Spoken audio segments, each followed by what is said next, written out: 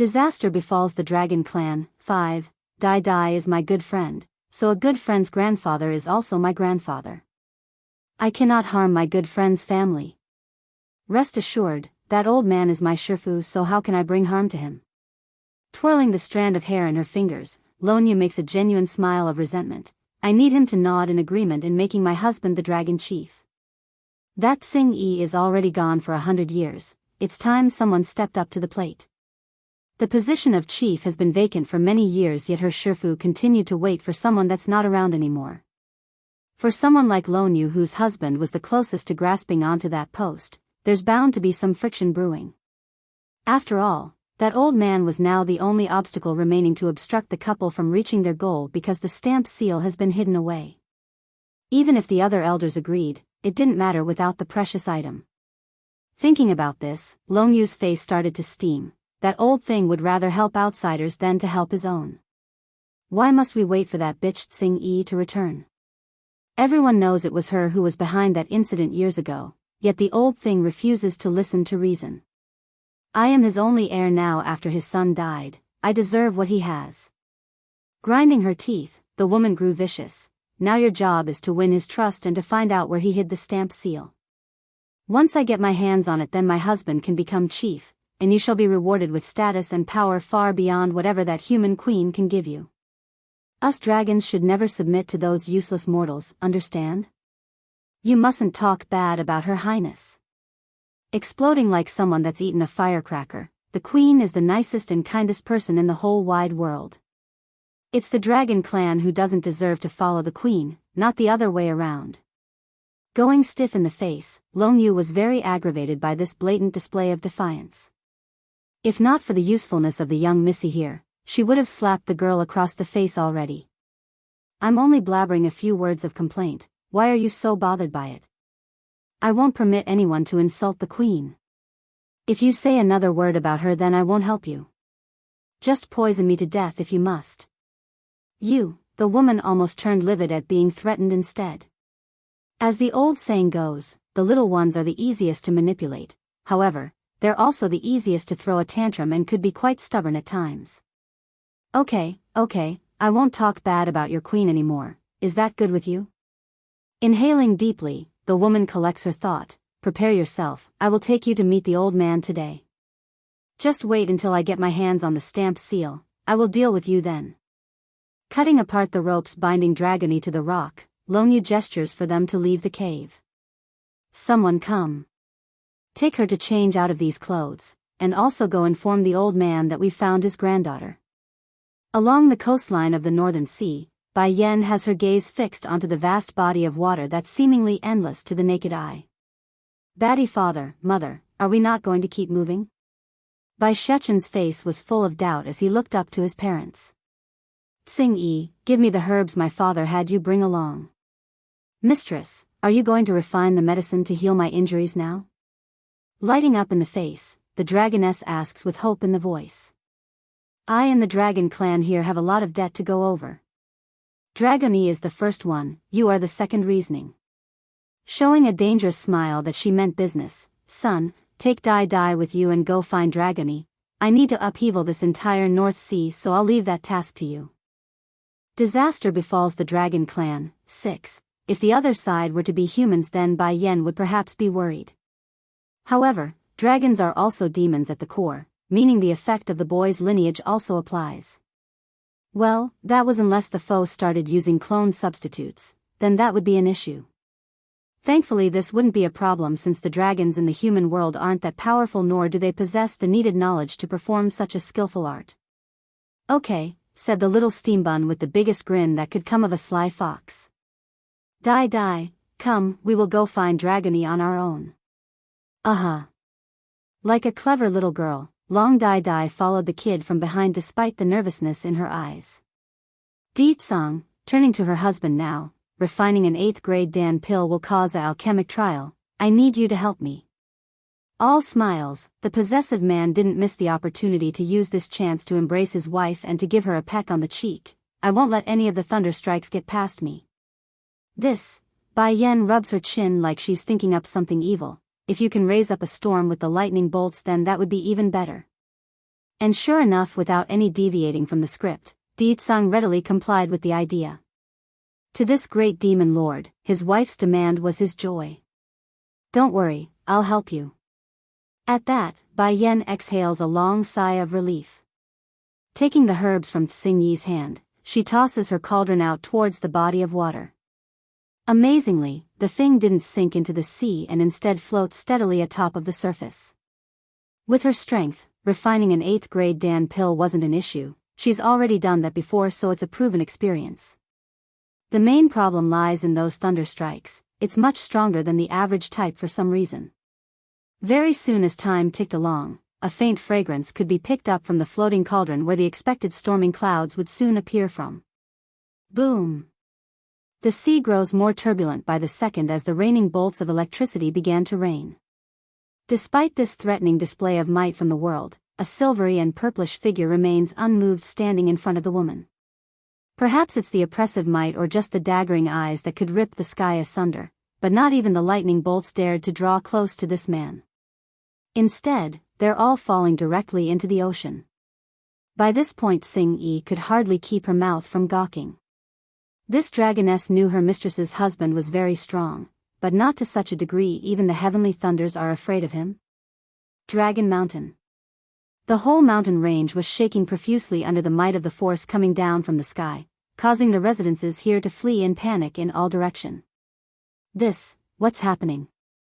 Why are lightning strikes coming down at our home? We dragons have always kept to ourselves and never trespassed into the outer world. It must be that woman Tsing Yi again. She must have caused this by violating the laws of the heaven. That's why these lightning bolts are hitting our home. It's punishment for her transgression. Many of the dragons grew furious at the thought. In their mind and belief, Tsing Yi colluded with outsiders in order to harm their clan back then, and now she's also bringing calamity to them once again. However, maybe it's the rage and urgency of the situation, but they apparently forgot something crucial to their theory. If it's because of Tsing Yi, then why would the lightning strikes hit them at the Dragon Mountain? No, something's not right about this lightning trial. One of the more senior of the dragons here stood out to speak. Frowning, this is more like a human trying to refine an 8th grade Dan pill. It's not the same. Unfamiliar teen, 8th grade Dan pill? Who is so bold to try something like that within the range of our home? Let's go. I like to see who has the audacity to pull something like this near the Dragon Mountain. Another elder speaks up, his eyes glowing red from anger. It looks like just because us dragons haven't been out for so long that others are holding us in contempt. We will show that human alchemist what it means to earn the ire of those whom they shouldn't mess with. When the senior's words came out, others quickly came in support. Eventually one of them had come before the spell matrix holding up the barrier that's in charge of keeping the underwater mountain secluded from the outside world. After a few hand gestures, the barrier was released. Unbeknownst to these lizards though, right when the spell matrix was lifted, two little fellas had snuck into their home using this opening. Back over at the shoreline, the entire landscape was now searing hot under the intense heat wave created by the steaming water. And like before, Ditsang stands ready to fend off any harm that might come his wife's way. For example, when one of the boiling bubbles popped and released a splattering burst of burning sprinkles into their path, the man immediately blocked it with a whisk of his sleeve. Arg! Suddenly, a raging howl of anger explodes from under the water, causing everyone to shift their gaze over to said patch of water. Tsing Yi? When the group of dragons emerged from underneath and saw the familiar woman, their first reaction was to call out her name. You traitor, how dare you return? In light of the expressionless face she's making, the dragoness's tightly held fist said it all. For this once proud member of this clan, Tsing Yi couldn't say she's without feelings for them. However, her present loyalty lies with Bai Yan now. If there's someone she needs recognition from, then it's from her. Impudent. Goldie flies into a rage, roaring out, how dare you speak to Mistress Tsing Yi like that? Humph, sneering, the senior dragon leading the charge snickers derisively. It seems Tsing Yi isn't the only traitor around here. You two younglings are also part of her. There's fire in both Goldie and Silvery sigh now over that comment. Yet, when they wanted to attack, it was Tsing Yi who stopped them by holding up a hand. Step down, she orders with a stern voice. Though unwilling, both of these young dragons would never disobey the dragoness. Returning to their original post, they acted like two guardian gods, one to the right and one to the left. Elder Longheng, Elder Longyan, this time I returned is because the clan took away one of my mistress's people.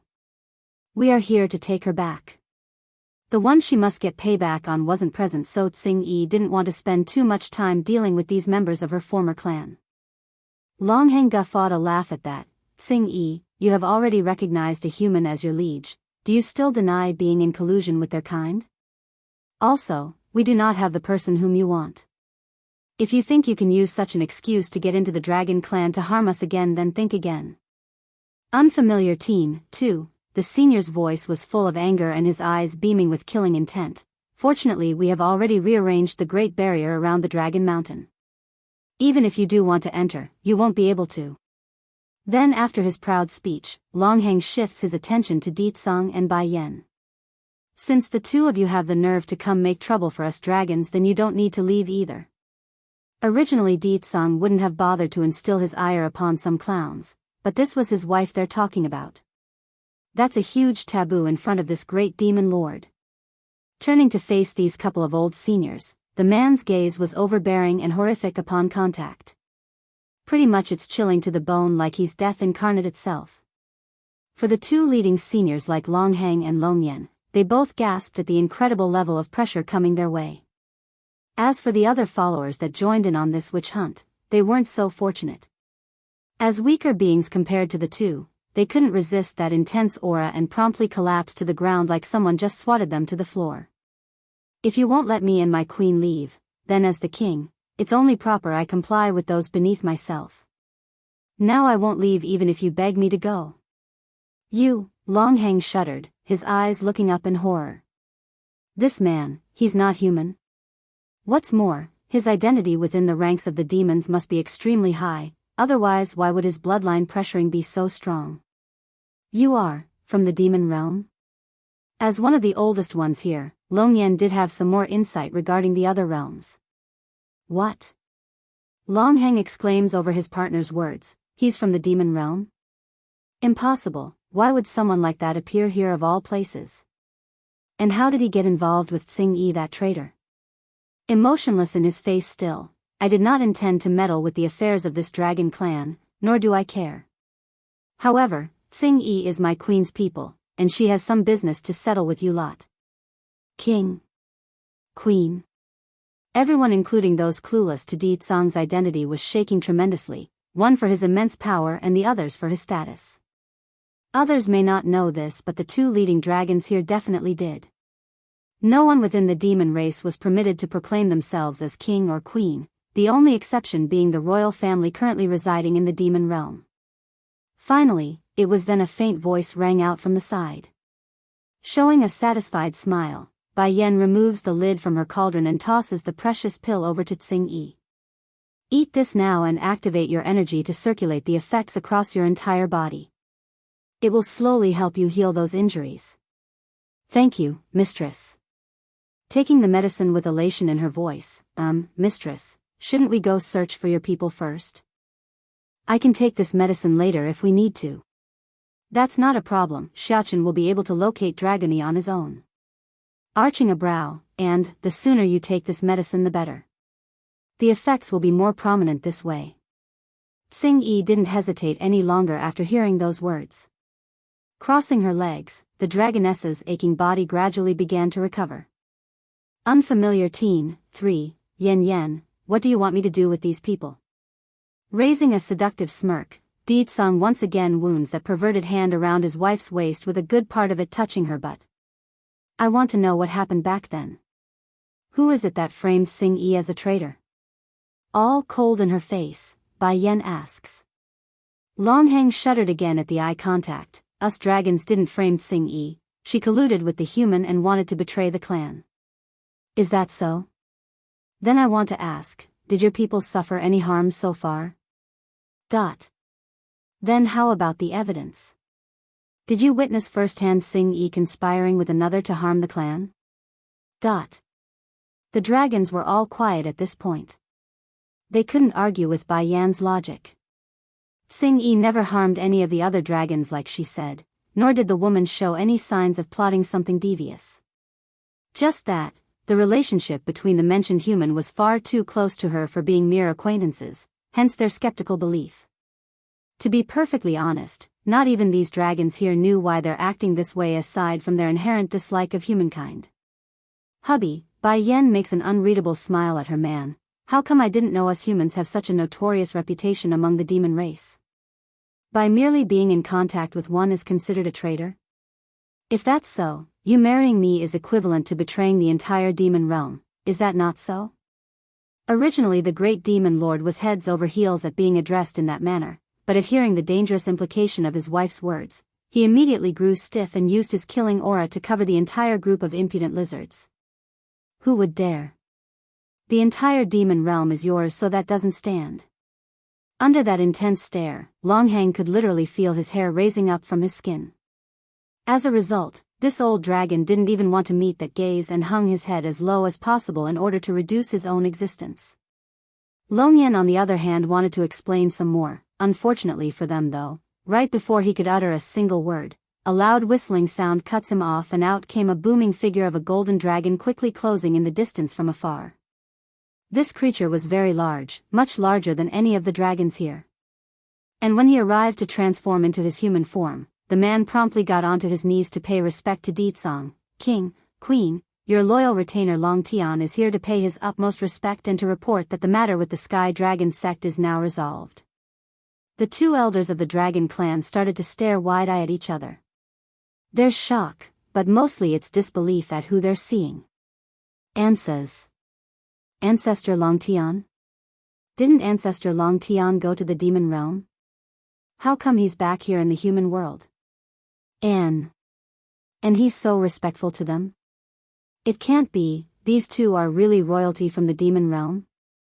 All of you've got some guts now, to think you bunch would start taking the queen's people when I'm not around. Sneering in his face, Long Tian scans the group that's either sprawling on the shore or in the water. Wiping some of that sweat, Longhang wanted to explain, but we haven't taken anyone.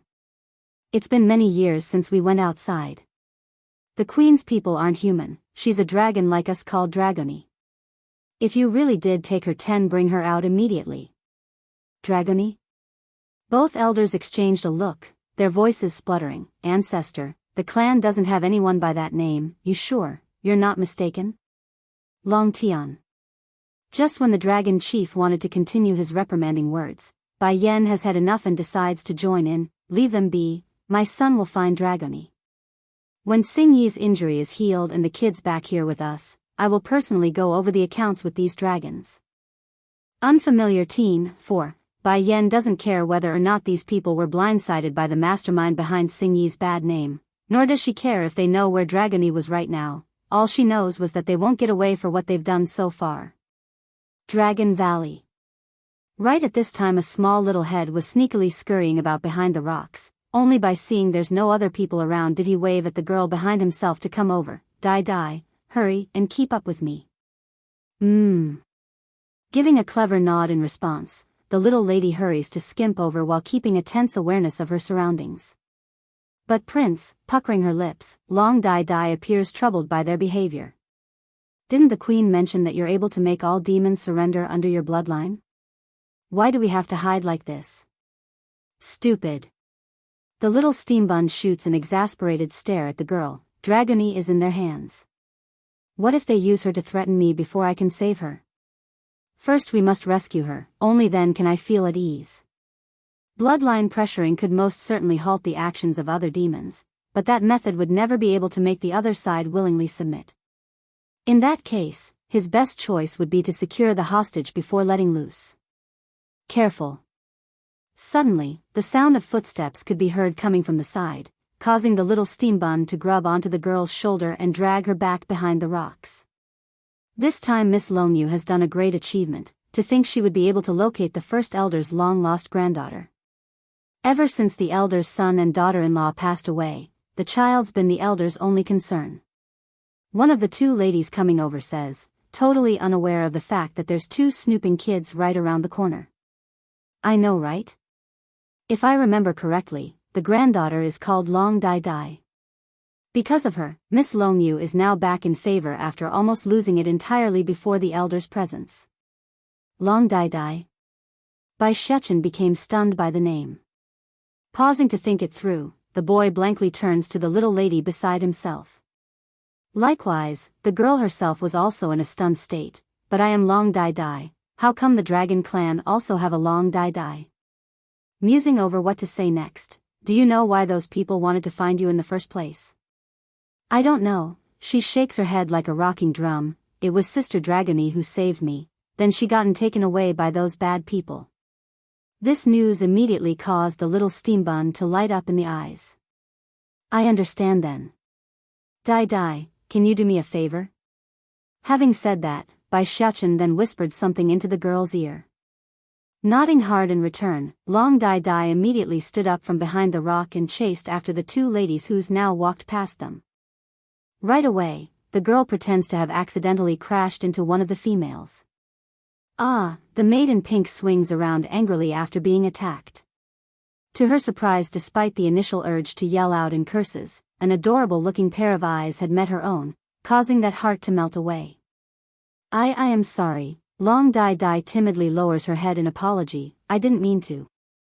Collecting herself, the maid in pink quickly changes her tune at this picture. Little girl, whose child are you? Don't you know it's reckless to run around like this?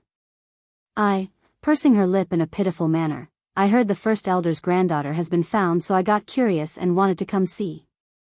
But when I came around here, I realized I forgot the way to the elder's courtyard. Big sister, can you tell me how to get there? Unfamiliar teen, 5, the maid in pink breaks out into laughter at the frank answer. There aren't as many rules within the dragon race, so she readily pointed in the needed direction. From here, go forward 300 meters, afterwards turn right and you will find the first elder's courtyard. But whether or not the elder will see you is his choice, little girl. I won't be able to help you there. Thank you, sister.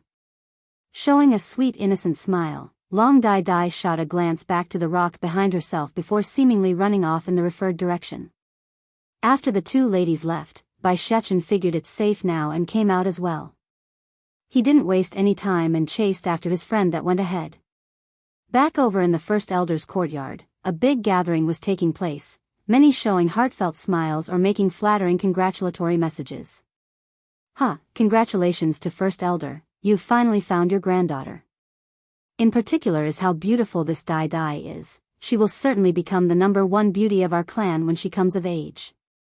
Compared to Tsing Yi from 100 years ago, she will surpass her and more. In the face of all those compliments, the first elder only retained a blooming smile on his wrinkly old face. It's been hard the senior turns to his disciple, if not for you, I fear me and Dai Dai would never be able to meet in this life. Returning a shallow smile of her own, the wretched Long Yu had no shame in what she said in return. Oh Shifu, for you, I will go through a mountain of knives and walk through fire if I have to. I know you have some misconceptions of me before, but now I've thought it through. From now on I will listen to Shifu's word. Hearing the kidnapping woman's lies and deceits, the first elder definitely relaxed somewhat inwardly. Perhaps I really misunderstood her. First Elder, you really took a wonderful disciple. I heard in order for Long Yu to find your granddaughter, she had to fend off multiple powerful humans during the rescue effort and even nearly lost her life in the process. Where would one find another wonderful apprentice like so? Of course, these flattering words and stories were spread by Long Yu herself, there's not an ounce of truth in them. Nevertheless, it doesn't change the fact that the shameless woman was delighted to hear it in earshot because it shows how trustworthy she was in front of the old man she's trying to sweeten up for the upcoming scheme. Compared with the lively scene out here though, Dragony on the other hand didn't show herself and kept to her room after meeting the first elder. Perhaps it's the part of herself that didn't know how to confront Dai Dai's grandfather, but the Missy felt wrong seeing the senior using her friend's identity. Who? It was then a sudden noise from the outside causes her to jerk up in alarm. Who is outside the door? Creak. Following the opening of the door, an unfamiliar teenager walks in. Fair-skinned with a thin eyebrow, this young man wasn't gorgeously handsome by any means, yet he's still quite the looker for his standard. You're not a dragon, who are you? Dragony frowns and asked with intrigue. I'm here to take you away. The boy's voice was crisp and sound. Take me away? Blinking her big blue eyes in confusion, Dragony eyes the human teenager with curiosity. Why would you take me away? I know you are not Long Dai, but rather a stranger kidnapped by Longyu. I don't care what sort of backgrounds you have, nor does it matter to me. I only want to go against that Longyu. A flash of rage flickers with the youngster's eye. I've been lurking here in the dragon's home for over a century. Now that I've gathered enough evidence, it won't be long before I confront her. Until then, I will send you away first. Unfamiliar teen, 6, I won't go, someone will come save me. Dai should have informed Her Highness by now. What if she comes after I leave? Besides, I won't be in any danger for now while staying in this place. Why should I follow a stranger and leave? Are you stupid? The teenager huffs and puffs. This dragon mountain is underwater and sealed within a barrier. Who is going to come save you? Swinging her head to one side, the Missy gets stubborn with those puckering lips. She is very strong, so I'm going to wait for her to come find me. How can you be so stubborn? The youngster stomps his feet in frustration. What I'm going to do next is to expose you as a fraud and not the first elder's granddaughter. Do you think the dragons here are going to let you go afterwards? He doesn't want to involve the innocent, that's why he's here to bring the Missy away before it's too late. What he didn't expect though was the stubborn nature of this lady. Hey, Dragony suddenly turns back to the teen with curiosity. Little brother, can you tell me why you want to deal with the dragon clan here? Do you have some sort of grudge against them? Taken aback by the sudden change of topic, the teenager lowers his head in contemplation. Moments later, he quietly mutters the answer. Truth is, I'm waiting for someone. Is it little brother's lover? No, the teenager shakes his head in denial. She's a good friend of mine. Back then we would talk about anything and traveled the world in good company. Then one day one of the dragons here framed her, saying she colluded with me and intended to plot against the dragon clan. How ridiculous, I never wanted to harm them or anyone for that matter. In the end, those old bastards believed those lies and betrayed my friend. They wanted to kill her. Slowly closing his eyes, the teenager revealed the sort of long-standing pain that could only come of someone whom lost an important friend. I want to avenge her, make those people who hurt her pay the price and to make those old bastards regret what they done. Showing a razor-sharp glare upon opening his eyes again, this man intends to see through his resolve to the end. That person, are they related to Longyu?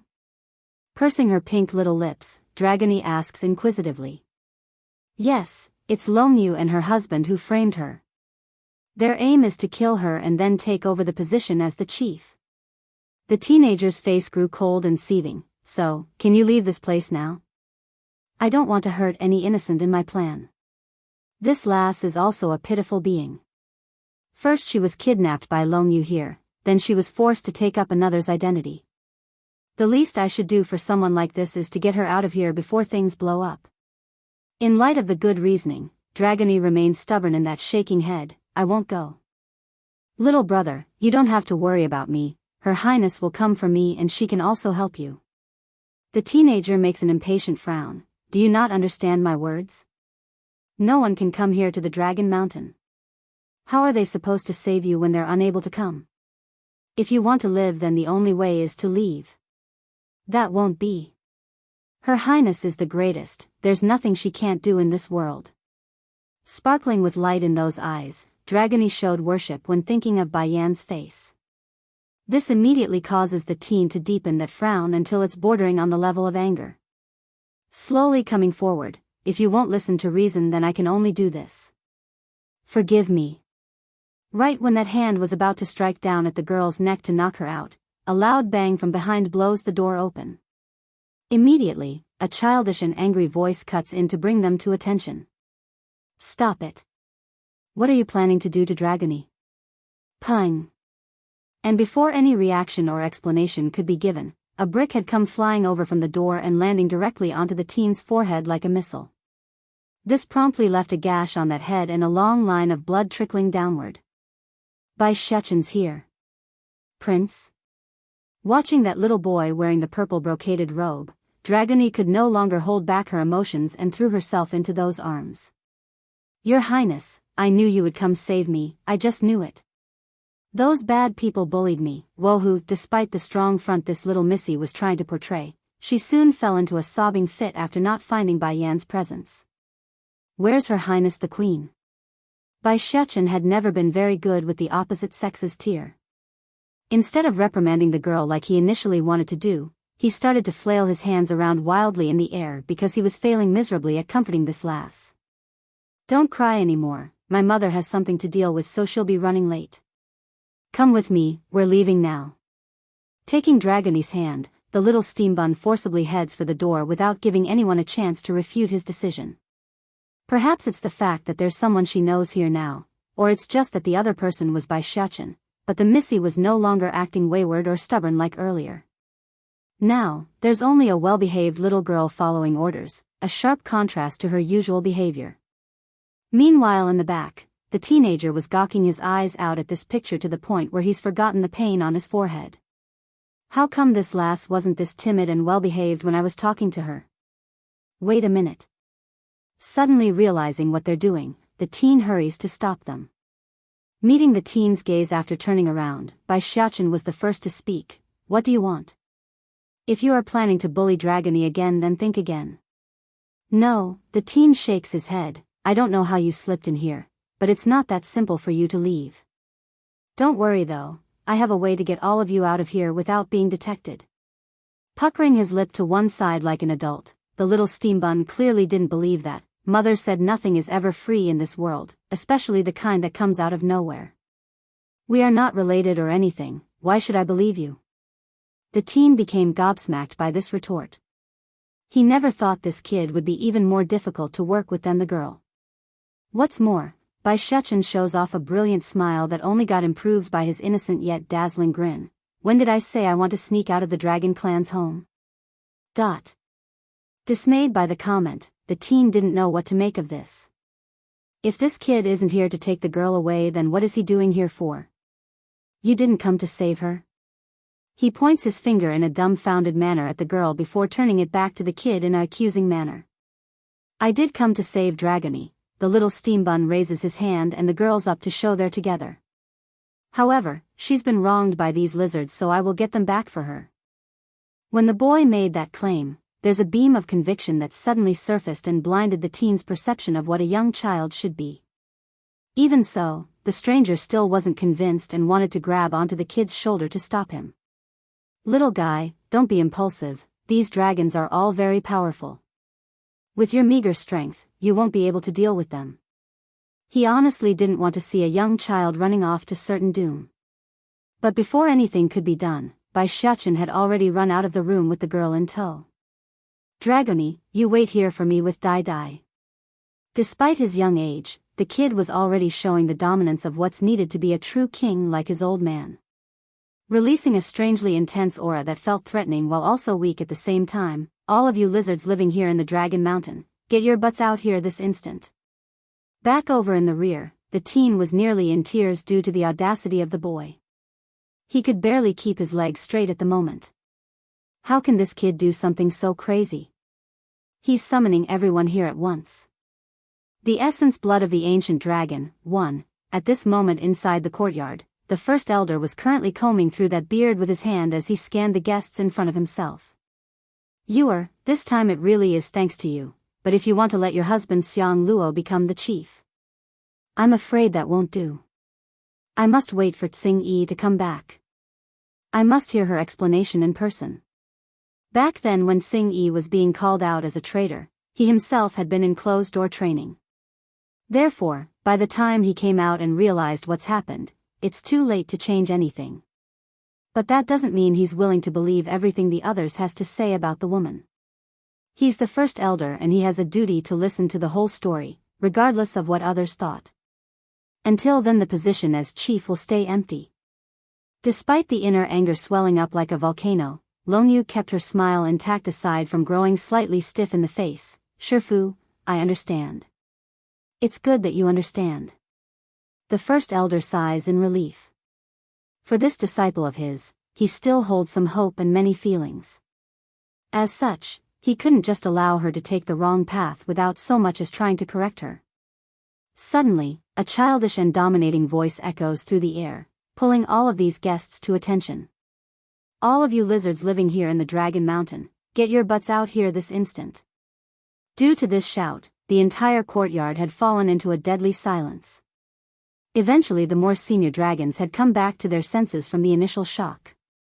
Roaring out, "Who dares to come make trouble at the dragon's home? Their clan has settled here in the North Sea for over 1,000 years. This would be the first time someone has the audacity to openly provoke them at the Dragon Mountain." No wait, why do I feel like this voice is coming out from Miss Dai Dai's room? First Elder, it can't be, did something happen to her? Wah. In his frantic response, the First Elder nearly fell to the floor after losing his balance. If not for the chair handle nearby, he wouldn't even be able to get back up. Nevertheless, the frightening white on his old wrinkly face indicated how much panic he truly felt at the forethought of losing said granddaughter. "Someone come, hurry and follow me to protect Dai Dai." His son and daughter had died several years ago due to some unexpected circumstances. Now the only reason he's even willing to continue living was this grandchild of his after learning of her existence through some coincidental means. While the elder and his men's running steps went at a fast pace, Long Yu on the other hand didn't move as swift. In fact, her eyes showed a frosty glint while following slowly from behind. Xiang Luo had come beside his wife without anyone noticing. Showing a dark expression, "Are you sure that girl you brought back is going to be fine? Did you investigate her background and made sure she doesn't have backing?"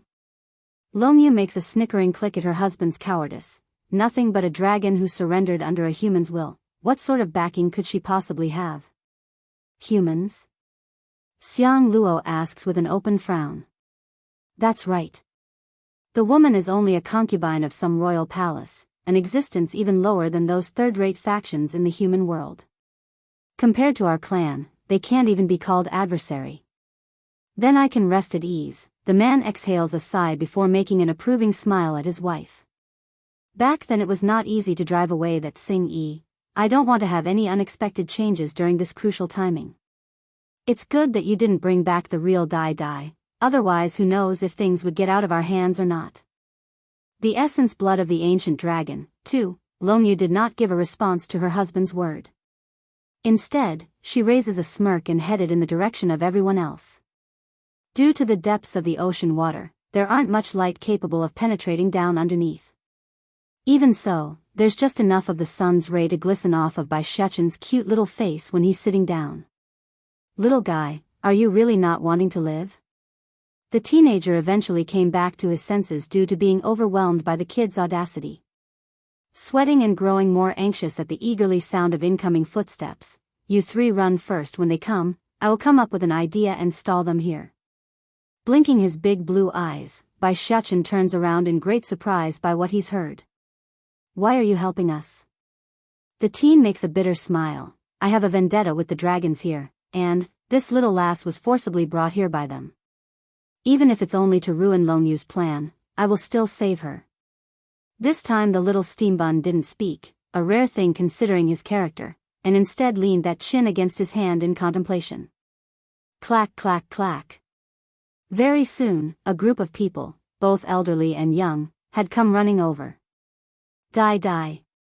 The first elder went ghostly white at the sight of Dragony holding hands with the strange boy.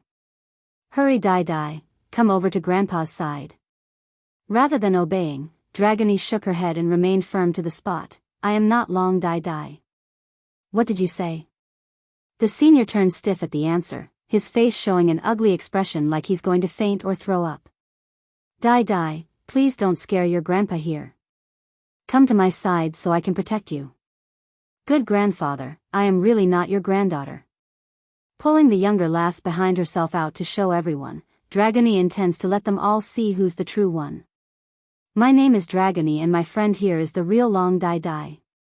Earlier when we were doing the blood test to check on my lineage, Long Yu had swapped out Dai Dai's blood during the procedure, that's why it came out positive." Shuddering at this revelation, the first elder then shifts his attention over to the indicated lass. In that instant, his pupils dilated inwards due to the shock of what he saw. Clothes, they look so much alike. The little girl and my daughter-in-law look too much alike. Dai. Dai? Are you Dai? The senior's voice sounded shaky, like he couldn't believe reality. Stumbling forward, the first elder wanted to get closer so he could give the one a hug.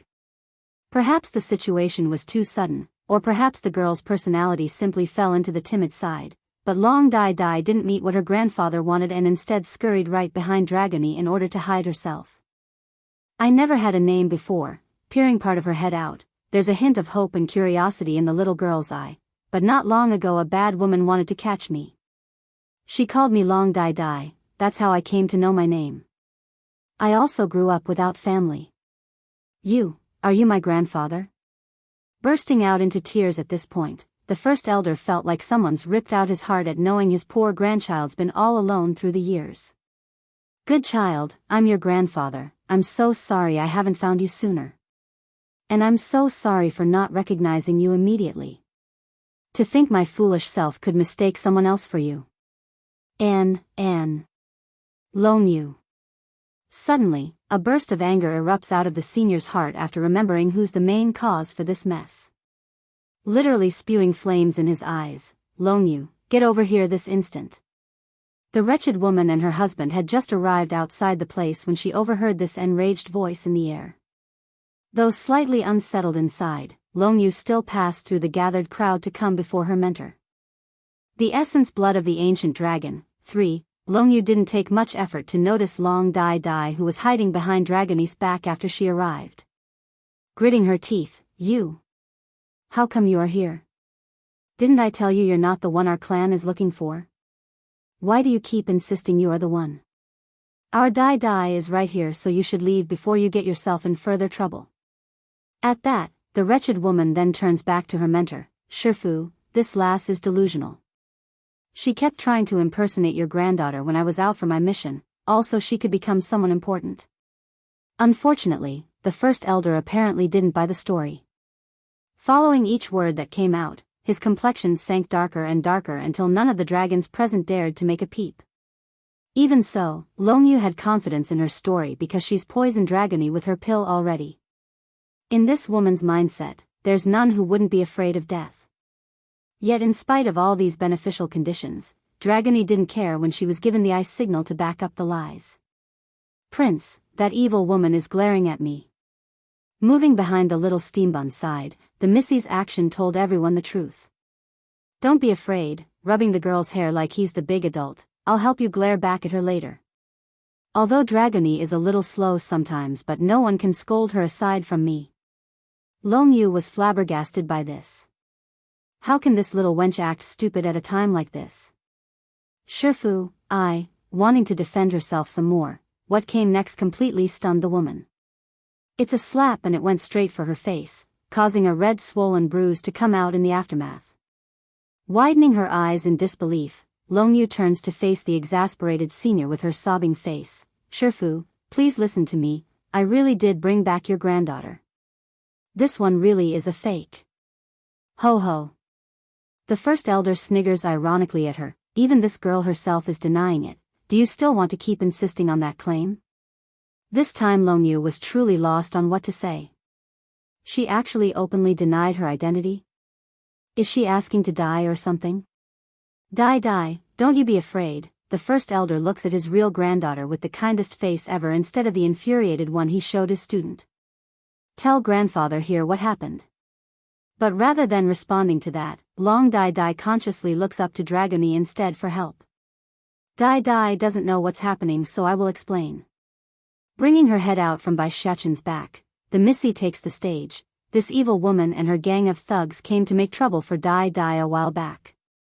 I thought they wanted to kill her, so I helped her escape. In the end I was captured by them. Afterwards she asked me to impersonate Dai.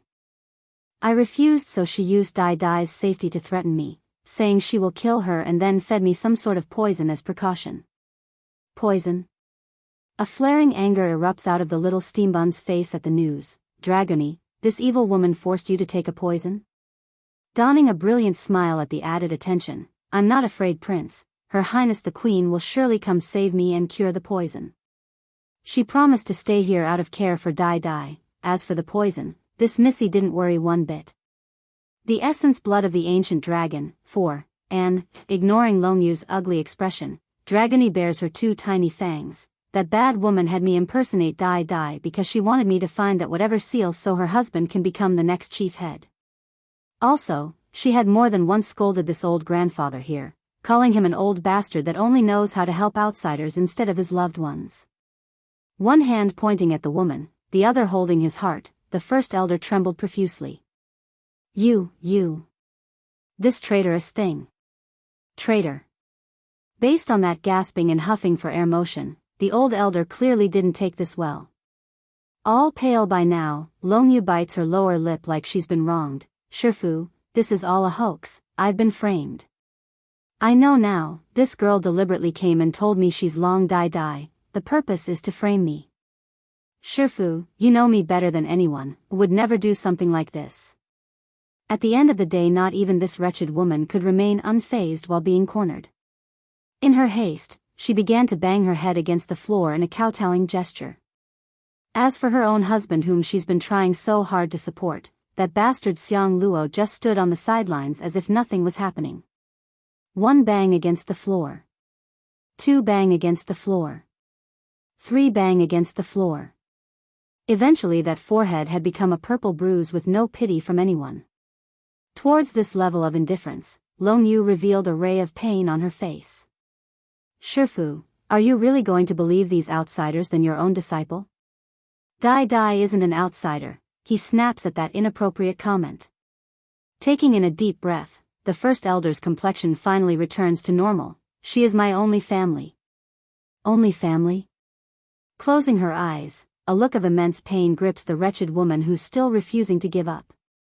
Laughing out, if she's your family then what am I? What am I to you? This time she didn't get to wait for the senior's reply, instead another voice from the front had answered it for her. You're the murderer who killed his son and daughter-in-law. Now everyone's attention had shifted to the teen leaning against the doorframe. What did you just say? The first elder shoots a death glare over to the teen, his voice radiating murderous intent. Repeat what you just said to me. Long Yu recognizes this person after seeing that face and knew this might spell the end of herself. Showing extreme panic, she yells out to stop further discussion. You shut up. You're the one who colluded with Tsing Yi back then and now you want to murder our clan by spelling out lies and deceit. Don't think for a second anyone here will listen to you. What point is there in wasting more words on such people? The husband Xiang Luo beams out a frosty glint. Just kill him and it will be fine.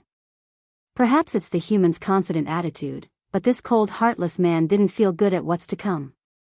There's an ominous sensation quickly budding within his heart, causing that face to go all gloomy and dark. Bai Shechen on the other hand had a different reaction after hearing who this teen was. There's shock and disbelief. This guy, he's the human teenager Tsing Yi mentioned before? No wonder he hates Long Yu and the dragon clan here so much, he's her acquaintance. Ha. The teen didn't notice the strange expression coming off of the steambun's face and continued with his speech. Whether or not I'm spouting nonsense is not important. Once I show the evidence then everything will be cleared. Shut up. Turning her shame to bitter anger, Long Yu has had it and wanted to attack. Unfortunately for her though, the first elder got in her way before that could take place. The essence blood of the ancient dragon, 5, I want to see what sort of evidence he can produce. Until then, no one can touch him. After that order, the rest who were foolishly wanting to attack were stopped in their tracks, their eyes angry and fuming. At first they didn't recognize the teenager that they've been ignoring until now, but after hearing Long Yu's outcry they most certainly do now. They haven't forgotten about the reason why Tsing Yi betrayed them and it was all caused by this person who seduced the proud woman. This was especially true for the younger male generation here because the woman was considered the most beautiful among their age group and was highly sought after. That year, the young man's gaze fell upon the elder's shaky appearance. Your son Long Shi and his wife stumbled upon a ruin. Through their investigation and deciphering of the hieroglyphs left behind on the walls, they realized there's a drop of essence blood hidden there from an ancient dragon. Whoever possesses it will rule the dragons, that's the prophecy described by the ruins. Afterwards, maybe it was coincidence or pre-planned, but Long Yu too had somehow managed to learn of this matter and proposed to accompany the couple with her own husband Xiang Luo. The young man's face hung a ridiculing look when he turned to face the woman in question. Sure enough, there's fire spewing out of Long Yu's face. It's a pity, but Long Shi trusted this traitorous woman too much. In the end, not only did your son and his wife lose their lives at the hand of this backstabber, the essence blood had also fallen into their hands as a result. You're talking nonsense. Baring her teeth in utter rage, do you have any proof that I killed him? The teen sneered in return. Long Shi is a very talented and powerful member of the Dragon Clan, second only to Tsing Yi. Do you think he wouldn't leave behind a precautionary measure when he realized you betrayed them? It took me years though, but I finally managed to find out where the four of you went back then, and guess what? I found a wisp of his soul inside the ruins. That story instantly causes Long Yu to gawk in horror at the hated teen. No, impossible. I've long destroyed Long Shi's soul when I killed him. How can he leave behind a wisp of his soul? This person must be trying to provoke me into making a mistake, that must be it. You say you have a wisp of Long Shi's soul? Fine, take it out and let everyone see then. Grinding her teeth, Long Yu asks. For a moment, all eyes had fallen onto the teen's face. Sighing at the attention, this Long Yu is really seeking her own death. Alright, there's no reason why I shouldn't oblige her. Not bothering to waste any more words now that it has come to this, the teen raises up one of his ringed thumb fingers to rub against the item. In no time at all, a transparent entity emerges from within. This was a handsome-looking man that held strong similarities to Long Dai Dai, which immediately causes the first elder to shake with sorrowful sadness at the sight. Son. There's immense emotion mixed into that word, and it also showed the infinite pain of a father that has lost their son. Others were also stunned by this scene. The reason being that the one floating before their eyes was exactly like the teen explained, the second most talented member of their clan who passed away several years ago, Long Shi. Sheer, my son. The old grandfather wanted to reach out to touch his precious son. Unfortunately for this senior though, his fingers didn't make contact with anything, only passing through the air despite the ethereal existence of his son being right in front of his eyes. Father, Long Shi takes to his knees using the utmost solemn manner while keeping an equally sorrowful voice. I've been unfilial for not being able to accompany you any longer. It was my mistake for going after that ancient dragon's essence blood and allowed Long Yu to backstab me at the crucial moment. Thankfully I was able to leave behind a precautionary measure prior to heading into that ruin. Now I can finally tell the world of her evil deeds and character. The essence blood of the ancient dragon. 6. Boom. Long Yu's state of mind had long fallen into a blank slate when Long Shi appeared before everyone, but now for the truth to come out, her face became desperate and white. It's over this time, I'm done for. Shifu, snapping out in frustrated coldness, we can't believe what he says. Just because he says he's Long Shi doesn't mean anything? I say he's Tsing Yi's scheme of destroying our unity, how about that? Shut up. Red in the eye, the first elder radiated intense killing intent. You think I can't recognize my own son? How dare you and your husband harm my son, unforgivable. Father, Long Shi's soul speaks again after landing those ghostly eyes upon his murderer. Before I died, Long Yu confessed another matter to me as a way to gloat. The reason why Dai Dai disappeared was because of her. She did it out of spite because you wouldn't give her the chief seal. She wanted to spite you and make you grieve. For a simple reason like that, this wretched woman would throw a newborn baby into the mountains. If Dai Dai didn't have luck on her side and somehow survived, then who knows what would have happened to the girl. Long Yu had her eyes closed now, not in regret for the crimes in which she's committed though, but rather for not strangling Dai Dai back then. To think my momentary softness would come back and haunt me like this today. Humph, not going to continue the defensive lies anymore now that the situation has devolved into this. The husband Xiang Luo sneers with contempt at everyone. Since you all know, then there's no need to hide anymore. You think I'm afraid of you or something, old fart? You are, take out the essence blood. The wife stares in shock at her man. Xiang Luo, do you know what you're saying? Unbeknownst to the rest of the dragons and peoples here, there's a major flaw in the essence blood this couple had in their possession. With each use meant the depletion of its potency, meaning it won't be able to keep them protected forever. There's going to be a time where it runs dry and everyone would swarm at them in seconds when that day comes. You are. Seeing his wife's inaction, the man frowns. You don't need to show mercy to these people after the way they're treating you. If you don't bring out the essence blood, then it will mean our death. Biting her lower lip, Shifu, it's you who are non-benevolent first, so don't blame me for the injustice. At that, this wretched woman quickly took out the bottle containing said item and popped the cork. In that instant, an immense pressure grips the air around the entire Dragon Mountain, causing all of the residences to take to their knee. Also, Long Shi's residual wisp of his soul had also dispersed into nothingness under this shock. Son. The first elder wanted to defy this power after seeing his son's soul dispersing into nothingness due to the pressuring might. Unfortunately for this senior, the most he could muster was to keep himself from prostrating like the rest despite his shaky appearance. Longyu, I won't let you get away with this even if I have to throw myself at you. Red in his eyes like blood's about to come out now, the elder stares intently at the hateful couple. Wah! Long Dai burst into tears. Grandpa, unable to bear the crying appearance of her friend, Dragony pokes at her mental pillar using the most pleading voice she could make. Prince, can you help Dai's grandfather? The prince is as powerful as the queen, he will certainly have a mean to save Dai's grandfather. Xing Yi's return, 1, ho, sneering in her voice. There's smugness in the woman's eye when confronting Dragony over her outrageous words. Little bitch, if you had only obeyed my orders properly then you wouldn't be in this situation.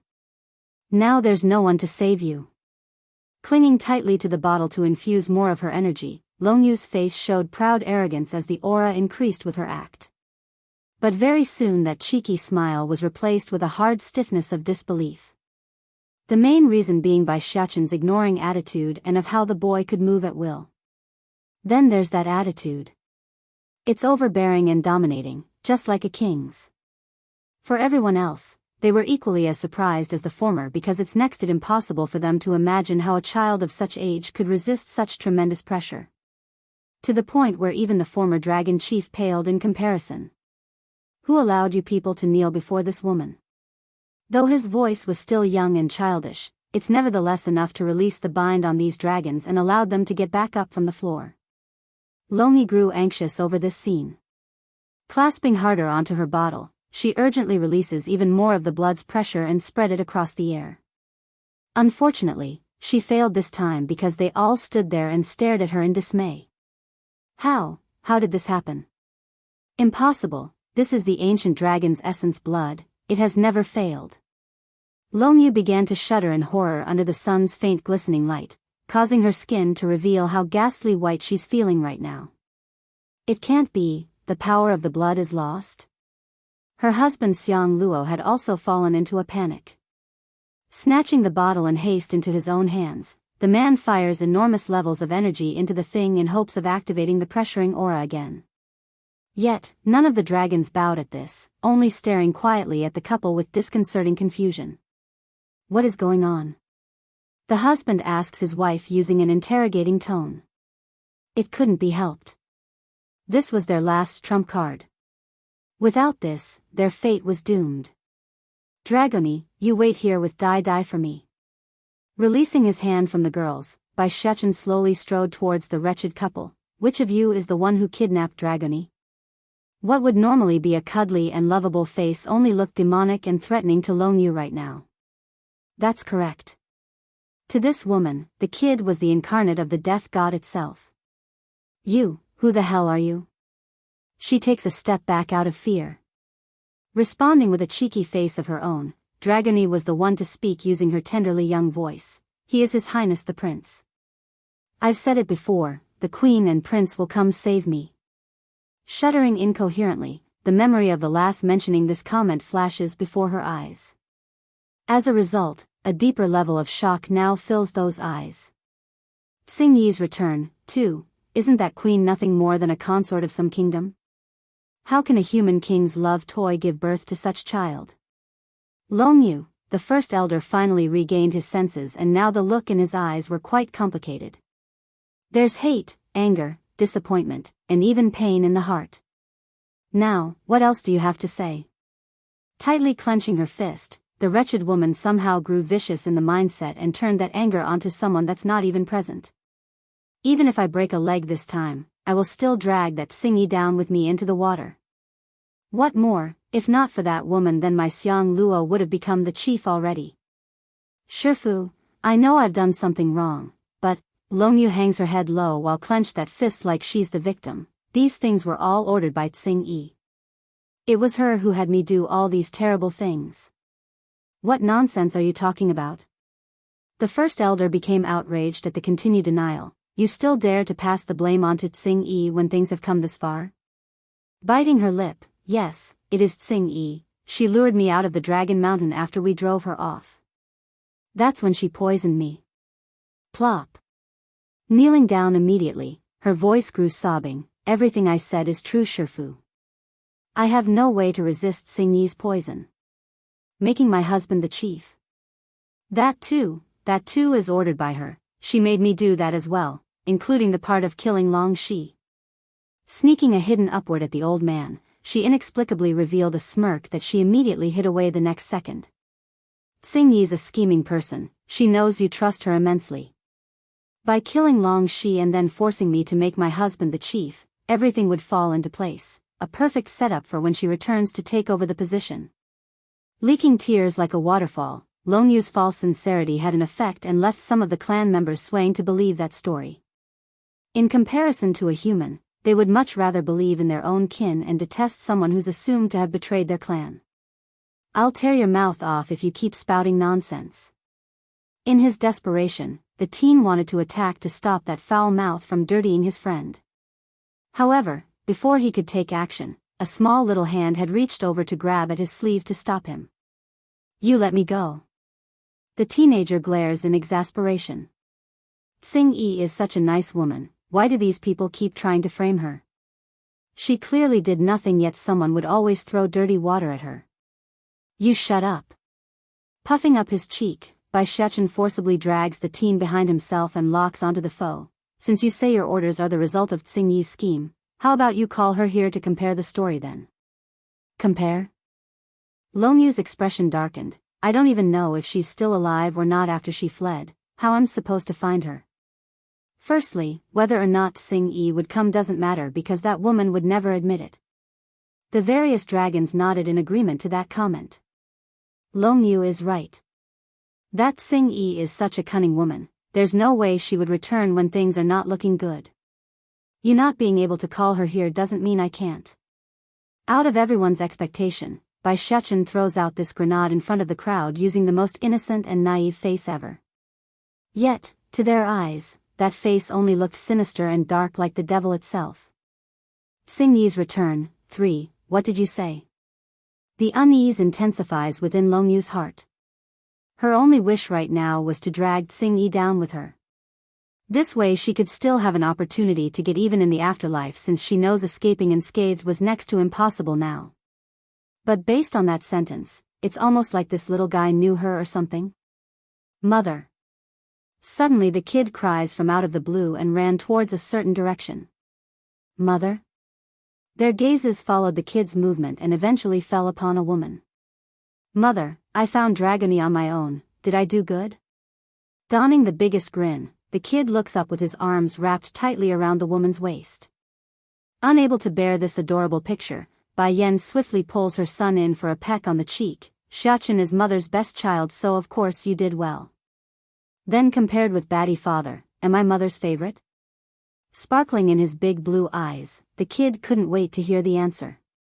Sure enough, Bai Yan didn't hesitate in the least and blurted out the answer. Of course you are mother's favorite. In that very moment, Di Tsang's expression could only be called a black hole. That's how dark it has become after hearing his wife's response. Moving over to pick the brat out of his mother's arm, the man readily tosses the boy down to the ground in order to possessively pull the woman into a tight embrace. This is my wife. If you want to be someone's favorite, then go find your own wifey. Mother, all pitiful in his appearance, the little steambun sounded aggrieved by this maltreatment. I don't want a wifey, I only want mother. Bai Yan could literally feel her heart melting away at her son's adorable appearance. hurrying to bring him into her arms for a warm embrace. Until you find a wifey, you will always be my precious baby, so don't worry. That only made it worse because that wasn't what the kid wanted to hear. Ready to cry at any moment. Then does that mean if I find a wifey you won't take me as your precious baby anymore? I don't want a wifey, I only want to accompany mother for the rest of my life. I knew it, mother only has batty father in mind now that he's here. If I had known this would happen then I wouldn't have helped him. How could he forget what I did when mother didn't want him anymore? This is unfair. Queen, a young tender voice suddenly drifts over from the front, causing Bai Yan to release her arms and gaze over to the little girl standing before her eyes. Sorry, I'm late. Pulling Dragony in as well, she lets that tearing face rest firmly against her chest to act as a comfort zone. No matter how much this young lass has lived in life since her hatching from the egg, the girl only recently opened up her mind to the world. Therefore, in terms of mentality, Dragony could only be considered a child at heart. Whatever courage she had to endure the days away from everyone has been spent, and it's time for the pent-up emotions to be released. This was especially true while being in front of Bai Yan, Dragony's only real family. Xing Yi's return, for, Queen, I just knew you would come save me. Leaving that warming chest, Dragony speaks out in a sobbing tone, that evil woman force-fed me a poison in order to make me help her, I'm scared. I don't know anyone here. Bai Yan's expression abruptly changed for the worse at this sudden news. Hurrying to test the little missy's pulse, her tense heart eventually subsides after seeing it's nothing serious. It's okay, that poison is nothing special. Take this detox Dan pill, it will remove the toxin within your body as soon as you eat it. Long Yu's face went ice hard there. A simple detox Dan pill is enough to remove the poison? Didn't that human say it's uncurable when I bought it off of him? But this was no time for this wretched woman to dwell on such small matters, because the following second her eyes had fallen onto the new arrival. Gawking her eyeballs out, You. How is it possible? Why is Xing Yi here? How dare this woman return to the Dragon Clan? Xing Yi. The teen was the first to cry out in astonishment, his face showing excitement and disbelief. Xing Yi's not dead? She's alive? This is great, she's really alive. Failing to wipe away the tears from his eyes and cheek, the teen eventually gave up and allowed the emotions to run forward like rapids through a river. You child, finding her acquaintance as well after scanning the area, Xing Yi removes the uptight persona she almost always has and changed it to a soft warming look. You're already so old and still crying like a child?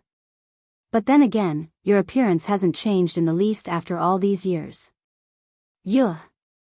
Sobbing, the teen rushed over to the woman whom he's been missing dearly until even his cries had turned into an incoherent laugh. Teacher Xing Yi, I'm so happy you're alive, I'm so happy. I never thought I would be able to meet you again in my lifetime. It's been over 100 years, so any hope has been drained away within this teen's heart. The only support keeping his body going was revenge. Xing Yi wasn't only this teen's close confidant, she's also his teacher and tutor. If it wasn't for the dragoness's appearance back then, his fate would have ended long ago by his enemies. So, whether it be personal or for business, he owes her everything to the point where even death wouldn't be a big price. While the two were sharing a wonderful momentary reunion, all eyes had fallen onto Xing Yi's presence by this point. Xing Yi, how dare you return to us? Did you not do enough already back then by betraying the clan? We can leave your life intact out of consideration for the late chief's sake, but you will still have to pay the price for your mistake. Emotional anger has clearly washed away the fear instilled onto them by the kid already, because their voices were sharp and stinging. A total disregard for Bai Shechen's might and threat. For the dragoness herself, this was akin to a second slap across the face. Though she may have already heard these words once back then when they drove her off, but it's still painful for it to be said a second time. Suddenly, a hand lands onto her shoulder in a reassuring manner. Turning stiff, she swings her head around to find that wondrous woman behind herself. Xing Yi's return. 5. Xing Yi, those who don't believe you doesn't deserve your loyalty. Those who don't believe you doesn't deserve your loyalty. Glimmering with light in those eyes, Xing Yi's pained soul gradually returned to normal after hearing Bai Yan's word. Sweeping her gaze across the interrogating crowd, she imprints the faces into her head for the future. Eventually that focus had locked onto a certain old face. First Elder, how have you been lately? How have you been lately? Though nothing but a simple greeting there, it's still more than enough to make the senior release that waterfall from the eyes. I've been doing well. Tsing-yi, where have you been all these years? Others may not believe you, but I won't doubt you. Why didn't you come back to see me earlier? Tsing-yi could only make a bittersweet smile and return to that question. It's not like she didn't want to return here to the land that raised her, but under those circumstances, not only would she be unable to protect herself, she would also place this trusted elder into a bad position. I wasn't able to return because of my injuries. Oh yes, First Elder, where is Long Shi? How come I don't see him around? Slightly frowning in the face, the dragoness wanted to find the young lad who used to follow her around wherever she went. According to reason, Long Shi should have been of age and married by now, per APS even with children. How come he's not around when a commotion like this is taking place? The First Elder was uncomfortably stiff in the face because the grief still hasn't left his old eyes. Then before this poor father could explain what has happened to his son to the dragoness, several infuriated voices had cut in. Don't pretend anymore, Tsing-yi, you had Long Yu kill Long Shi and his wife, so why play dumb? You're the worst for not even letting their daughter off. Boom. A surge of dangerous might promptly explodes out of the woman's clothes, causing even the bravest to flinch at this display. What did you just say? Long Shi's been killed by Long Yu? Those who openly taunted her were thrust into a pause for thought while their hearts shuddered at what she meant. This woman's expression doesn't seem to be fake. Can it be, Long Shi's death isn't related to her? Long Yu killed Long Shi. Her explanation is that everything was orchestrated by you so that you can return and take over as the chief after you poison her. The sentence was like swords, penetrating straight into the dragoness's heart and causing excruciating pain.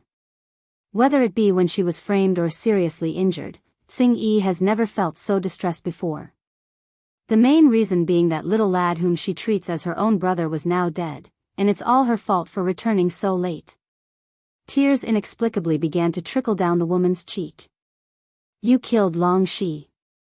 Tsing-yi's voice became bone-chillingly cold as she raised her sword at the murderer, so you must die as retribution. Taking 2 steps back in a panic, Long Yu frantically cries out, what do you want to do? You can't silence me just because I exposed you. Everything I did was at your order. You can't do this to me.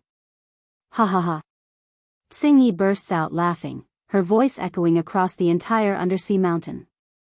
There's madness and there's sadness, but more than anything there's a layer of water that wouldn't stay nor leak out from the eyes. That year, you claimed that I colluded with Mo Shi to betray our clan, but then I want to ask, why should I? I am my father's daughter, the future chief of the Dragon Clan. Once I take the seat, then all of you will need to honor my orders, so why should I betray the clan? Tsing-yi's return, 6, but you all, Tsing-yi's chilling smile swept across the many dragons present, believed her words without a second though. And now, this woman is claiming I ordered her to harm Long Shi so that I can take over the position as chief with ease? Where's the logic in that? The gathered crowd were left completely silent. Some were shocked by this revelation while some were too ashamed to utter a response. Compared with humans, dragons on the other hand rarely uses their brain to think due to their nature of being an animal at heart. Back then when Long Yu's husband Xiang Luo claimed of the dragoness's betrayal, they were all convinced with ease and never doubted the idea. But now that they're thinking it through, it has quickly dawned on them that there are many potholes to the story. That's right, Tsing-yi was the next dragon chief anyways. Why should she betray the clan when she only lacked a ceremony to become official back then? It's me. It's my fault that Long Shi is gone. Slowly closing her eyes, Tsing-yi revealed immense pain on the face. If I was still here, then none of you people could have harmed him. But the dragoness's wish could only remain a wish. Back then these dragons didn't even give her a chance to explain before attacking her. If she didn't flee for her life, then the only thing left of her would have been a corpse.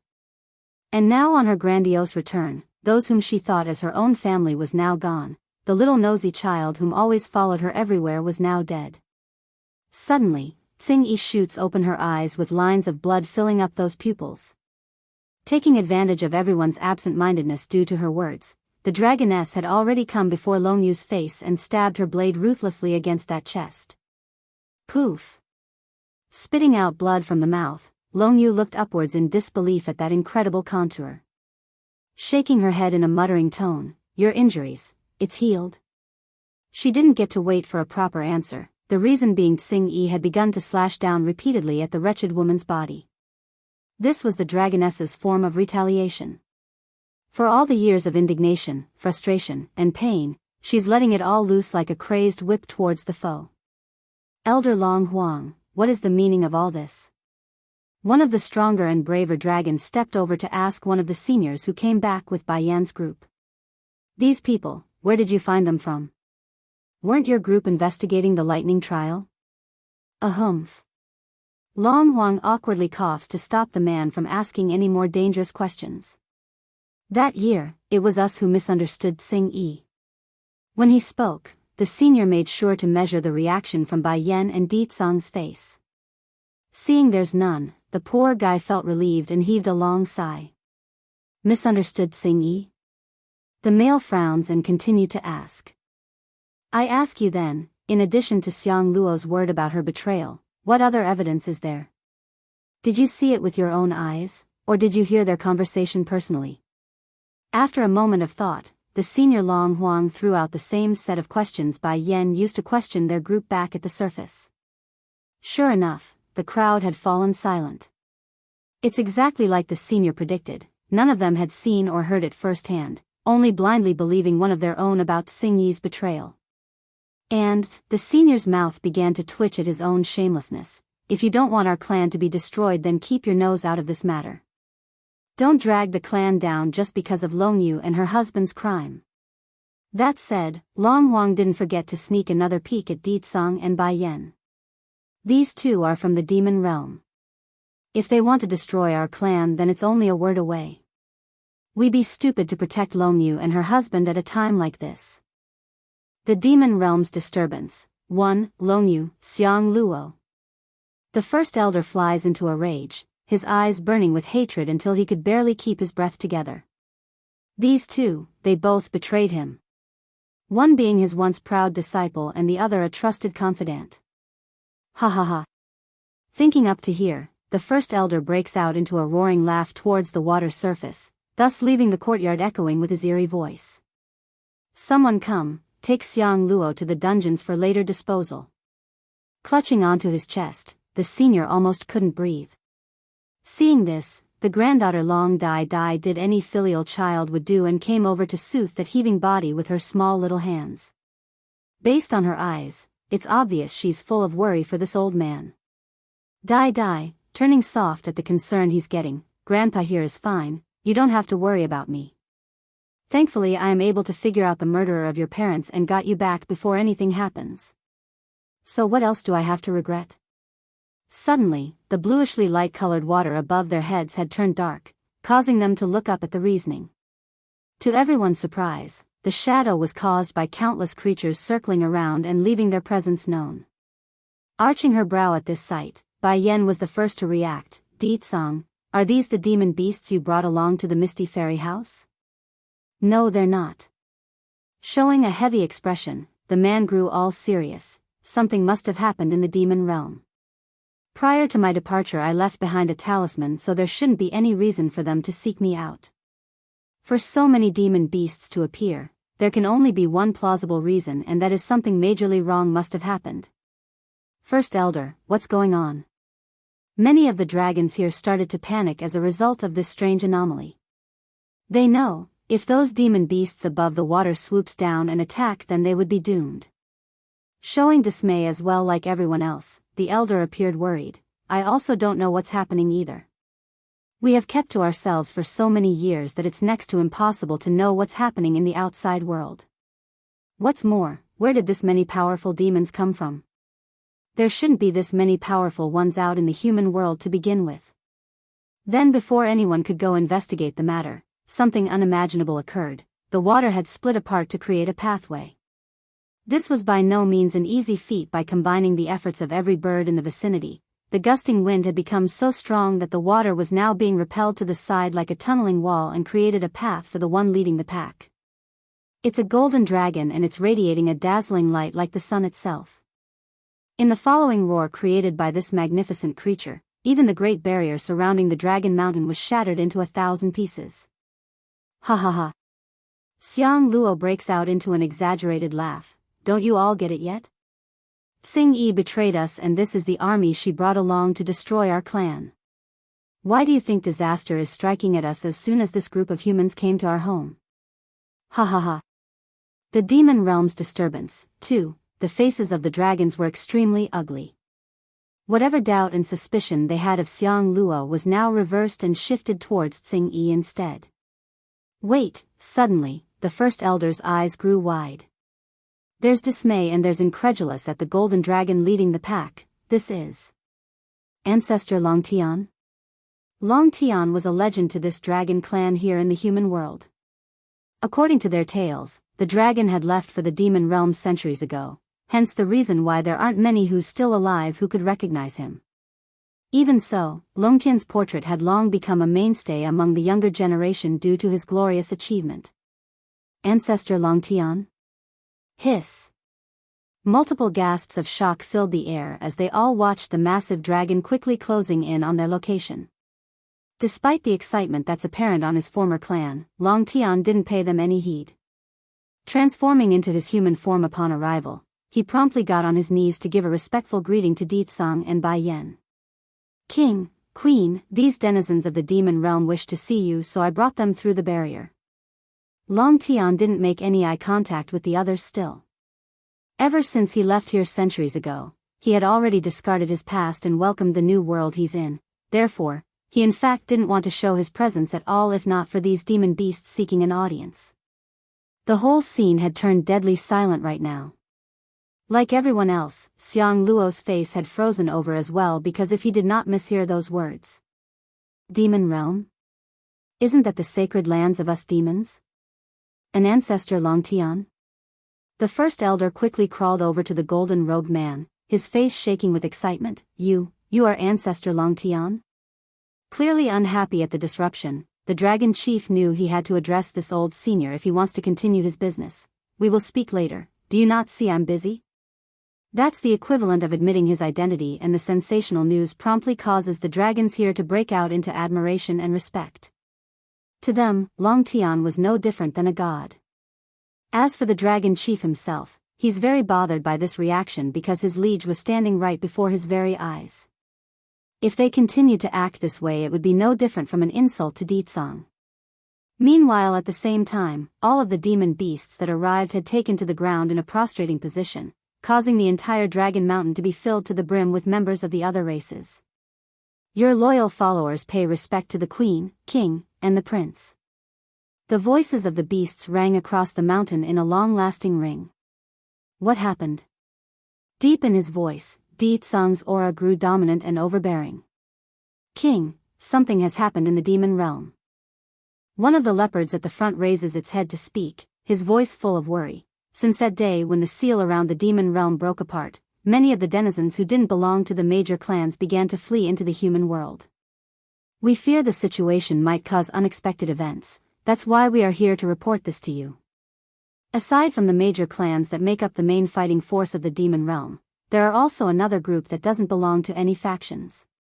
Whether or not they're powerful doesn't matter, one thing's for sure though, they aren't able to fit into the norm, hence their exclusion. The demon realm's disturbance. 3. So you all came to find me because of this small little matter? Ditsang furrows his brow at this. It's not only that. Sensing the displeasure in that tone, the leopard hurries to explain themselves before it's too late. Aside from the ones who ran off into the human world, a group of unknown individuals had also appeared inside the realm. They're very powerful and is wreaking havoc across the land. We are afraid of returning to the demon realm with them there. For Ditsang, his first instinct when hearing this piece of news was that the forces from the celestial realm has arrived. Should we make a visit back to the demon realm? Bai Yan suggests with an open frown as well. As her husband's main supporting foundation, she too doesn't want to see anything bad happening to the place. Stay here and wait for me, I'll return very soon. Tightly clenching the woman's waist, Di Tsang's voice was soft and unwilling. You. Bai Yan became dreadfully emotionless in her voice. What did you just promise me? Whatever happened to he's not going to keep anything hidden from me? Okay. Seeing there's no room to change his wife's decision, this great demon lord could only relent and grinned at this. One for the strong personality this woman has, the other for the strong level of attachment he's now receiving. Then let's go back together. Taking this all in while being in his mother's arm, Bai Xiachen knew exactly what this meant. Hurrying to state his claim by burying his small little head into that bountiful chest, Mother, you can't leave me behind, I also want to go back to the demon realm. Of course my son, we're going back together. Ruffling up the boy's hair to show her affection, Bai Yan's tender smile said it all. Tsing Yi, I'll leave the matters here for you to personally deal with.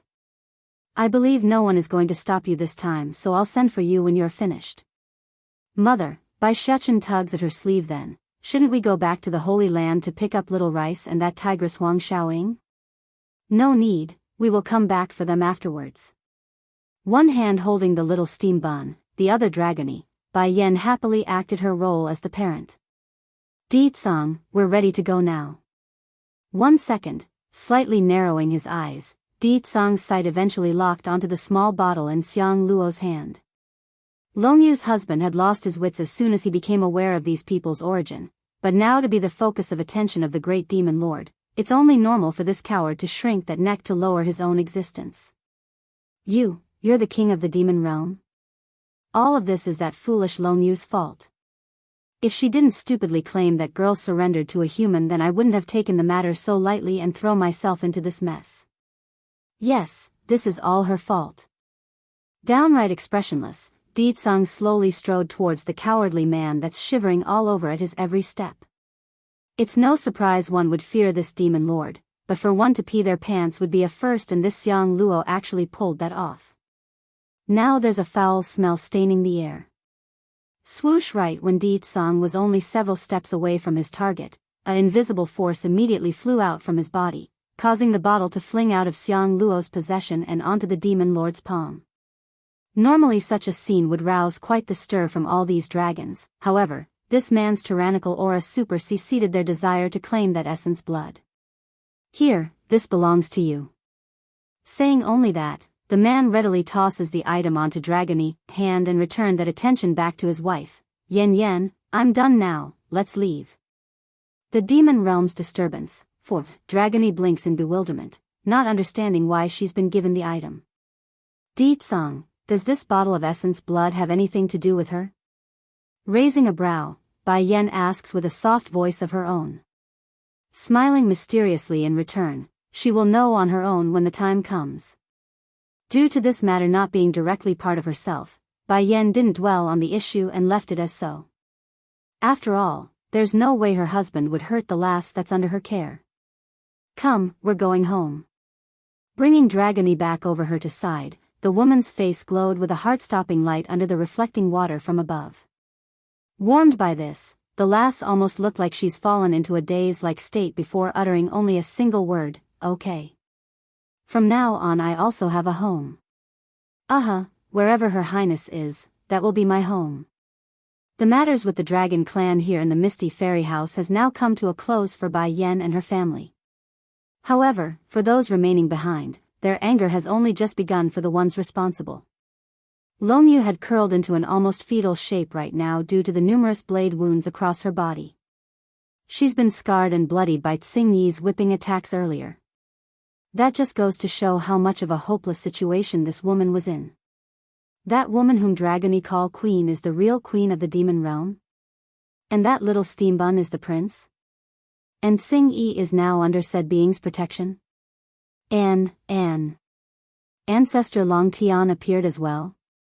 Quivering in the lips, Long Yu unwillingly closes her eyes in acceptance. Which part of me is inferior to Tsing Yi? Why is it that I'm always overshadowed by her? Aside from my husband whom I chose, she always outshines me. It's always been like this. Thinking of Xiang Luo, the woman promptly jerks open her eye again and turns towards the man whom she's loved over the years. That's right, I have Xiang Luo with me. He said he will never abandon me no matter the consequences. This is something Tsing Yi can never compete with me in. Xiang Luo, struggling to climb up from the floor, Long Yu's frail body looked like she's going to collapse at any moment while her legs swayed towards the man. This time I truly lost everything, but I still have you. A pigment of sorrow blooms within her pained smile. My only hope now is that in the next life we can start over again. I'm sure we can soar through the heavens.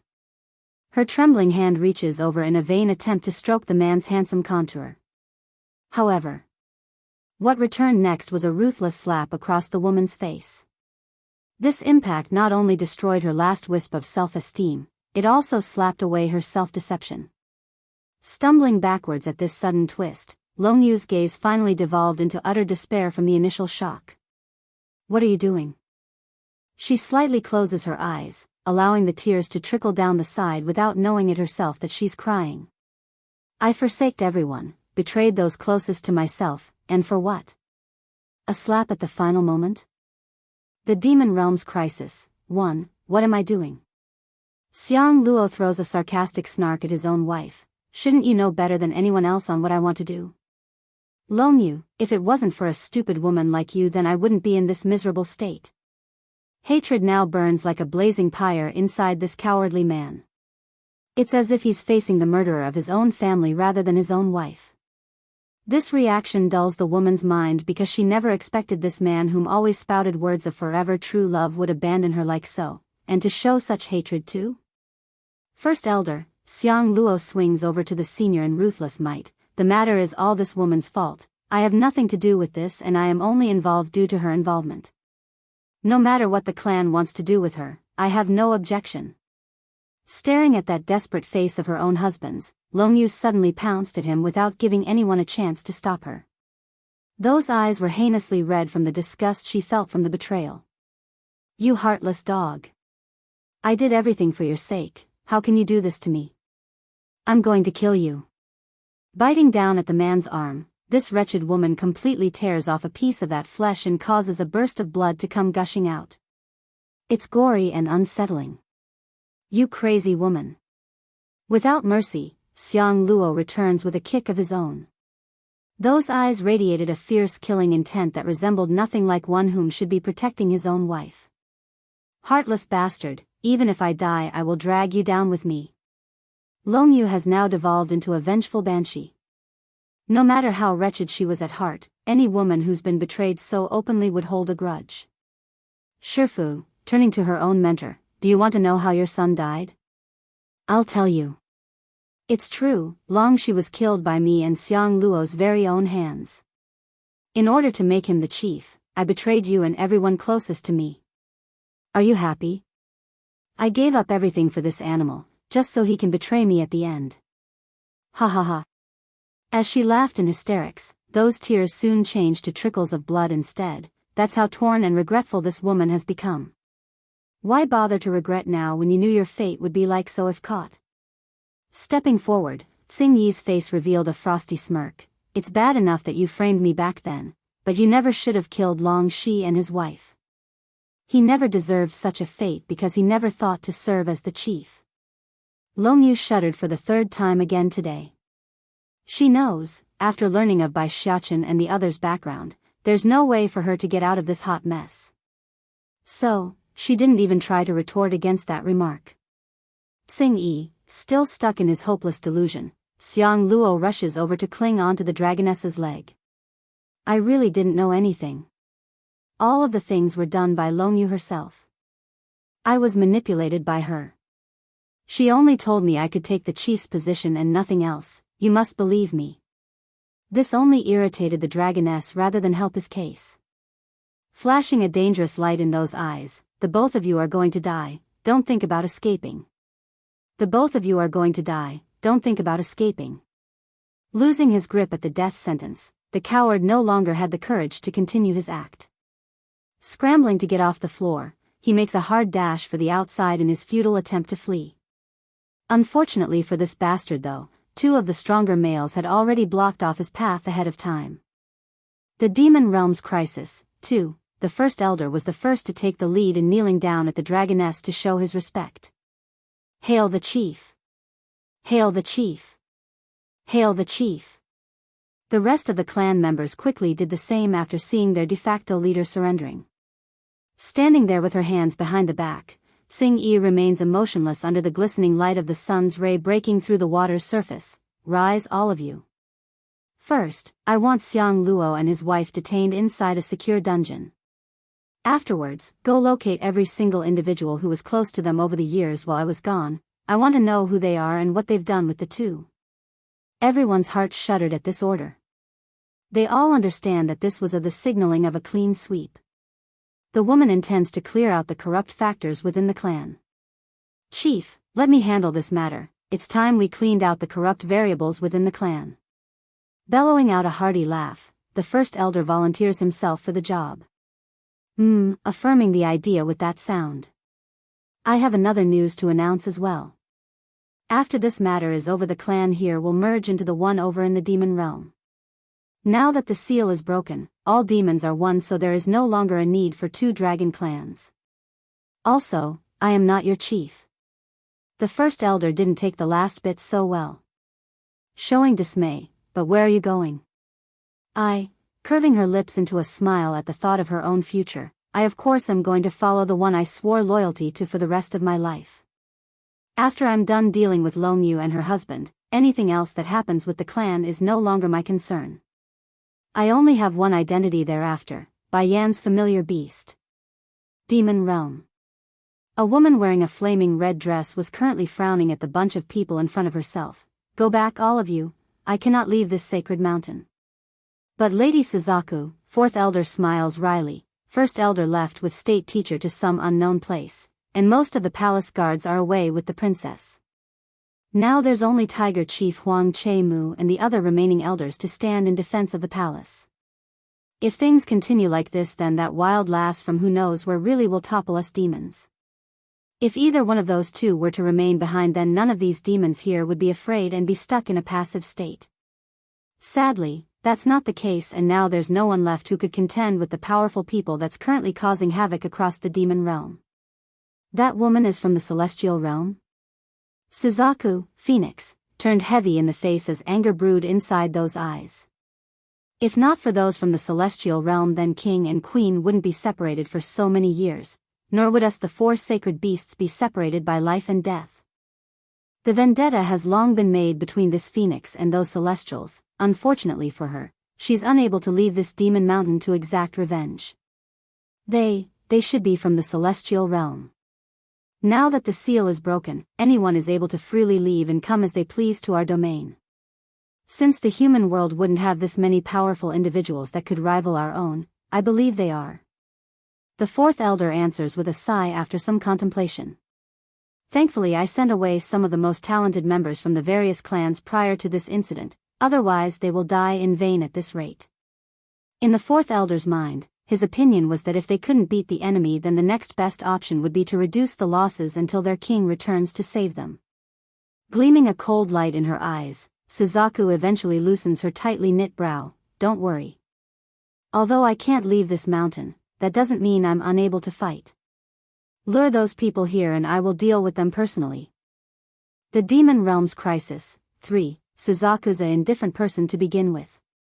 Ever since she parted ways with those whom she cared for 1,000 years ago, she's had no extra feelings left for these in the Demon Realm. However, this place remains to be the precious domain her queen wishes to protect. That reason alone meant she couldn't turn a blind eye. What's more, the wild lass coming out of the fourth elder's mouth might be from the celestial realm as well. Arching his fist in delight at the notion, fourth elder didn't think twice about the offer. Then we will have to bother your ladyship. That said, the group quickly got up from the floor and departed from the mountain. At the same time, a ruckus had erupted outside the palace gate. Doors flung apart to one side, an old lady was left stranded on the ground with her crutch due to the fall she took. This granny kept calling out the fact that it hurts due to this. Ma, are you all right, Ma? Tiger Chief Huang Che-mu grew furious at the sight. After confirming his own mother was fine, the man immediately locked eyes onto the ones responsible in front. Their demeanor was no different from gods looking down at some peasant. That's how egotistic their attitude was, especially the girl wearing the pink dress at the middle. Quit straggling around the entrance. Hurry up and scram before I get mad. An old man next to the girl stepped forward to holler out this demand. Huang Chemu had to fight hard in order to suppress the urge to pounce at the rude old man. Of the multiple clans that's willingly to stand up to these invaders, his tiger clan had suffered the greatest casualties and damage. If not for the fourth elder being smart and sending a large flock of their underlings out to the human world for help, they would have already thrown themselves at the enemy regardless of the price. Chief.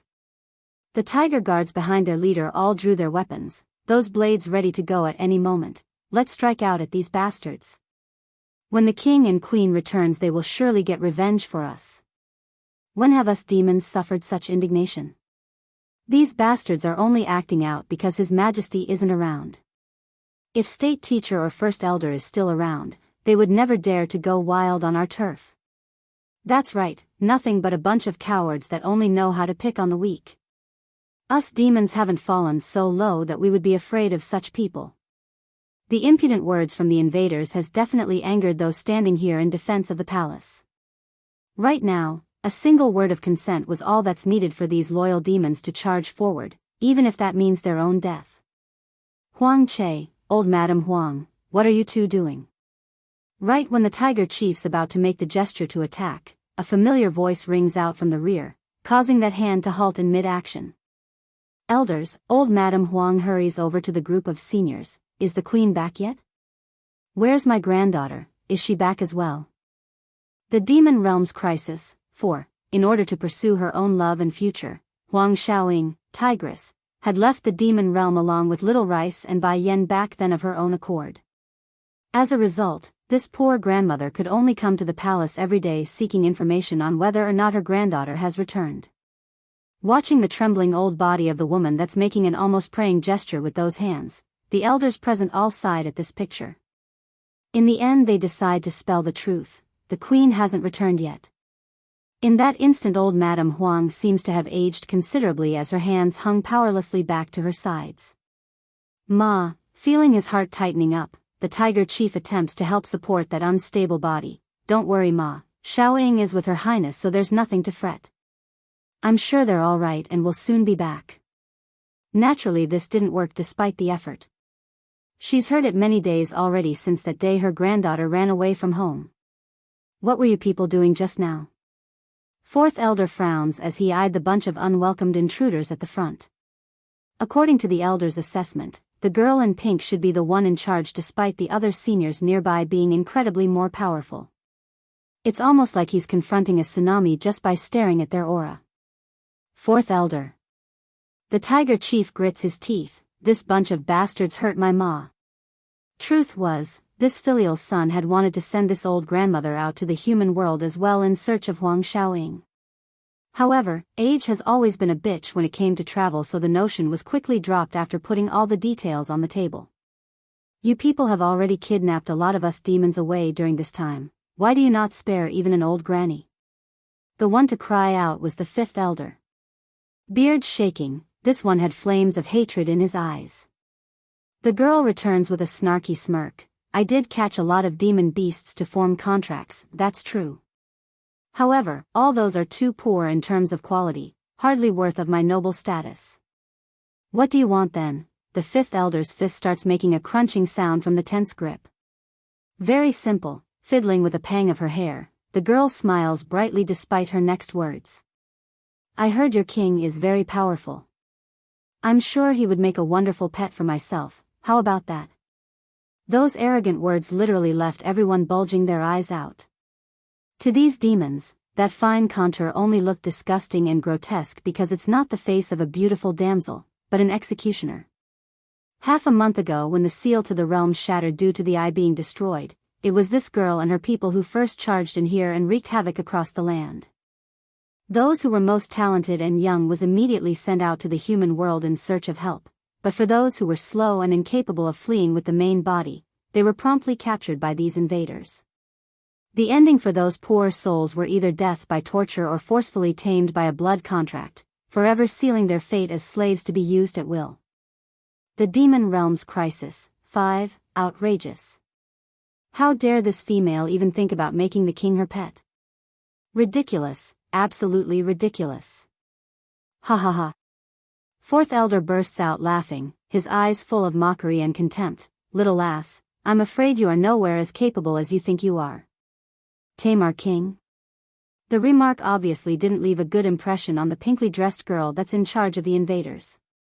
Darkening in the face, only a bunch of animals. What ability do I need in order to tame a beast?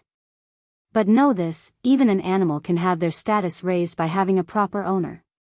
My identity is unquestionable, so your king will also rise in order. If that king of yours return and find out you're hindering his wondrous future, then I can already see him killing you first. Seeing the other elders are quickly losing their temperaments as well now, fourth elder hurries to block off their movement with his hand. Cold in the face, it's possible to let you meet our king, however, I'm curious if you're brave enough to follow us to him. What would I fear? Cocking her chin high, the girl stands ready like a proud peacock. Lead the way, you lowly beast. Miss. One of the elderly men beside the lass hurries to stop this by tugging at her sleeve. This isn't a good idea. I heard there's also a lot of powerful masters in the demon realm, so I suspect they are luring us into a trap. Masters? The girl shows a despised grin in return. Senior Wei, why do you look down at yourself before even meeting the foe? I've been here for so long and haven't met a single master yet, not to mention some whatever king. If that king does show himself, I will make him surrender to me for sure. A beast should have the awareness of a beast. Nothing but animals, how dare they start pretending to be royalty and whatnot? Seeing his words won't have any effect, Senior Wei could only smile wryly as he followed the girl inside the palace. Ma. Supporting his own mother's back, Huang Che-mu makes a bittersweet face. You should have left with the group at that time. Leave? Old Madame Huang shakes that head in disagreement. No, I'm not leaving this place. This is our home, where can I go? Also, Xiaoying will definitely come back on her own, she will. Having said this, the granny suddenly slaps her own son across the head like she's thought of something infuriating. Why didn't you help Her Highness that day?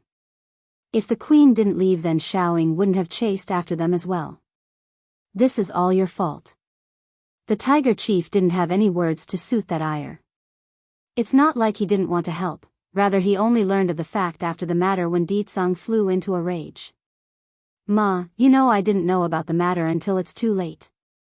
Rubbing the back of his head, the tiger chief felt like he's being wronged. Sending a glare at her own son again. When Xiaoying comes back, you are not allowed to yell at her or punish her. It's all because of your poor attitude that she ran away from home. But the girl clearly ran away in pursuit of that white cub. What does it have to do with my attitude? Whether or not this discussion's up for debate wasn't a choice because the granny had started to walk towards the palace as well. Ma, what are you doing? The tiger chief grew anxious at this sight. Pulling at his own ma's waist to stop her. This is too dangerous. You need to go back to the residence. Grinding her molars. You can go back if you like, I'm not leaving. These bastards are too much. How dare they go after the king with their filthy thoughts? Finding there's no way to change her mind, the tiger chief knew he's better off letting her do as she pleases.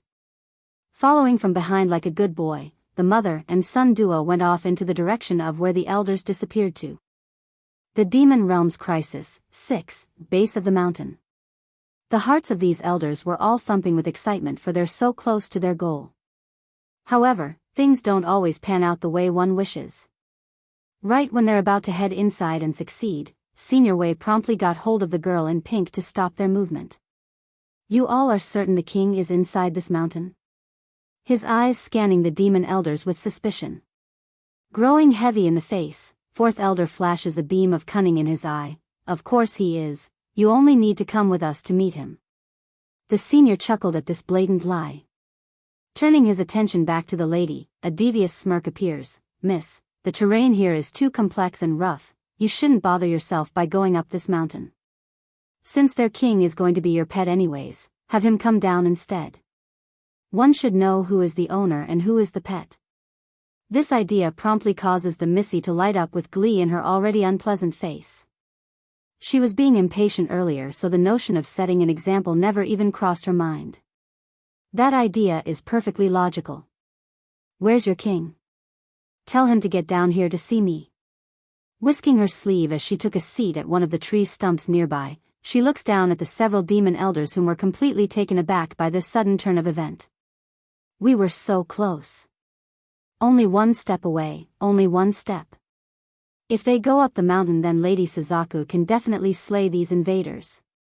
The demon elders all thought of something similar and dreaded their own failure. From what I see, your so-called king isn't even here in the demon realm, am I right? Senior Wei begins mocking the other side with his smug grin. Stunned by this idea, the girl immediately swings her head around to the senior before turning back to the demon elders. One could clearly see the surge of anger swelling up from within. You old farts dare deceive me? Someone come tie these animals up. I like to see if their so-called king will come to save them or not. At the same time while that was occurring, a group of people had just arrived at the border between the human world and the demon realm. Yen, we're almost there. Di Tsang's iris had sank in after seeing the mountains of corpses lying across the ground. I only left for a bit. How dare these people make a mess of my world? Bai Yen as well was showing a frown at this horrid sight. Where are the powerful masters of the demon realm?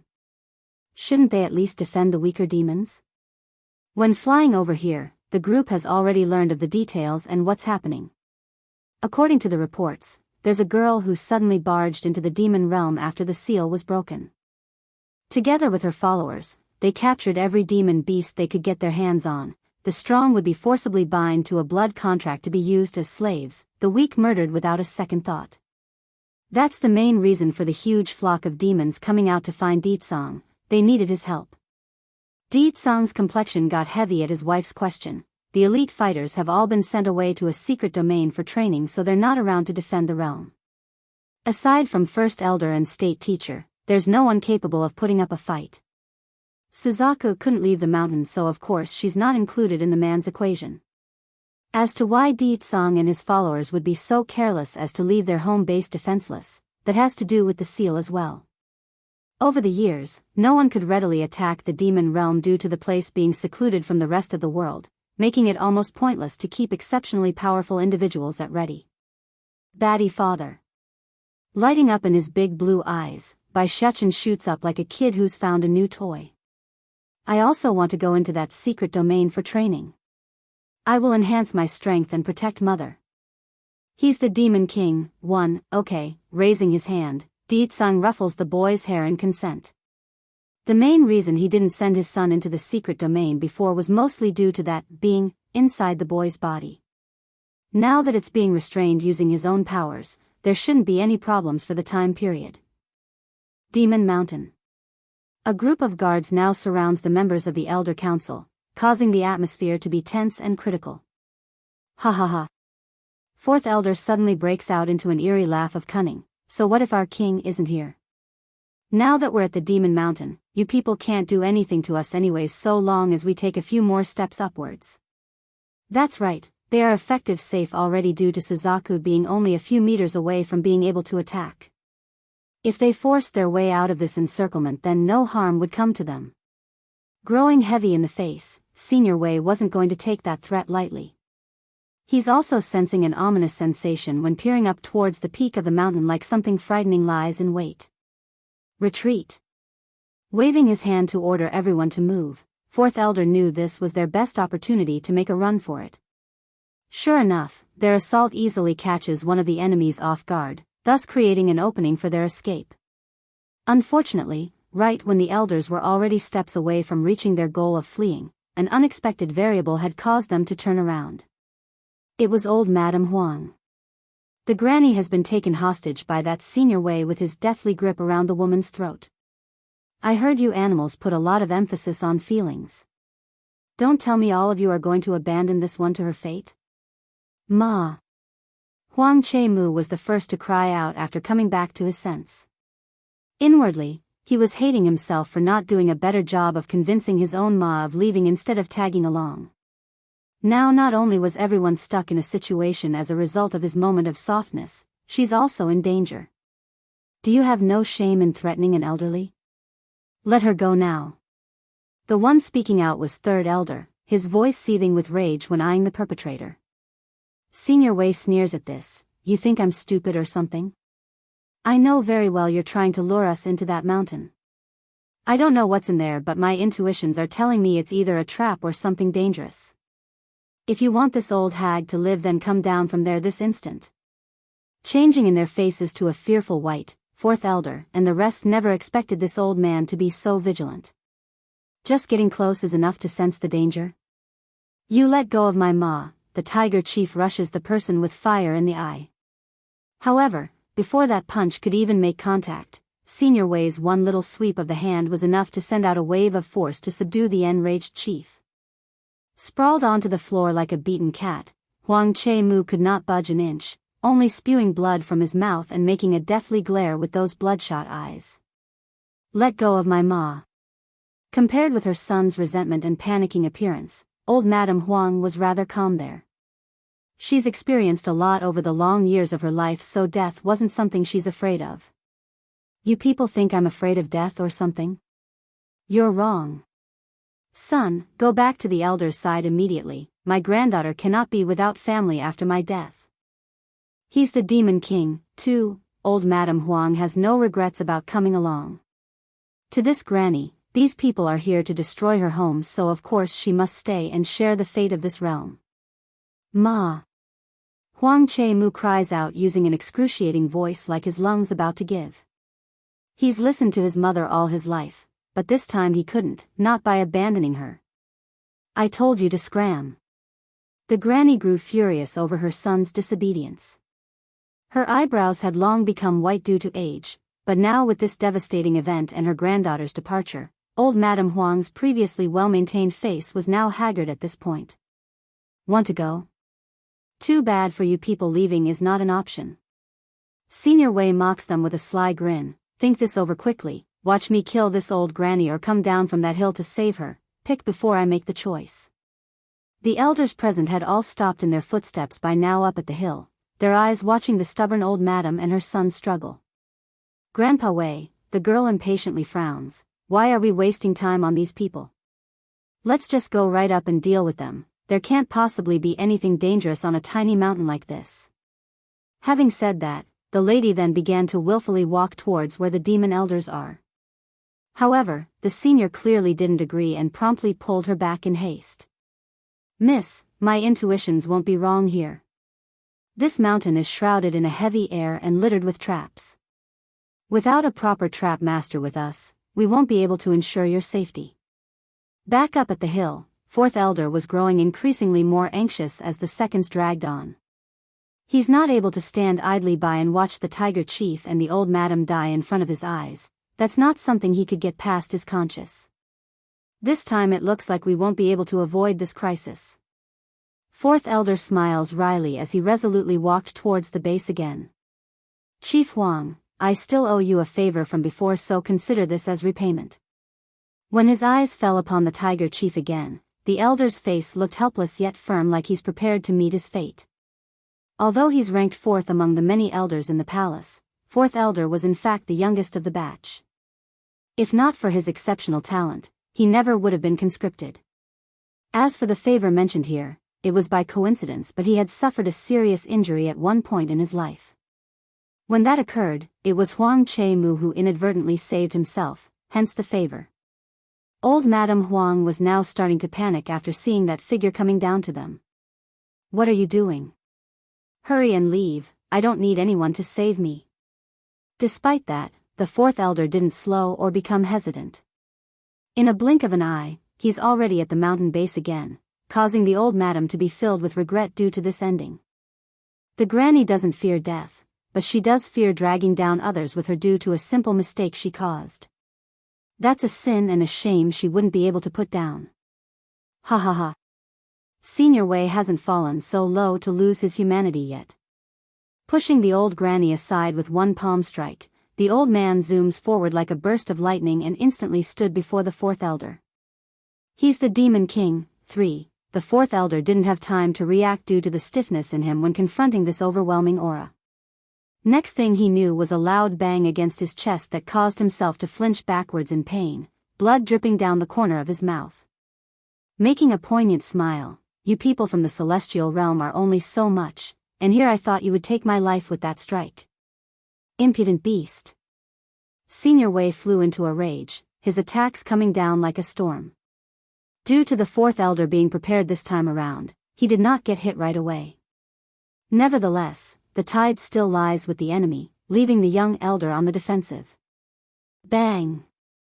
In a careless exchange, a hit lands and causes that already pained face to turn even whiter. Fourth elder. Suddenly, a hand reaches over from the side and supports him from behind. Turning stiff at the realization, the elder promptly swings his head around to find a familiar face. Quivering in the lips, "Old Five, what are you doing here?"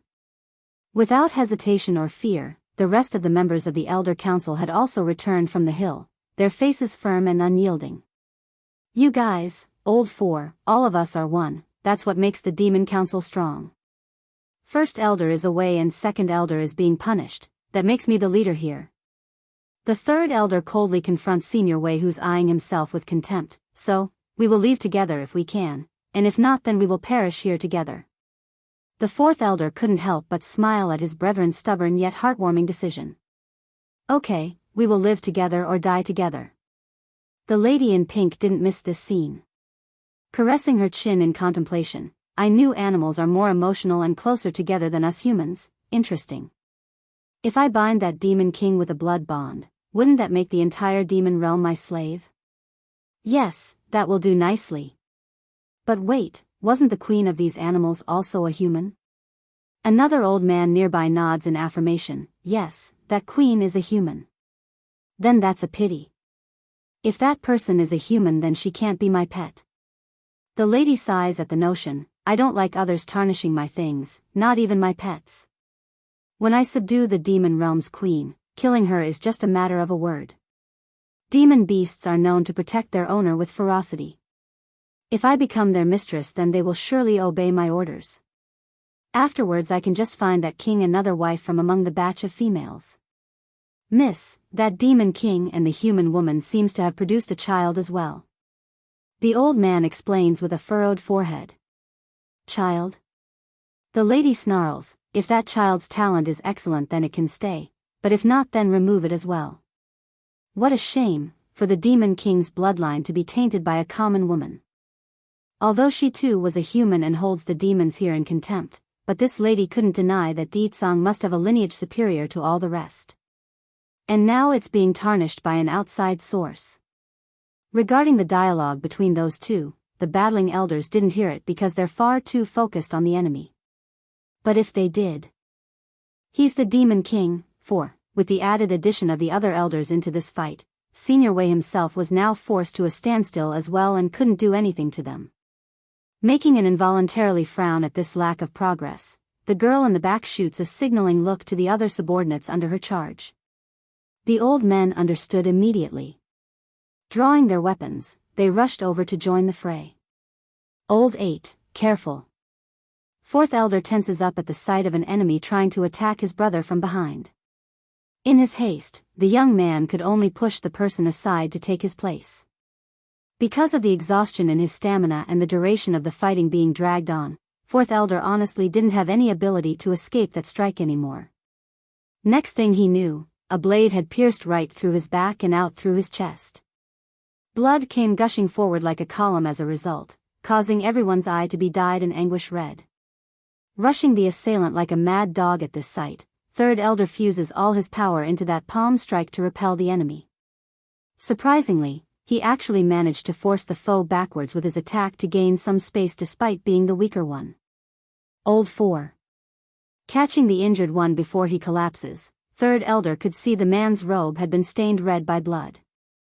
That ghostly white complexion didn't help the situation either. Ugh.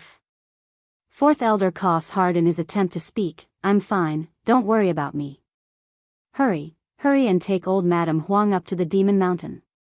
Scanning the enemies blocking their path again, then back to themselves who are either injured or just barely holding on, Third elder makes a bittersweet smile. Looks like it's too late now. Hey. The girl breaks through the crowd, her hands forking that waist like she's annoyed by the delay. I will give you all another chance. Go bring your king to me and I will not take your life out of consideration that you're going to be my slaves. P. Spitting at her words, eighth elder scornfully yells out his response, dream on. Our king will never become someone's pet or slave. You're not him, so how can you make the decision for him? Besides, how would you know he wouldn't want to be my pet? The lady sneered in contempt, saying it nicely he is the king of this realm, but saying it badly then he's no more than livestock. He choo-choo, am of noble status. Him not being my pet is burying his talent, understand? But before anyone could say another word or respond to this outlandish statement, a dark and menacing voice promptly spread across the terrain from the sky, causing even the ground to shudder in fear. You want to make me your pet? Greatly surprised, he choo-choo swings upward immediately to find the source. To her astonishment, that purplish figure and the eye-stunning face had left her speechless. She's already heard of how beautiful and handsome some of these demon beasts could become when taking on a human form, but not to this degree. What a shame, to think such a peerless face would belong to an animal. There's an unconcealed look of disappointment in the girl's eye for sure, but when she saw the female floating there next to the man next, her eyes promptly narrowed into a slit of hostility. The woman up there wore a long dress of red, stunning and beautiful. The pair was a match made in heaven. Needless to say, the second person was the mentioned queen, and the one he choo-choo intends to kill.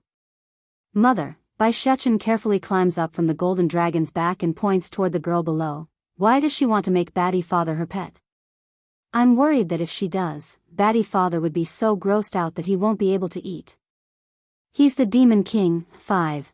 Biyao voice may be very childish and downright innocent sounding, yet it's damning and irritating to this he choo-choo. Grandpa Wei. Grinding her teeth with a livid face, the lady howls out her command. Nodding at that, the senior knew what must be done. Scanning the excited demon elders, then at the Demon King's face up in the sky. As expected, the king of the demon realm is different from these rabbles. If you are willing to submit to my lady, then there will be plenty of benefits waiting for you. Cold in the voice, the senior throws out his idea of a good proposal only to be ignored like he's non-existent.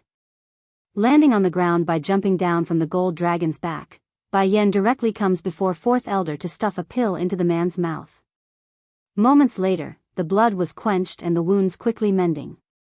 Queen, the injured individual started to get emotional once the tears started to flow. You're finally back. That day it really wasn't His Majesty's intent, he was framed by another who used second elder to their advantage. We made sure the perpetrator has paid the price. Watching the grim look on the fourth elder's face, Biyao sighed, I know everything, that's why. I returned. Openly sobbing now, this is great. The queen is back and the king won't be so furious anymore. Only a human woman. I'm really curious on why you would become the queen of these animals. Don't tell me it's because you couldn't think things through after being discarded by another man, right? If that's the case, then it's truly a pitiful story. Finding that she's being ignored, he choo-choo decides to forcibly interject into their conversation by using her sarcastic words. Bang! Suddenly, a strong gush of wind sweeps over from the side from out of nowhere. She wanted to dodge out of instinct from this surprise attack, but it's already too late by then. Her body got tossed over into the air similar to a broken kite as blood sprinkled the ground like rain droplets. Miss! Senior Wei flies into a rage, his eyes spewing fire at the silvery-haired assailant. You will pay for this transgression with your life. Shrouded in his own anger, this old fella has apparently become blind to Di Tsang's overwhelming and dangerous aura. In a flash, the senior has come before the great demon king to grapple that neck using his talon-like fingers. Unfazed and unafraid, the demon king didn't even flinch at this direct attempt at his own life. Releasing his insane power to enshroud the senior in his own force, a strange and eerie of silvery light seems to have materialized due to the intensity. Poof! None of them could catch what just happened. They only knew Senior Wei just abruptly froze in mid-action and started to bleed all over his body. It's as if innumerable swords had slashed and pierced through his body from out of nowhere. For a while there, the whole mountain was thrust into a deadly silence where even a touch of a feather could be heard. The most astounded here had to be the people brought along by He Chu Chu, of course. They were horrified and stunned by this amazing display of power. It couldn't be helped. Senior Wei was the strongest among their group.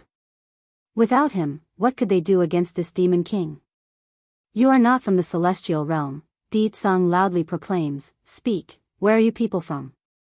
Third elder quivered at this notion. King, you mean to say they're not from the celestial realm?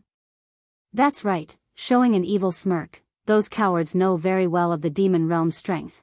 They would never dare come invade so openly, let alone claim they could subdue me. Tire them to death. 1. Not from the celestial realm? Everyone had to take a momentary pause to take in this astounding news.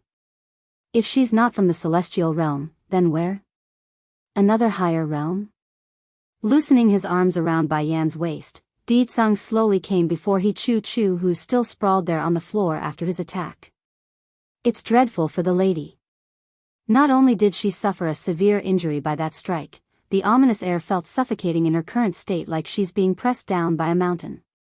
In addition to the human world, demon world, and celestial world, there's also other worlds in between these three.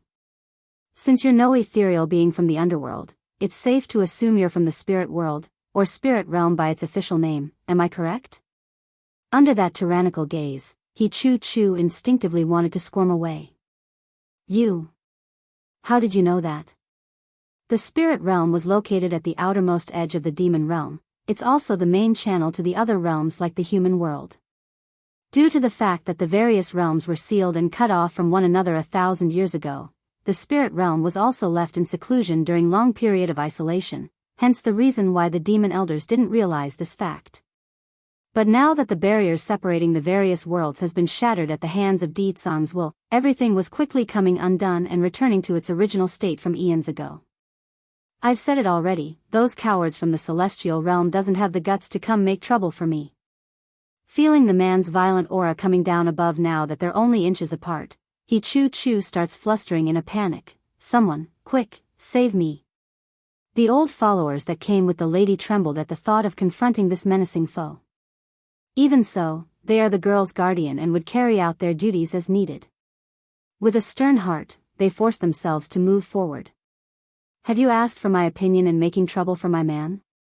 Bai Yan's hand caresses her son's head. She suddenly chuckles and interrupts the moment. You are nothing but a monarch rank, do you think you can stop us? One of the seniors snaps at her. I can't, but they can. Pointing to the members of the Demon Council, her face showed confidence in them. Infuriated by this mockery, don't think just because Senior Wei is dead that you can insult us like so. They are nothing but beaten dogs that lost to us. In the world of demons, they are only afraid of Di Tsang. As for everyone else, they don't even consider them a target. Ignoring the rude remark, Bai Yan comes before the fourth elder again and tosses over a storage bag. This is, fourth elder made a surprised and confused face after inspecting the content. Smiling, these Dan pills are something I made while staying at the Misty Fairy House. They're called Limit Breaker Dan pill. Take one and your physical strength will exceed your original limits. For example, fourth elder, you are currently at the upper level of the monarch rank, am I correct? With this you will be able to have the arm strength equal to a celestial rank. Hiss. A pour of gasping sounds washed over these people, their looks filled with disbelief when facing Bai Yan's gorgeous contour. A pill capable of raising one's arm strength by a whole rank? Where did she get such amazing recipes from? Bai Yan didn't do much to explain because in her view this wasn't all that amazing. Sure, it does bring the user's physical strength up by a whole rank after consumption, but this 7th grade alchemic pill doesn't truly change one's inner power, making it somewhat superficial after the expiration period. Also, the other one in there is a type of 8th grade alchemic pill called Mending Dan pill. You guys saw its effect earlier already when I threw one into fourth elder's mouth. It can speed up one's recovery if consumed. Tire them to death, too, Bai Yan smiles devilishly. In addition to those two, there are also a couple of other pills in there. Some can help rejuvenate your internal energy, some will regrow your limbs if you must, they're all yours now. I only have one condition though, kill these people even if you guys have to tire them to death. Fourth Elder and the rest of his brothers were all showing an unbelievable level of excitement on their faces. Staring at the ones who mocked them earlier, those seniors who came to invade their home no longer looked so menacing or dangerous, rather they had become praise in their eyes instead. My brothers, these bastards dare come make a mess of our home, for that, we will show them the price of this transgression. Yes, we need to exact revenge for the innocent lives lost at their hands. The elders frantically rushed the group of old-timers and directly stopped their act of attacking Ditsang as well. With the effects of Bai Yan's support, the fight played out exactly as she wished. Though their strength remains inferior to the enemy, but their physical strength was up there. Besides, no injury mattered anymore aside from a direct death blow. At the same time, it's unsure where the kid managed to find a bench, but Xiachen had managed to take a seat with a bottle of pills in hand. His image right now was no different from a boy currently in the theaters munching on popcorn. Talk about ridiculous. Dragony too. As the young lass watched her friend's yummy appearance, her mouth just could resist salivating. Thankfully the little steam bun didn't act like his usual gluttonous self. Here, one for you. These are snacks mother made for me, so I have a lot here. Towards the opposite sex around his age, Bai Xiachen had always been very generous, especially when his lifelong dream was to get a lovely little sister. Thank you, Your Highness. All smiles in the eye, Dragony happily sat down on the bench with the boy while they watched the show play it. The old seniors were getting more and more desperate as the situation dragged out right now. Ignoring the fact that the Demon Elders has a huge advantage due to the stash of replenishments lying around, the arm strength has either become on par with their own or even surpassed some of them. At the rate they're going, it's just a matter of time before they fall. Miss, we really can't hold on anymore. A yellowed-robed senior makes a bitter smile. Like her subordinates, He Chu was also showing despair on the face. How can this woman come up with so many powerful Dan pills? And her son and the little maid is able to use them as snacks? This is ridiculous. Even back in the spirit realm, most of the people of power would break their heads for a single one. Don't stop, keep fighting. Jumping up from his bench as soon as he saw the foe ready to make a run for it, Bai Xiachen forks those tiny arms around his waist like a bratty child. These bad people wanted to make my batty father his pet and disperse our family. They are not allowed to leave. As the little prince of the demon world, his words held a lot of weight. Therefore, Fourth Elder and his brothers didn't stop their attacks at all and increased the intensity even. Tire them to death. 3. No matter how strong a cultivator was, they're no different from an average martial artist once their internal energies has been exhausted. And sure enough, the weaker guards that came with He Chu were the first to fall after they depleted their strength. Poof. Finally, after a few more rounds of exchanges, one of the seniors eventually succumbed to Fourth Elder's blade. Piercing right through the person's chest, blood dyed the senior's clothing as he fell lifelessly out of the sky and onto the ground. Aside from the eerie thud made by the impacting flesh, there's nothing else, not even a scream or cry for help. Run. The other old fellas wanted to flee as soon as they saw the worsening situation. Unfortunately for them though, Fourth Elder and his brothers weren't going to let them escape since they're well prepared for this outcome. As soon as they made a turn, the Demon Elders had already formed an encircling formation, blocking their path of escape. Want to run? Didn't you people claim you're going to make our king into your Mrs. Pet? What now, why run? In that instant the old seniors were all ghostly white upon recognizing their predicament. With no path left for escape, their eyes inexplicably fell upon the Demon Mountain where it remains unguarded. Perhaps this Demon Mountain is our only chance of survival.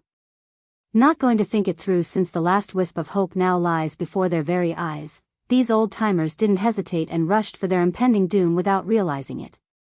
Fourth Elder and his brothers didn't chase them at this point of course. Crossing their arms around their chest, these people were quite happy to see the enemy running up the hill. This is your own fault. Fourth Elder smirked sarcastically at the group.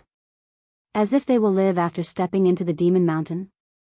Exactly at the same time as his words came forward, a loud bird cry rang out from the mountain while a beam of flaming heat bursts upward to enshroud the entire landscape. In the midst of the flames, a huge vermilion bird spans her wings to rise up into the sky, causing the temperature to reach a hellish level. Towards this sudden twist of event, the trespassers only felt horror and disbelief. It's over. For a time, this thought was all that was inside the group's head. They wanted to flee for their lives at this incredible enemy, but their legs wouldn't budge. In fact, the area around their crotch had become wet due to the urine coming out of their private parts. What came next was devastating for those suffering the brunt of that heat wave.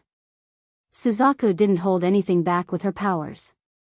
Fanning out her wings again, it only took a mere moment before her flames blew over to completely incinerate the foes. Chu was absolutely stunned by this overwhelming display of force. The sole reason she survived and didn't die along with her subordinates was the fact that they abandoned her when they fled up the hill. And now, she's alone and without help. Queen. Coming back to attention, old Madame Huang was the first to break the mood with her outcry. Emotional in the face, my granddaughter, is Xiaoing with you? Turning to face the granny, Bai Yan answers with a frank tone, she's fine, you don't have to worry.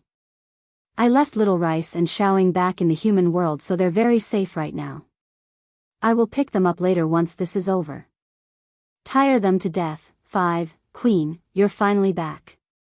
Breaking out into a chuckle, Bai Yan just couldn't resist after seeing that funny picture of Suzaku acting like a wife that's been left behind. Yes Suzaku, I'm back now.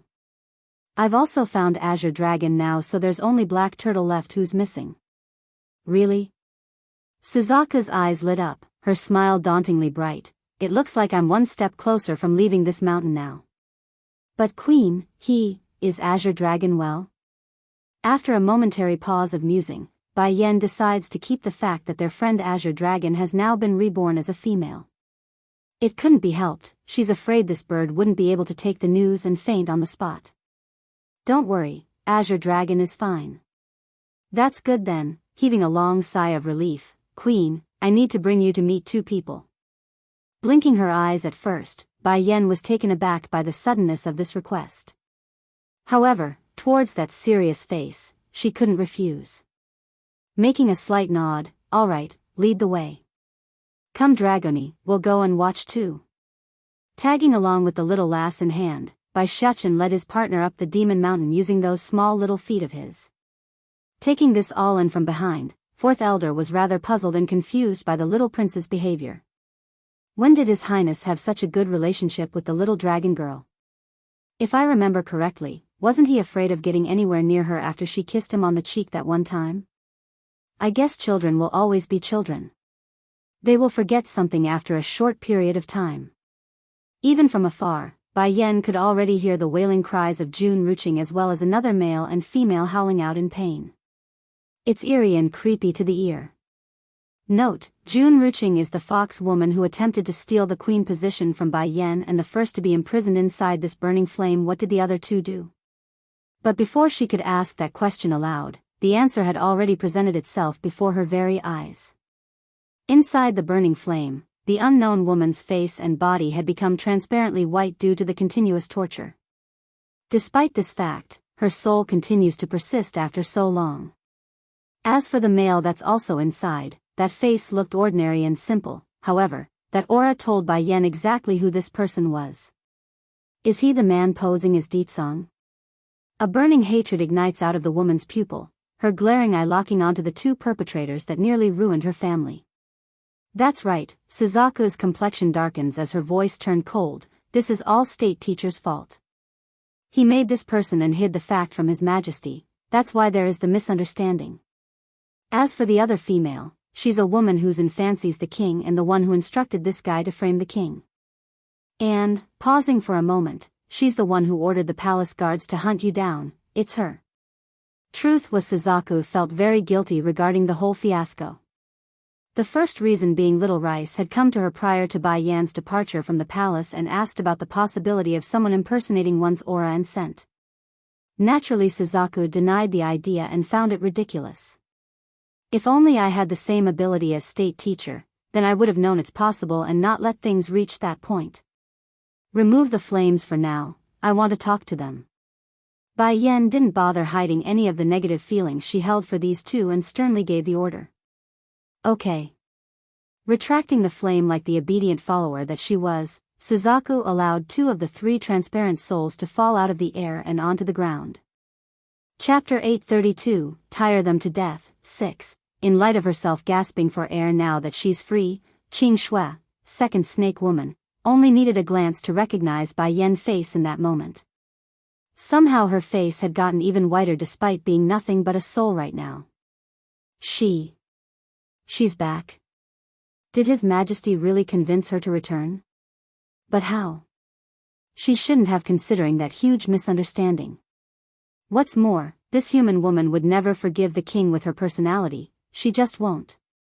Qing Shui's voice started to stutter, making it almost impossible for that tongue to spell out a single proper sentence. All menacing in the face, Bai Yan meets the other side's gaze. What, surprised to see me?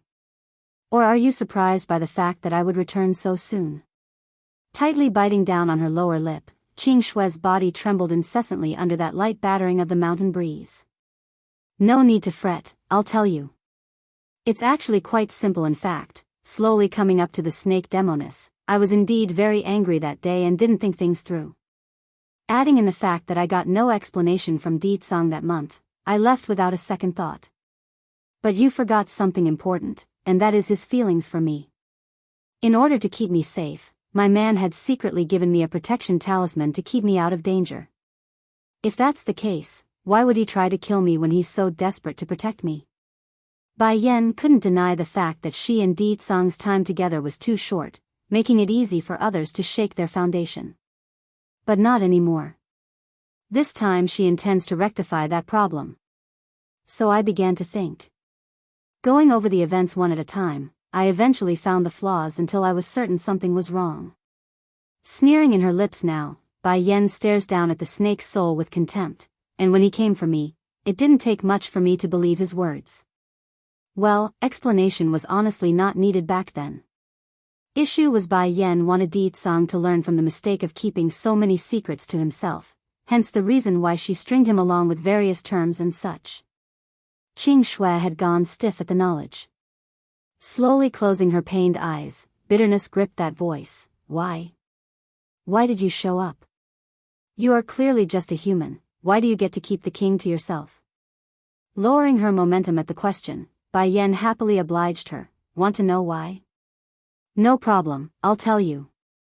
I'm with Di Tsang not because of some prophecy you demons made up, nor did I marry him for the sake of my son, but rather for the fact that it's him. I love him and that's why I'm staying with him. That's right, that's all the reason I need. I'm with him because I love him. If you had only went after me then I might have given you a quick ending, but because you went after my son, raising a smirk, Bai Yan's face grew terrifyingly dark and dangerous. I will let you know what it means to experience hell itself. Popping her eyes out in horror, Qing Shui stutters as she watched that beautiful face inch closer and closer. What do you want to do? I'm already so miserable and hurt by the one I love. What else do you want to do to me? What can be worse than having my soul burned by an ethereal flame? Suzaku, I'm finding the temperature of your flame lacking in dealing with this person. Taking out a bottle of pink powder, she readily hands it over to the phoenix. Use this. Okay. Waving her hand, the flaming cage once again imprisons the 2 souls and allowed Suzaku to easily pour the content inside. In that instant, a heart-wrenching scream once again rang out from within. If it said that the pain from before was 10 times the normal level, then this time it would be over 100. Worse of all, her soul's unable to be destroyed or disintegrate, making this perennially eternal damnation. Return to the Holy Land. 1. No. Seeing Qing Shui's agonizing pain, the man to the side instantly showed dread on the face as he pounced over to hug the woman's body in a futile attempt to help. Qing Shui, what's wrong? Tightly biting his lip, those eyes was bursting with blood as he swung over to face Bai Yan. No matter how much wrong Qing Shui did, she's already been punished enough. Why must you torture her like so? The more this man watched the woman whom he loved suffer, the more hatred there was in his eyes. It's so bad that this impostor had started to shake profusely due to the intense rage brewing up from within. She should have been aware of what awaited when she had you impersonate Ditsang. Slowly turning away after throwing that answer out there, Bai Yen was done here. Suzaku, we're leaving, yes mistress. Giving a faint nod return, the phoenix waves her hand again to intensify her flames, enshrouding the impostor as well in the newly erected fire. However, despite the intense pain, the man didn't scream or howl out in agony like before. Compared with the material pain of his flesh, the scorching torture in his heart had long dulled his senses. Right now there's only sadness and pity in his eyes when facing Qing Shui. That's right. Even if this foul snake of a woman only wanted to use him for her own gains, he doesn't regret it. If he could, this person that's been used as nothing more than a substitute for another, only want what's best for this demoness. He wants her to be happy. Sadly, life and fate doesn't always pan out the way it does in the stories. Not only did his perseverance and heart not move Bai Yen or her party, it didn't move Qing Shui either because this wretched snake never had him in her eyes even when things have come this far. Back over in the main gathering hall of the palace, Ditsang had just finished taking his seat on the throne. Where did state teacher and first elder go? Coming up to answer was third elder. Arching his fist in compliance, this, we do not know. State teacher only left behind word that he needs to go do something important and requires the help of a celestial rank person to accompany him. That's why first elder left with him. Important matter to do? Arching a brow, Ditsang's cold expression began to turn into a frown. I understand then. Also, go tell second elder and Fire Plume to crawl over to the Demon Mountain. Tell them not to come back until my wife forgives them, and if they can't. The Demon King's expression got dark and menacing to deliver what he meant despite not uttering the last bit. Third elder began to shudder all over at this notion. He understands, the time of judgment has come for those two. If Bai Yen doesn't forgive them, well, the only outcome would either be banishment or something worse. Yes, my king. All nervous in his retreat, the third elder did as ordered and passed on the message to the two. Unlike the usual peace and quietness that's become norm for the Demon Mountain, a crowd of onlookers had gathered at the base to watch the unfolding event. In the middle was an old senior and a younger-looking man, both crawling on the ground with a bundle of bamboo on their back to act as weight. Even for second elder who has lived a very long life considering his age, he couldn't deny this was shamefully embarrassing. Fire Plume coughs awkwardly. Second elder, are you able to continue? Gritting his own teeth due to shame, don't mind me, this is our fault to begin with that the queen ran away from home. That said, the pair didn't say any more useless words and focused on their arduous trek up the mountain path. Due to the long periods of lacking maintenance, the ground had long been overgrown with shrubs and thorny plants. As a result, their knees and clothes had begun to rip and bleed from the scratches installed by the greenery. For the onlookers who came to witness this event, they didn't have the courage to follow the pair up the mountain due to the fact that it's Suzaku's territory. However, this degrading image was now firmly ingrained onto their minds and became a laughing stock among the common folks of the demon realm for hundreds of years to come. Return to the Holy Land, 2, Suzaku. While inside the dainty-looking bamboo cabin, Bai Yen was just in the middle of watching her son and Dragony playing out in the front yard when she overheard the commotion. What's happening outside? Why is there so much noise? Go have a look. Yes. Arching her first, the Phoenix woman left as told to investigate only to return not long afterwards. Hesitant in her voice, Queen, there are two people outside wanting to meet you. Looking for me? Raising a brow, Bai Yen was rather surprised by the answer. I'll go out and meet them then. Getting up from the chair, Bai Yen casually strolled out of the cabin to find two unexpected people quivering at her entrance. Perhaps it's the fact that they had climbed up the mountain in such an indignant manner, but those kneecaps had already been ridden with blood, thus leaving a trail behind themselves as well. What are you two doing? Slightly furrowing her brow, Bai Yen snaps at the two men. Pale in the face, second elder uncomfortably answers first, Queen, I am here to atone for my sin. That day I foolishly believed in that impostor's word and caused the misunderstanding between you and His Majesty. Everything is my fault. I am willing to bear any form of punishment you see fit, please punish me. No, Queen, the fault is mine and not Second Elder's. His Majesty ordered me to bring you word of his departure in order to lift the seal, but I got careless and mishandled the mission. This is all my fault, please punish me instead. Kneeling there with tears slobbering up his face, Fire Plume held nothing back and pulled one of the bamboo sticks out from his back. Presenting it before his queen, it's obvious he wants her to whip him with the damn thing. But words are words. When the item finally left his hand after Bai Yan picked it up, his body inherently froze over for the impending strike. Yet nothing came of it.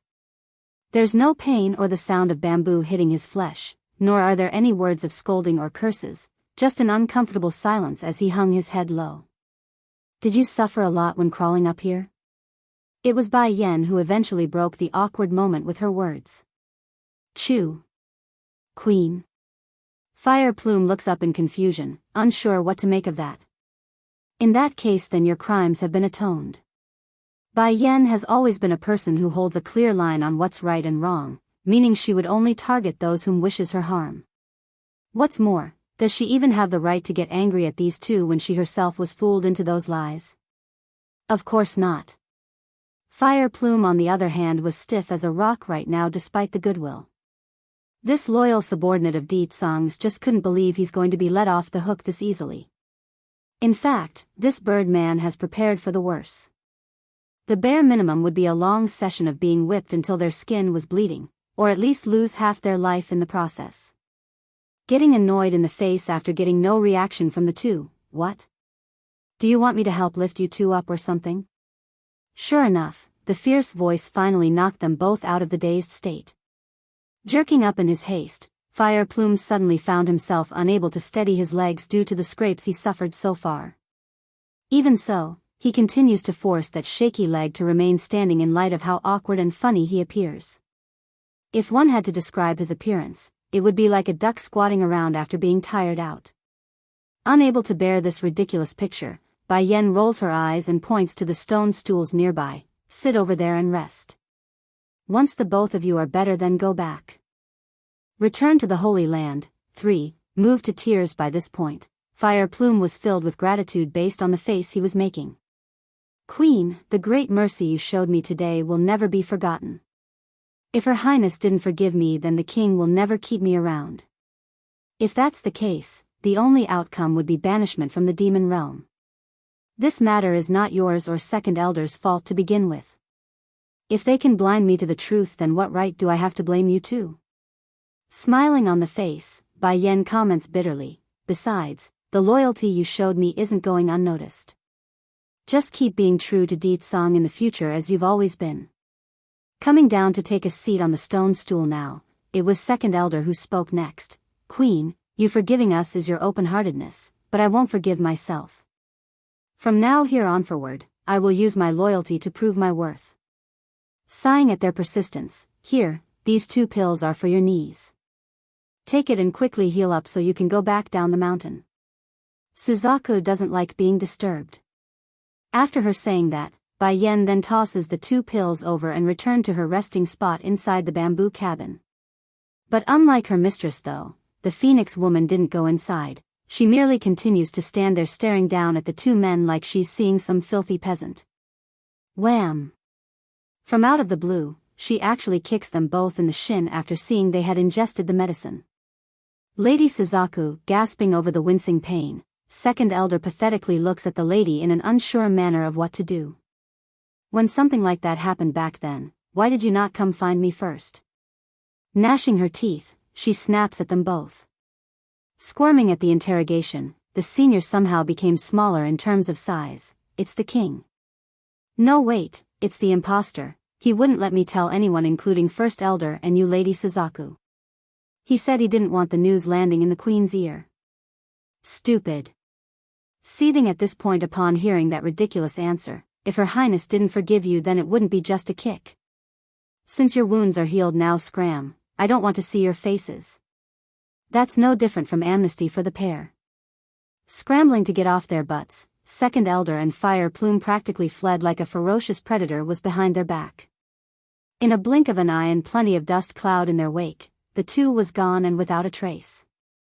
Going back inside once they're out of sight, Suzaku had already shed away the stern and heavy air she had, leaving only a smudge of grievance on that face. Queen, I only wanted to give them a lesson for their stupid behavior. You wouldn't blame me, would you? Turning her head with a chuckle, you are only just angry. Are you better now that it's vented? Suzaku immediately nodded, and her eyes became cautious. Queen, are you going to stay for good now that you're back? Raising a smile, Bai Yan frankly answers her, unfortunately, I need to leave the demon realm for another trip. Don't worry, I will be back soon. Though she's still not happy that her mistress was leaving for another time, but it still warms her heart that it's a brief one and that Bai Yan would return. From the initial frown, the phoenix was now blooming a genuine smile. Queen, I can't leave the demon mountain now, but when you bring Black Turtle back then I can finally leave this place. As I did 1,000 years ago, I will accompany you to the battlefield. Seemingly recalling back to their time together, Suzaku's gaze showed yearning and hope for the glorious days they shared.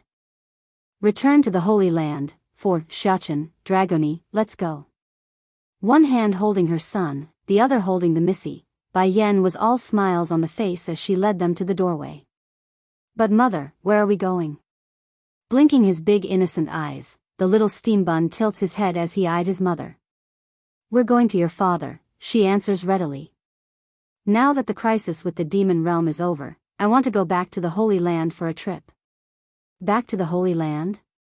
The kids' eye began to sparkle. Does that mean we're going to see Godfather and Sister Yi? I really miss them. Knocking on the boy's forehead with her knuckle, Bai Yan uses a doting yet stern voice to lecture him. How many times have I told you not to call your godfather's sister that way? If you call her Sister Yi, then it would demote her by a generation.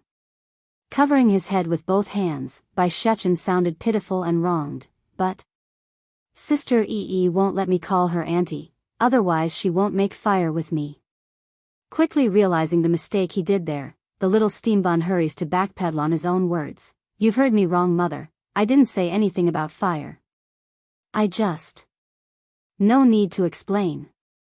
She huffs at her own boy. I had assumed it was Yi who was a bad influence on you as a child, but to think my own son is bad to the bone when it comes to being an arsonist. Very well, I'm sure your grandchiefess will have plenty of things to say to you when they learn it's your own idea to burn down the treasury vaults. Mother, making a scared and aggrieved face, the kid pulls at his own mother's sleeve as a form of pleading. Please don't tell them, I know I'm wrong. Caressing her own chin, I'll decide based on my mood. That said, Bai Yan didn't delay the trip any longer and walked for the outside while donning that cheerful smile of hers. Inside the throne hall, Di Tsung continues to stare down at the uneasy-looking subjects of his. Due to that overwhelming aura that's enveloping them all, most had long been drenched in sweat purely out of reflex and not because they are worried for their lives.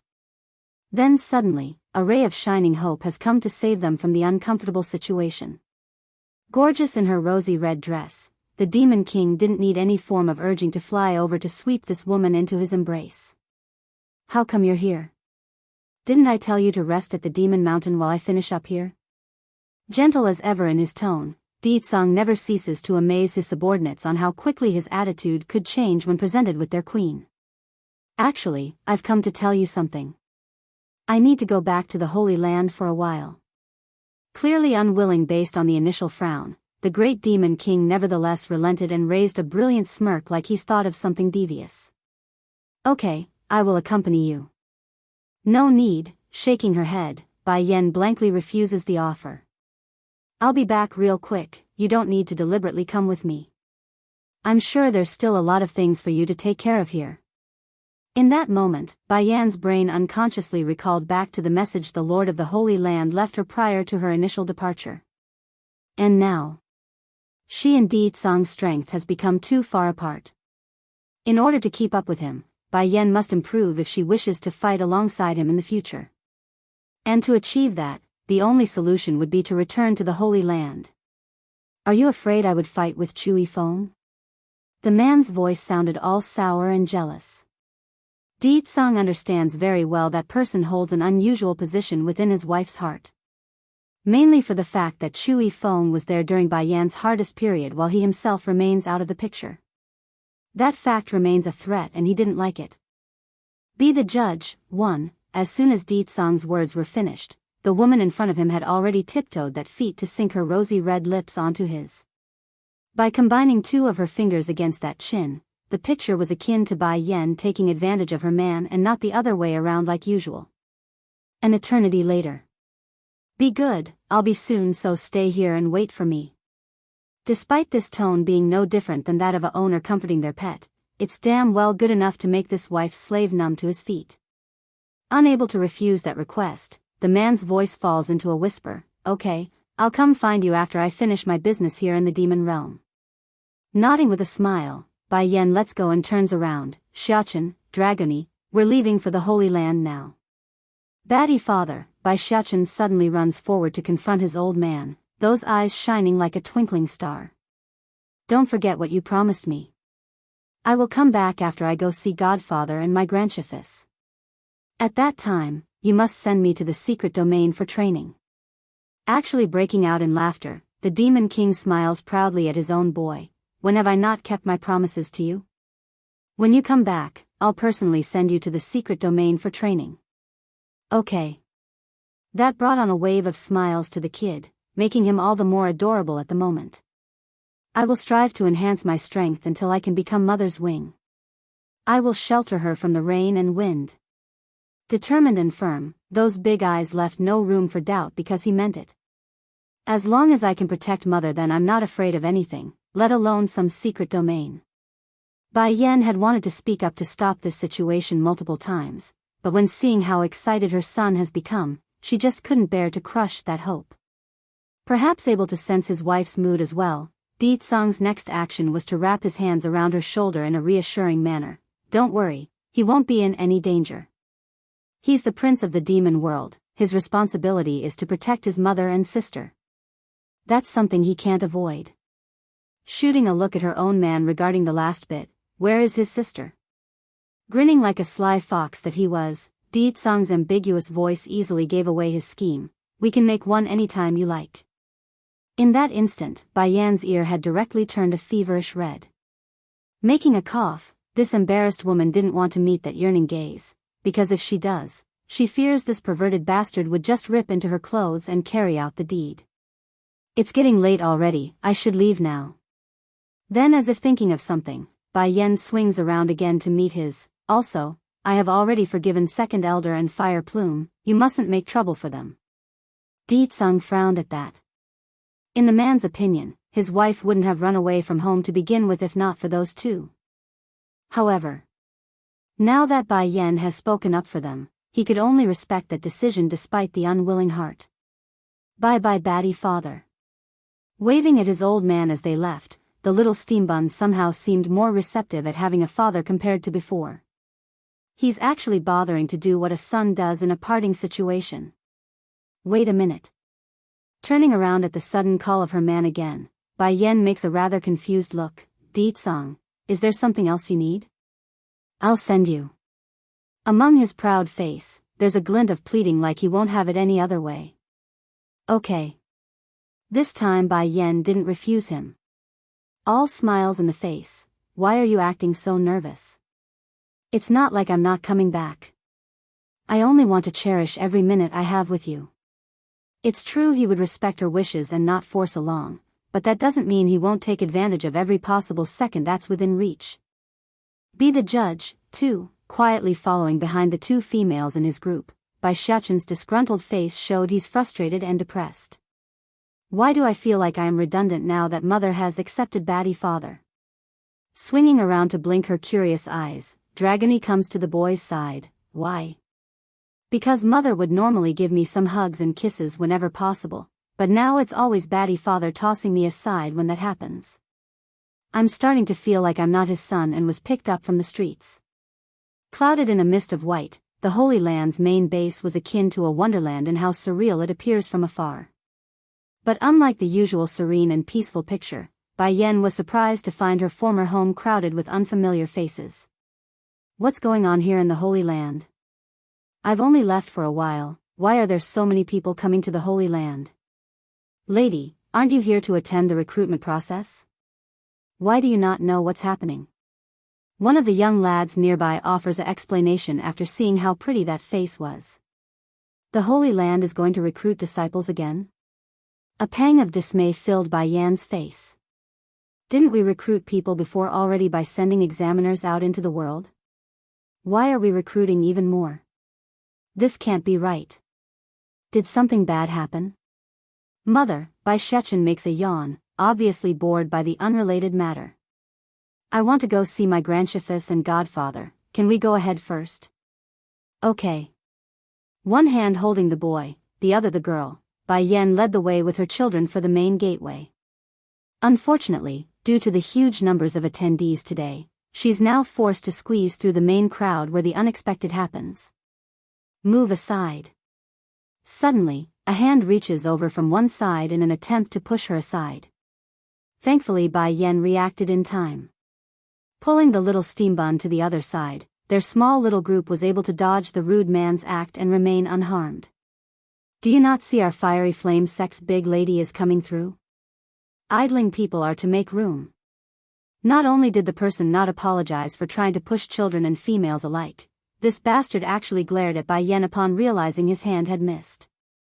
Just like the demon beast sect that has submitted to Bai Shechen, this fiery flame sect was also a second-rate power in the human world, making it only one tier lower than the three major powers. So, when most of the attendees overheard the rude and pompous outcry of the big lady from this sect has arrived, it was either a display of awe or fear. Looking over at the indicated direction as well, Bai Yan could see a young female wearing a lavishly adorned dress of red that's suited for outdoor use coming forward. Aside from this, the most eye-catching part had to be the long silvery snake wrapped around that wrist as well. It's very beautiful yet intimidating. Did you know? The big lady of the fiery flame sect, Hui Yun, is also a snake tamer. That silvery snake is tamed by her. Che, if that's true, then I bet even the demon beast sect would beg to have her become their disciple. Too bad this girl is the fiery flame sect's big lady, there's no way she would go become another power's disciple when she's the heir. Many among the onlooking crowd were sighing at their own misfortune. In their view, the chances of them being accepted has dropped by another notch due to another powerhouse coming to compete. Mother, that auntie is so ugly, why is she wearing red? Only mother should wear red because only you are that beautiful. Though childish and not exceptionally loud, Bai Shechen's little remark still drew the attention of a lot of people. Be the judge. 3. Bai Shechen's cuddly little face was full of unhappy light when he saw that silvery snake. For such a young age, his eyes are already exuding a look of dominance. The reasoning wasn't for anything else, merely for the fact that the snakes had tried to attack him and his mother before. Definitely sensing the hostility coming its way as well, the silver snake only needed one glance to shrink its head and tongue backwards after noticing the glare. The poor thing's fearful for its life and it's done nothing wrong. Impudent. The guard from the fiery flame sect grew furious. Among the various powers out there, not many would dare act so rude while being in their presence. So, when the man wanted to go over to make an example of Bai Yan and her son, it was surprisingly the lady herself who decided to step in instead. This is the Holy Land, do not cause any trouble without my order. Hui Yun's not stupid enough to make a ruckus here. She may be arrogant at times, but that's always while she knew the other side was inferior to herself. As for the mother and child in front, she merely assumed they're also here for the recruitment conference, meaning there's plenty of opportunity to get even for this transgression. Come on, my cousin should be coming to pick us up, so we mustn't make him wait.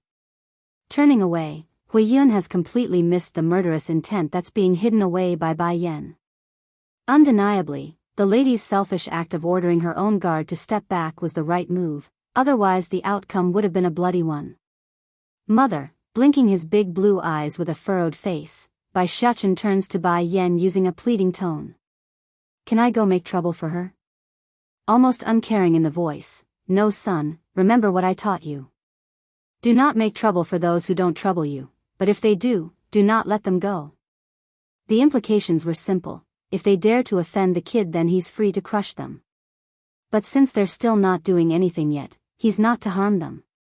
By this point Hui Yun had already come before the main gate of the Holy Land, and just like this lady claimed, Her cousin was waiting for her already at the entrance.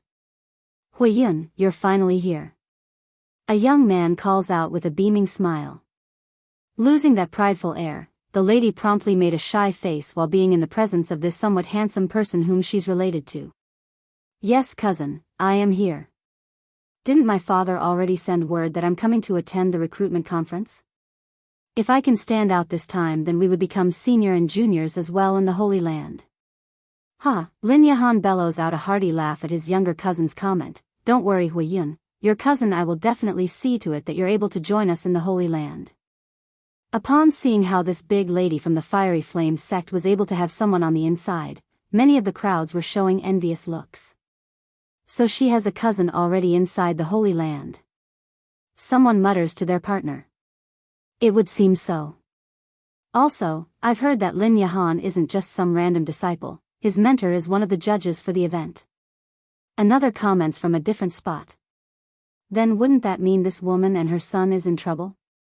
They just offended Miss Huiyun, there's no way the matter would be dropped just like that. Bai Yan did not respond to those various comments, instead she kept her mouth shut and silently listened to their conversations until her face has turned into an ugly frown. To think there's still corruption happening in the Holy Land after I told Shifu to clean out the cancers within here. Son, it looks like we came back at the right time. Curving her lips into a smile, Bai Yan's eye gave off a sharp glint. In any case, I better let Shifus and them know about what's happening here so they can pay better attention to the test. After making that thought, she promptly grabbed hold of the two kids' hand again and walked towards the main gate. Be the judge, for, due to Bai Yan sending word to Chiu Shu Rong, third Shifu, and his two brothers ahead of time, the gatekeepers here already knew Bai Yan was coming thanks to the portrait they were given. Therefore, no identification was needed when she was allowed through. Why didn't this woman need a permission slip to get inside? Does she also have a backer inside the Holy Land? I think so, otherwise why would she dare to go against Miss Huiyun of the Fiery Flame sect? The gossiping voices continued to ring out after the group's departure. Regarding this crucial piece of information regarding Bai Yan's background, Huiyun herself did not hear it when she stopped in her tracks to speak. Cousin, did you see that woman with the two children? Lin Yahan became surprised by the sudden question and asked, what's wrong? The woman's son offended me with his filthy tongue. Cousin, I hope you can set her straight during the preliminary selection. Bitter in her voice, this lady was cold and unmerciful in those eyes. This should be easy for cousin to do since his mentor is an elder here. Don't worry, Huiyun, I will definitely help you vent that frustration out given the opportunity. Lin Yahan breaks out laughing after thinking it was some sort of huge request. If it's merely toying with a contestant, then it's simple for him. Bai Yan did not hear the scheming conversation about herself when entering the Holy Land due to the different direction she took for the Holy Island. She wanted to go see her three Shifus, and it's very likely they are there because the task of maintaining her island has fallen onto the three seniors after she left. Sure enough, the sight of the three seniors sipping tea and sitting on their chairs were soon within view. Towards this picture, she just couldn't resist a smile because it was these three who gave her all the warmth back then, and it was they who outstretched a helping hand during her most difficult time. Yen Yen. Ren Yi, second, was the first to notice the familiar presence nearby. Lighting up in the face as he stood, "You're back." His words instantly roused Jing Qi, first, and Chiu Shu Rong, third, to turn around as well. Showing surprise and joy in their eyes, the two happily got up from their chairs to meet the group. "Oh right, is this little lass the one you were looking for?" Puckering his lips to the side, the first brother acts like a total child despite being so old. Also, why didn't you inform us when you were leaving the Misty Fairy house? We ended up waiting there until your grandfather came to let us know. Bai Yan starts giggling hilariously at her third Shifu's appearance. "Shifus, how is your alchemy doing lately? Have the three of you been practicing the recipes I left behind last time?" Zhengqi, the biggest brother, suddenly shoots an apologetic look to the youngest one before throwing Chiu Shu Rong under the bus. "Me and your second Shifu have successfully refined the recipe you gave us. It's only your third Shifu here who hasn't done so." "Yes, your third Shifu here is too stupid. Disciple, you should harshly punish him." Ren-yi adds, making sure the attention doesn't fall onto himself next. Flushing red from anger and embarrassment, Qiu Shu-rong spews fire at his two traitorous brothers. Would it kill you two old farts to not sell me out? Almost unable to keep herself together after seeing how the three troublesome old fellas are about to start a fight, Bai Yan decides to change the topic. Alright, I'm not here this time to check on your alchemy. There's something else I want to say. What's the matter? For a time, all three pairs of eyes were locked onto the woman's face. I want to enter the holy domain mentioned by the Lord before. The holy domain was the equivalent of the secret domain in the demon realm. Just like all miraculous places that could help bolster one's cultivation by training in there, it's also very dangerous and one would likely not return if the enterer wasn't careful.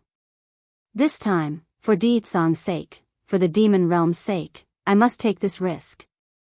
Be the judge. 5. You want to enter the holy domain? Zheng Qi exclaims, this matter must be discussed with the Lord before we go any further. If anything happens to you, not only will us three here be unable to live anymore, the Holy Land will also suffer a great loss. Okay, nodding at her big Shifu's concern, Bai Yan didn't want to force the matter if they are unwilling. I haven't seen him for a long time too, it's a good chance to go visit that old man. Also, I want to ask you three about another matter. Pausing for a second, she wanted to word the question correctly so they don't try to hide anything important. Why is the Holy Land recruiting more disciples? It's like so. It was Qiu Shu-rong who spoke. Sighing like it's not their wish, things are not looking calm out in the mainland. In order to prepare for the crisis that we're sensing, all three major powers are currently recruiting people from the outside to bolster our strength. To accelerate the process quicker, we will by sending the new recruits into the mini-holy domain. More correctly speaking, the holy domain was divided into two parts. One was the mini version, or more correctly the less effective version which Bai Yan had also attended during her time here. As for the bigger one, also more commonly known as the Mirror of Life and Death, was the one which Bai Yan wants to enter this time around. And no matter whichever version one wants to enter, each individual only has one opportunity in a lifetime due to the restrictions placed on the domain. That meant if it wasn't a last resort and very urgent, the Holy Land wouldn't be sending ill-prepared new recruits into the mini version where it's very much possible to be killed if they are not talented and capable. If we're going to be sending those people into the mini domain, then we can't have any unfair corruption happening. We must make sure the test is fair and just. Caressing her chin, Bai Yan solemnly states this to her Shifus. Speaking of which, you came back just in time. The Lord wants you to be the judge for this event. Me? Bai Yan's eye began to narrow into a slit. I have no time to spare. I need to train inside the holy domain. Disciple, you mustn't be impatient. Opening the main holy domain requires time as well. Being the judge for the recruitment conference wouldn't take up much of your time anyways. Scanning the three old fellas with skeptic eyes. Why aren't you three being the judges instead? Be the judges? How silly. Only someone with issues in the brain would want such a troublesome job. All three of them thought of the exact same response, only that they didn't dare to say it aloud. Yen, we're still rough around the edges when refining that new recipe you left us. We need time to hone our skills. Ren-yi, second, only needed a moment to come up with a good excuse since he's the clearest of mind among the three. Then where's Chui Feng? If we have the young lord act as the judge, then it will cause more harm than good. Do you think those females would still care about the test? More like they would try to devour him before anything else. Then Chui. If Chui Feng is out of the question, that younger sister of his is qualified, right? Her? Of course not. With that girl's crazy character, the whole test would likely become a huge mess at the end. Heck, if her mood is bad, she might even burn down the stage down right then and there. All in all, these old farts are convinced on making Bai Yan serve as the judge today. Face-palming herself, the poor woman here suddenly felt like she returned to the Holy Land at a wrong timing. Can I refuse? Her tone grew weak. No. You can't refuse, that's that. This time the judge must be you, and the princess can only be your aide at most. It's likely only you are able to control that lass in this entire place. A determined face, Ren-yi doesn't allow his student here to refuse at all. Mother, Bai Shechen suddenly tugs at his mother's sleeve with his eyes shining. I also want to be an aide. First looking at the little steam bun, then at Bai Yan's face, Dragony was also showing a hopeful face. I also want to help. We'll talk about this later, first I'll meet with the Lord and Chu Yi. Oh right, where is Chu Yi Feng right now? Is here in the Holy Land? Bai Yan asks after a moment of hesitation. Almost immediately, the three seniors' faces were stiff and awkward when they sighed. Be the judge, 6, Bai Yan could already guess the answer after seeing their faces. For that, guilt was all she had to feel for the situation because she owes that man way too much and couldn't return any of those feelings. Let us go, Jingqi, first, pats her shoulder with a bittersweet smile. Although we are eager to have you accept the young lord's feeling, but we also know love cannot be forced. Regardless of what you choose, us three will always support you. Shifu, overflowing with warmth in the heart, Bai Yan makes a genuine smile at their support. You three will always be my Shifu too, now and forever. Ha ha ha. Jingqi laughs aloud. What more can we ask for when you're going that far? Come, we will go see the Lord.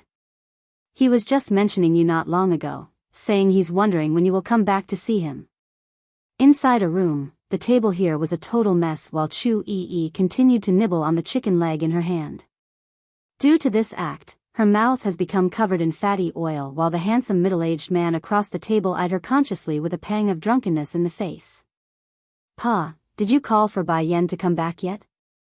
Casually tossing the half-eaten bone to the floor, the young girl locks onto the wine bottle in her old man's protective hand. Not missing this thieving look in his own daughter's face, Lord Chu Ran directly sends a knock on the girl's head with his knuckle and covered up the lid with a cork to stop any chances of a theft. This is something Jingqi, first, spent a lot of effort to get me. I have already given you a sip earlier, don't even think about stealing the rest from your pa. Shooting a warning look, Chu Ran's face told the lass that he will knock her again if those oily fingers so much as moved an inch closer. Also, Bai Yan should be coming back within the next few days according to the elder's word. Oh. Chu Yi's petite face promptly bloomed a shining grin as her eyes lit up. That's wonderful. I have to write a letter to brother so he knows when to come back. Although Bai Yan has already accepted Di Tsang to be her partner, but this troublemaker knows her older brother only needs a glance to be satisfied. Therefore, a sister must do what a sister should, and that's making opportunities whenever possible. When Chu Ran was about to comment some more, an old attendant had hurried through the door and interrupted their conversation. Cupping his fist, the senior spoke, Lord, Princess, Elder Jingqi and Miss Bai Yan is here. Though everyone in the public was now aware of Jingqi and his two brothers taking in a disciple after Bai Changfeng's birthday at the medicine sect, that still doesn't mean they know who exactly this individual was. For this personal attendant of Lord Chu Ran though, the master of the Holy Land, he's one of the few who's truly privy to this secret long before everyone else. What? She's back? So fast? Lord Chu Ran jerks up from his seat in a panic.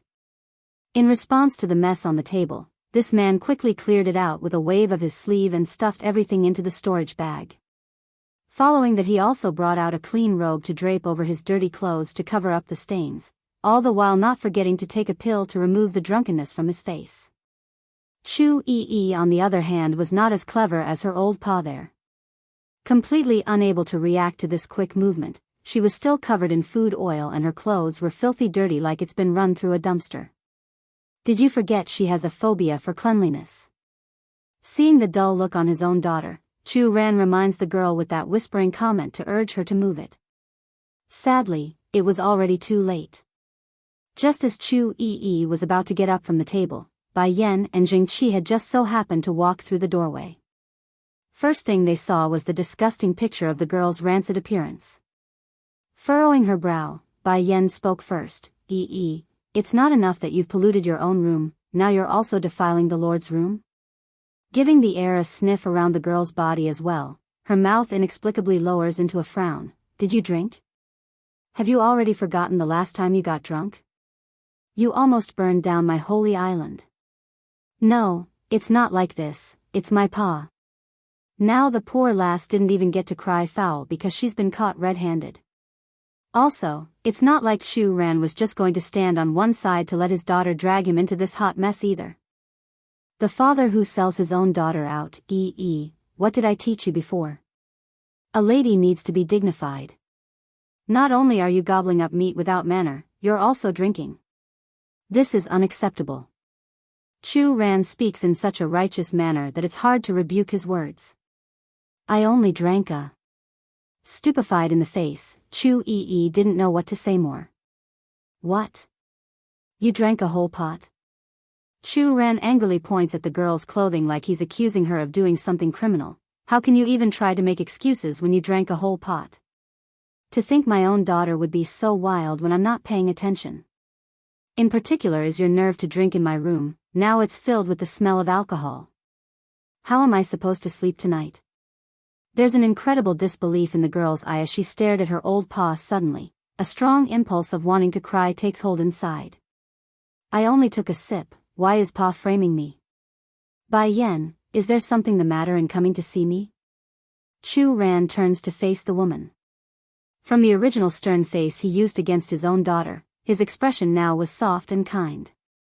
This girl has always tried to hide away from me ever since I attempted to hook her up with my son. If she's not needing something, then there's no way she would come of her own. Lord, remember what you said when I came out of the mini-domain? I wish to enter the main one to continue my training. May I go in?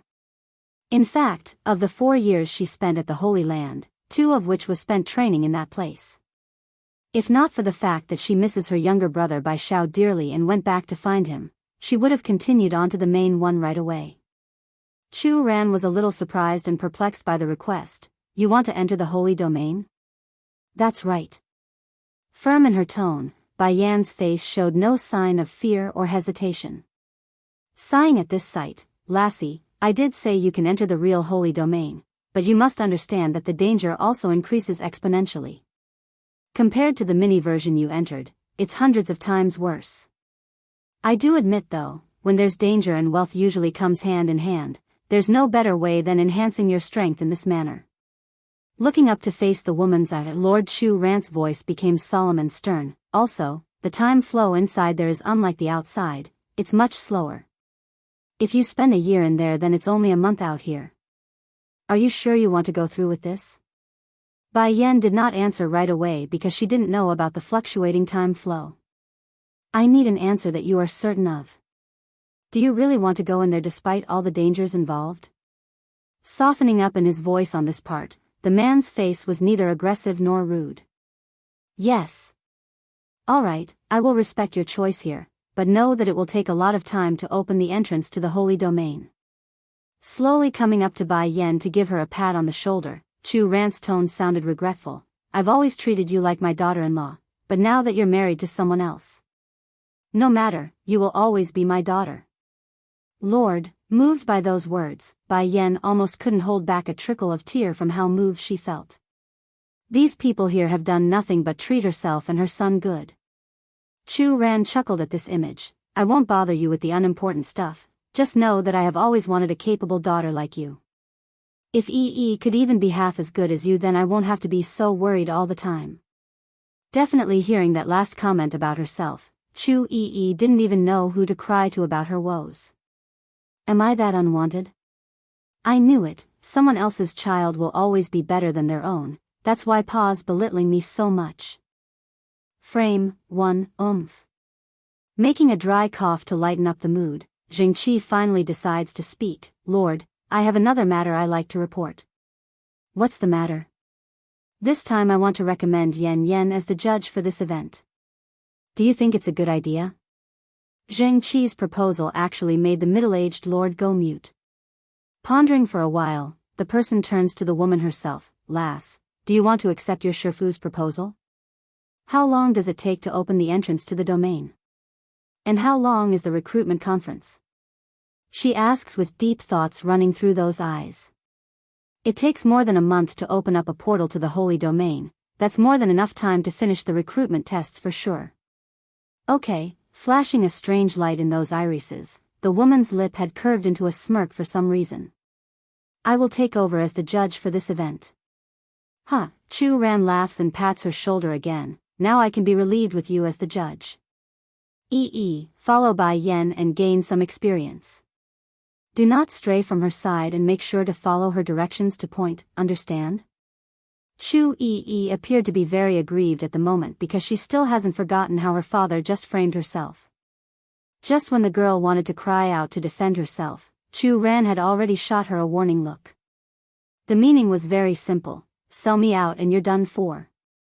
Perhaps it's how terrible that look was, but the troublemaker actually cowered for once. Shaking her head like a rocking drum, she didn't say anything like instructed. A humph. Zhengqi coughs again to gain their attention. Since we're finished with what we came to ask, then we will take our leave first. I still have something to ask my student here in private. Arching his old fist, the elder pulled Bai Yen along until they are completely out of sight. Relieved at the close call, Chu Ren immediately breaks out into a grin like his own daughter does when she's done something bad. In a wave of his sleeve, the dishes that he hid away was now back on the table. Let's continue. Laughing heartily, he smoothly takes a seat to warrant a disgruntled face from the girl. Forget it, I'm going to look for Bai Yen. Wait. Seeing how quickly the lass was moving, Chu Ran promptly cried out, remember what I told you.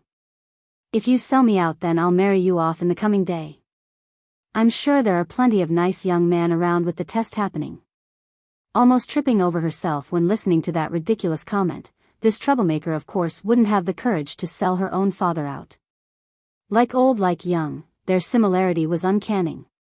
In the coming days the private grounds of the Holy Land had become much noisier compared due to the large influx of people. In order to not allow this ruckus to disturb the disciples that's already inside training, the attendees were all gathered on the outer rim inside one courtyard for easy management. At this time, a certain lady was anxiously pacing back and forth inside a little room with her gorgeously red dress when the door was pushed open. Big cousin, what did your mentor say? Did he agree to help us? Lin Yahan sighed helplessly when facing his younger cousin. Hui Yun, I'm afraid this time I won't be able to help you. In that instant, the ecstatic expression on the lady's face had frozen over. Why cousin, your mentor's status is exceptionally high here, how come he won't help us? Or is he unwilling? Frame, 2, cousin, you misunderstood what I mean. It's not that my mentor doesn't want to help you, rather something unexpected has happened. The judge for the test has been changed to someone else. That individual is so mysterious that I can't even find out who it is after spending all morning asking around. Bittersweet in the face, Lin Yahan honestly thought the matter would be easily handled with his connections. Who could have thought it would make a sudden twist at the end? Upon this explanation, the lady herself wasn't looking so good either. No one knows herself better. Unlike the talented geniuses from the other sects, she herself was nothing but a fraud. What talent and ability to tame snakes? They're all boastful lies made by her own sect. For example, this silvery snake around her wrist was subdued by an elder and then handed to herself. If not for the accessories around her body that could suppress others' ability to examine her true strength, the public would have long exposed herself. Now imagine someone poking fun at her in front of the public. That's equivalent to playing with dynamite, hence the reason she's so obsessed with removing Bai Yen. Cousin, can you help inquire about that judge then? As long as I know who that person is, then I'm sure I can get them to help me. Tightly gripping her fist, Hui Yun raises her hopeful face to meet those eyes. Looking at his little cousin's pitiful appearance, the young man just couldn't help but shake his head. The Holy Land is very confidential about the identity, and my mentor doesn't even know where that person came from. Also, you would never guess, the princess of the Holy Land will be attending the test as her aide. Hui Yun was shocked by this news. If even that evil princess is only worthy of being her aide, then what kind of background does that one has? However, you don't have to worry. Aside from the mysterious judge and the princess, there are some other disciples helping them as well. As it so happens, I know one of them and have a good relationship. Through him, I can guarantee your selection. Raising those lips, Lin Yahan makes a smile he believes to be quite handsome. After all, no one person can take into account of the entire test. When none is looking, I'll make my move and have you win. Huiyun finally breathed a sigh of relief. Punching the young man's chest like a shy little maiden. Cousin, I'm so happy you thought of everything for me. Why didn't you tell me earlier? Making me all worried and stuff. By the way, do you know that woman's identity yet, the one I told you about? Feeling the soft tender hand against his own flesh, then seeing that pristinely white skin around the girl's neck that's almost showing the coveted part, Lin Yahan gulps hard. I've had my people check on her already. Don't worry Huiyun, your big cousin here won't let you down. Of course, I will always have confidence in you big cousin. You have never let me down before. Hanging that head low like she's all shy and stuff, just that I hope you can help me make that woman disappear during the selection. I don't want to meet her and her son. Ha ha ha. Laughing, Lin Yahan went ahead to begin caressing the girl's hand. Don't worry Huiyun, I will do my best. Though I can't directly dismiss that woman due to them all having some sort of background, however. Frame 3, slightly narrowing in his eyes, a flash of coldness flickers in the man's iris. I have a way to make that woman lose her reputation and standing. Once that's done, it will be easy to expel her from the Holy Land. By then she won't be able to compete with you anymore. Nothing but a woman, I can easily deal with her since I'm a disciple here. No one will be able to displease my little cousin here. In no time at all, 3 days had come and went just like that. For those coming to attend, they are now gathered at the venue awaiting the start of the test. Among those standing out the most had to be Huiyun due to the large entourage she gathered around herself. She exuded the air of proudness, yet cold and distant like a figure of superior status. Nevertheless, the facade on the outside could never hide the impatience on that face. Miss. Suddenly, the maid to the lady's side speaks up, that woman is coming. Shooting her attention over to the indicated direction, Huiyun could see the mentioned woman and 2 adorable-looking children. Under the glistening ray of the afternoon sun, the woman was gorgeous and mesmerizing in that rosy red dress, a true fit. Meanwhile the little boy holding the left hand wasn't so bad either. Donning a purple robe of noble air, it's hard to imagine why such a small child could produce such strong momentum. As to the young missy that's holding the right hand, she's sweet and pretty to look at. Anyone seeing this picture would simply want to be melted away by that cuteness. This woman is finally here. Darkening in the face until it's somewhat menacing, do you remember what I told you before? The maid nodded hurriedly, of course milady, I remember everything very clearly. Good. Huiyun sneers, cousin is right, this woman deserves to have her reputation ruined. Just as Bai Yan was in the middle of leading her 2 little kids up to the main stage to oversee the test, a sudden sarcastic voice had caught her ear. Some people are really shameless nowadays. Even though they are without true skill or ability, they still want to participate in the test. And to think they would try to bribe the judges' people just so they can be selected. How can such people be so dumb to think the members of the Holy Land are that easy to be bribed? Bai Yan's forehead immediately furrowed up as she came to a stop. Loosening her grip around the 2 kids' hand, she swings around to lock eyes with the owner of that voice, the maid. Just now, are you talking about me? The maid scoffs, clearly unfazed by the attention, am I wrong? I personally saw you trying to bribe a disciple earlier. Where do you think we are? How can a member of the Holy Land be bribed by the likes of you? Xiao Ling. Not giving Bai Yan a chance to speak, Huiyun pretends to cut her own maid off by asking for more details. What do you mean by those words? The maid that's known as Xiao Ling complied just like planned. Milady, it's like this. Earlier when I was out getting something for you, I saw this woman trying to bribe one of the Holy Land's disciple and even tried to use her own body to tempt the poor guy. Of course, I picked up the reasoning is so she can be selected during the test. I truly can't stand for such filth and refuse to let someone so low to be in the same event as you milady, that's why I'm exposing her before the public. Frame 4. This story has been rehearsed by these 2 countless times already, naturally they wouldn't mess it up. Couple this with their distasteful expression, everyone around quickly fell victim to their words. What? Hui Yun looked shocked on the face as she cupped her mouth like she's just heard the most incredible thing. Slightly shaky in her body to add weight, those eyes are unabatingly disgusted. You, how could you do such a thing? Your sect must be ashamed of you. Many among the crowd had started to exclaim as well. In that instant, just about everyone near Bai Yan's location had pushed backwards like she's some sort of scourge and would taint them as well just by being close. Dragony didn't take this well at all when watching their negative outlook. Almost beet red from the unabated anger she felt, the little missy was ready to lash out and tear off the maid's mouth when a hand reached over to stop her. Prince, looking aggrieved in the face, the young lady didn't forget to shoot a vicious glare over to the maid while speaking. Unlike his friend here, Bai Xiachen didn't get flustered at all. In fact, his foxy eyes were looking rather amused like he's scheming a plan of his own. Don't be so impulsive, Dragony, just wait and watch. These people want to frame Mother? They should have confirmed what sort of background we have first. You just said I bribed a disciple? Then I like to ask where that individual is. Why don't you call him out to attest to your story?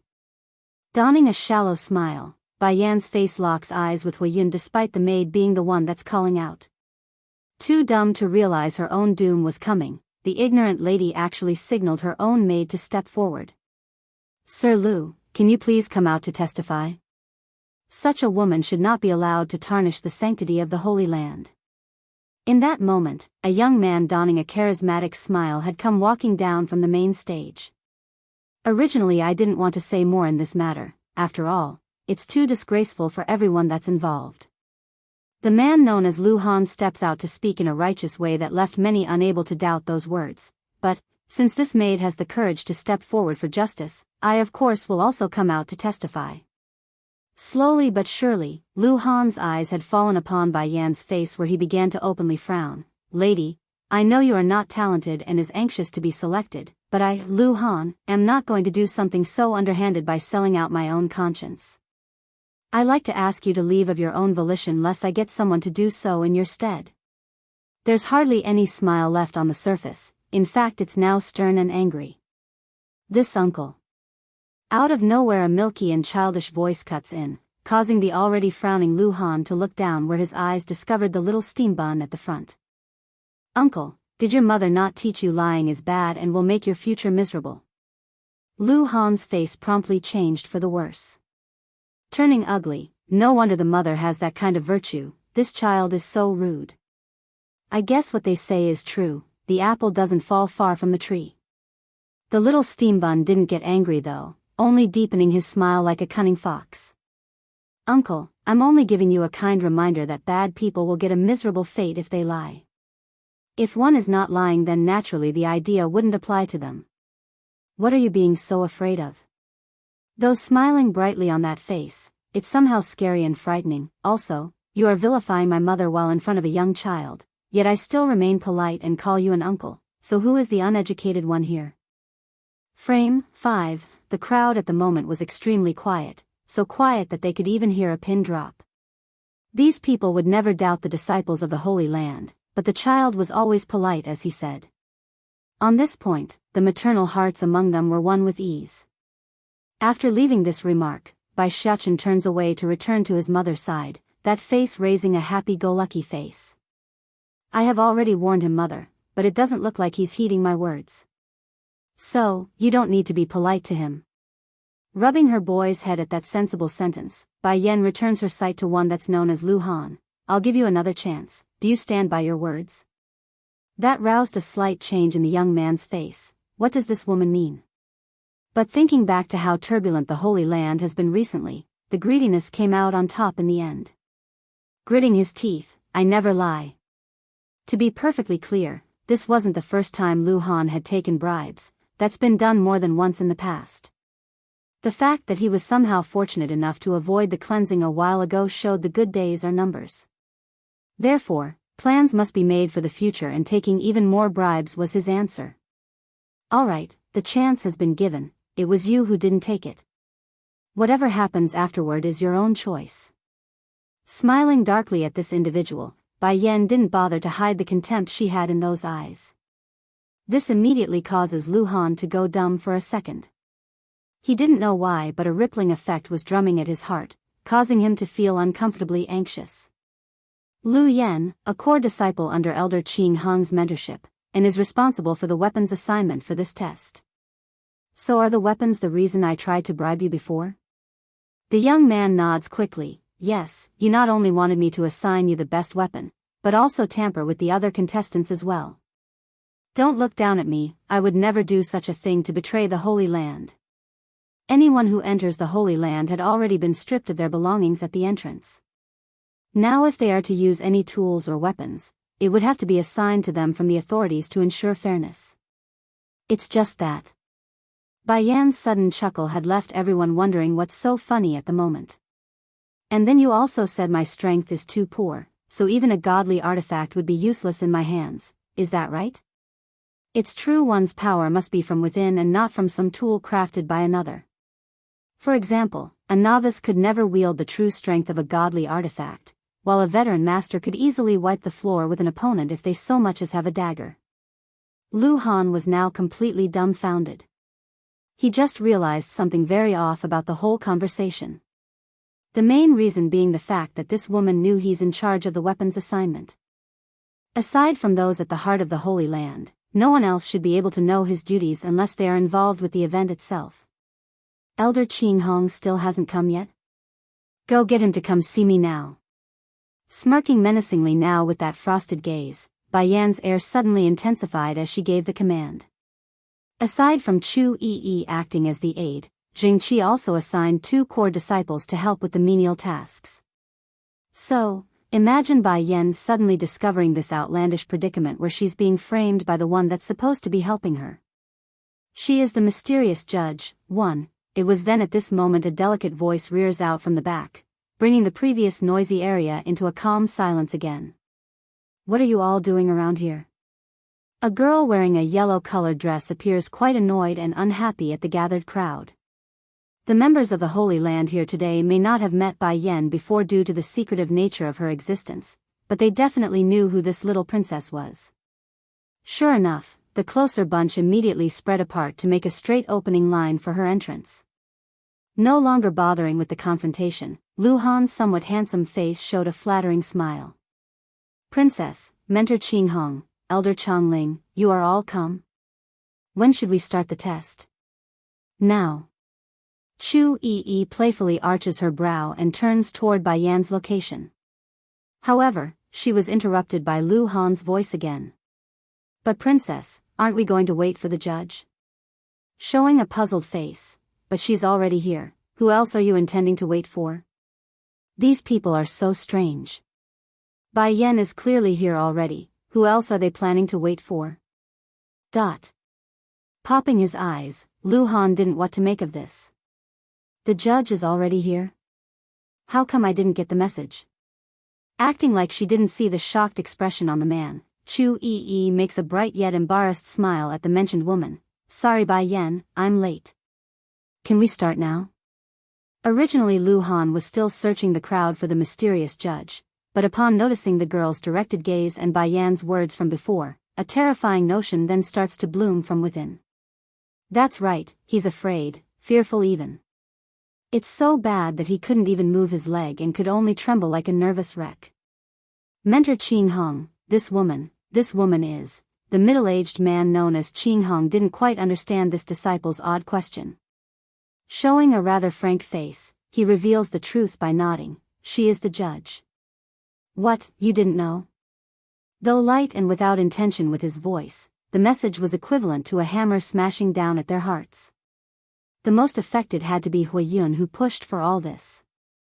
If not for the maid next to herself, this lady who had a poisonous heart would have already collapsed to the ground. This can't be, this woman isn't here to take the test, but to judge it? No. Gripping her hand until it's an unhealthy white, one would find it difficult to comprehend the sort of emotions this girl must be experiencing. Wait a minute. Bai Yan raises a hand to stop Chu Yi from pulling her up the stage. Instead she locks eye with the accuser using that dangerous smile. Didn't you say I'm undertalented? This one sentence alone was enough to leave the princess choking in the throat. She was already confused to begin with, but now she's just shocked. Undertalented? If Bai Yan is undertalented, then there won't be any talented out there in this world.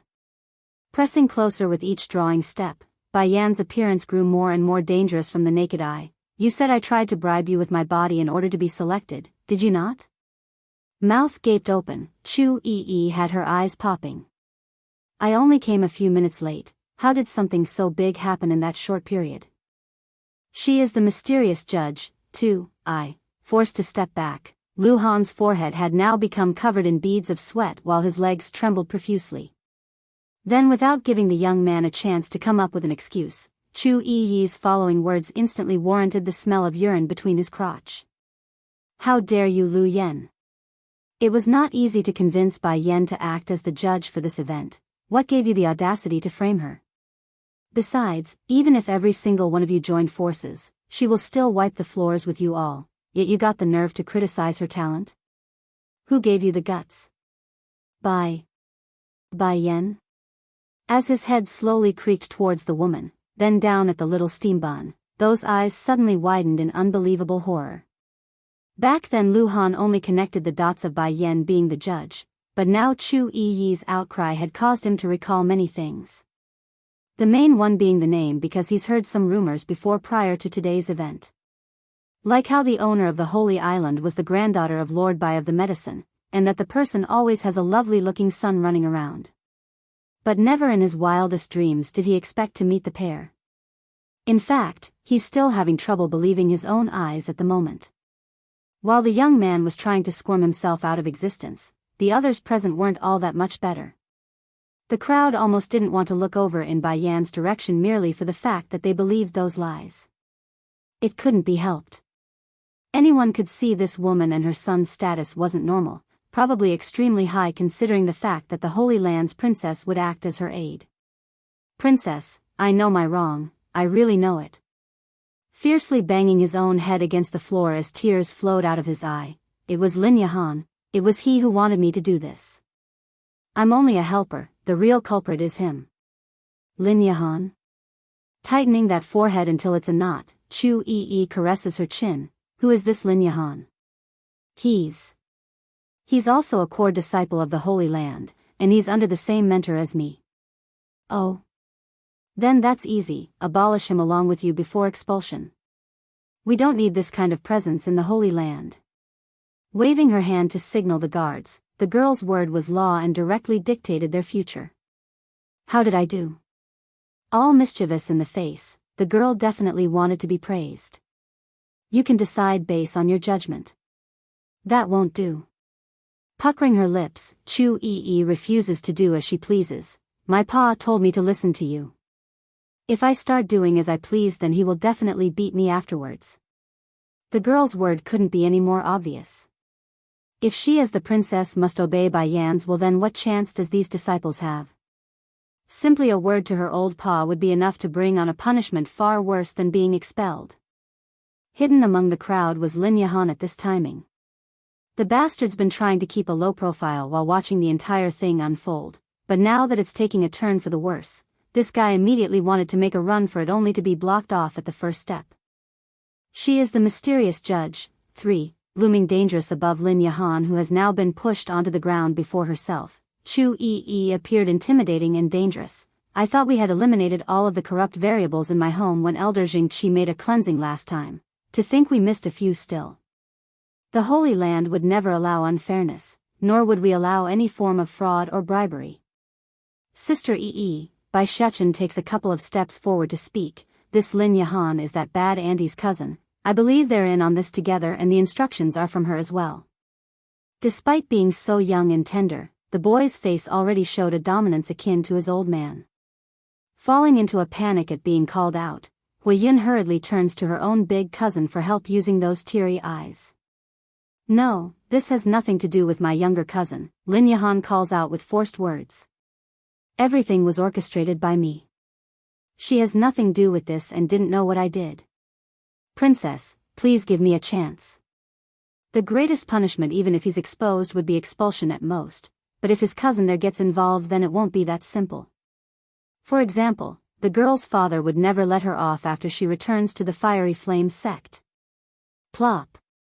The maid that's involved had also gotten to her knees by this stage. Banging her head against the cold hard floor, blood was quickly seeping out from the forehead and staining the marble tiles over the intense force. Everything is just like Sir Yahan says, this has nothing to do with my lady here and is our fault only. I was the one who went to him because I wanted to get even for my lady. Streaking with tears in the face, this maid carried a look of self-destruction. If I carry all of the responsibility, then at most it's just my death, but if the lady here also gets harmed, then my brother at the Fiery Flame sect will also be killed. Seeing how these two people are willing to take the blame off her shoulder, Huiyun naturally became relieved inside. Making a pretentious face of apology, "Lady, I know you have a deep misunderstanding of me, and it's true my maid is at fault this time because of my failure in disciplining her. However, I have always lived my life on a morally high standard. I hope you can stop your son from framing me." Her words were earnest and hopeful, like she's truly being wronged. "So you want to stay and continue the test?" Raising a smirk, Bai Yan remains unfazed at having her son being called a liar. "Is that right?"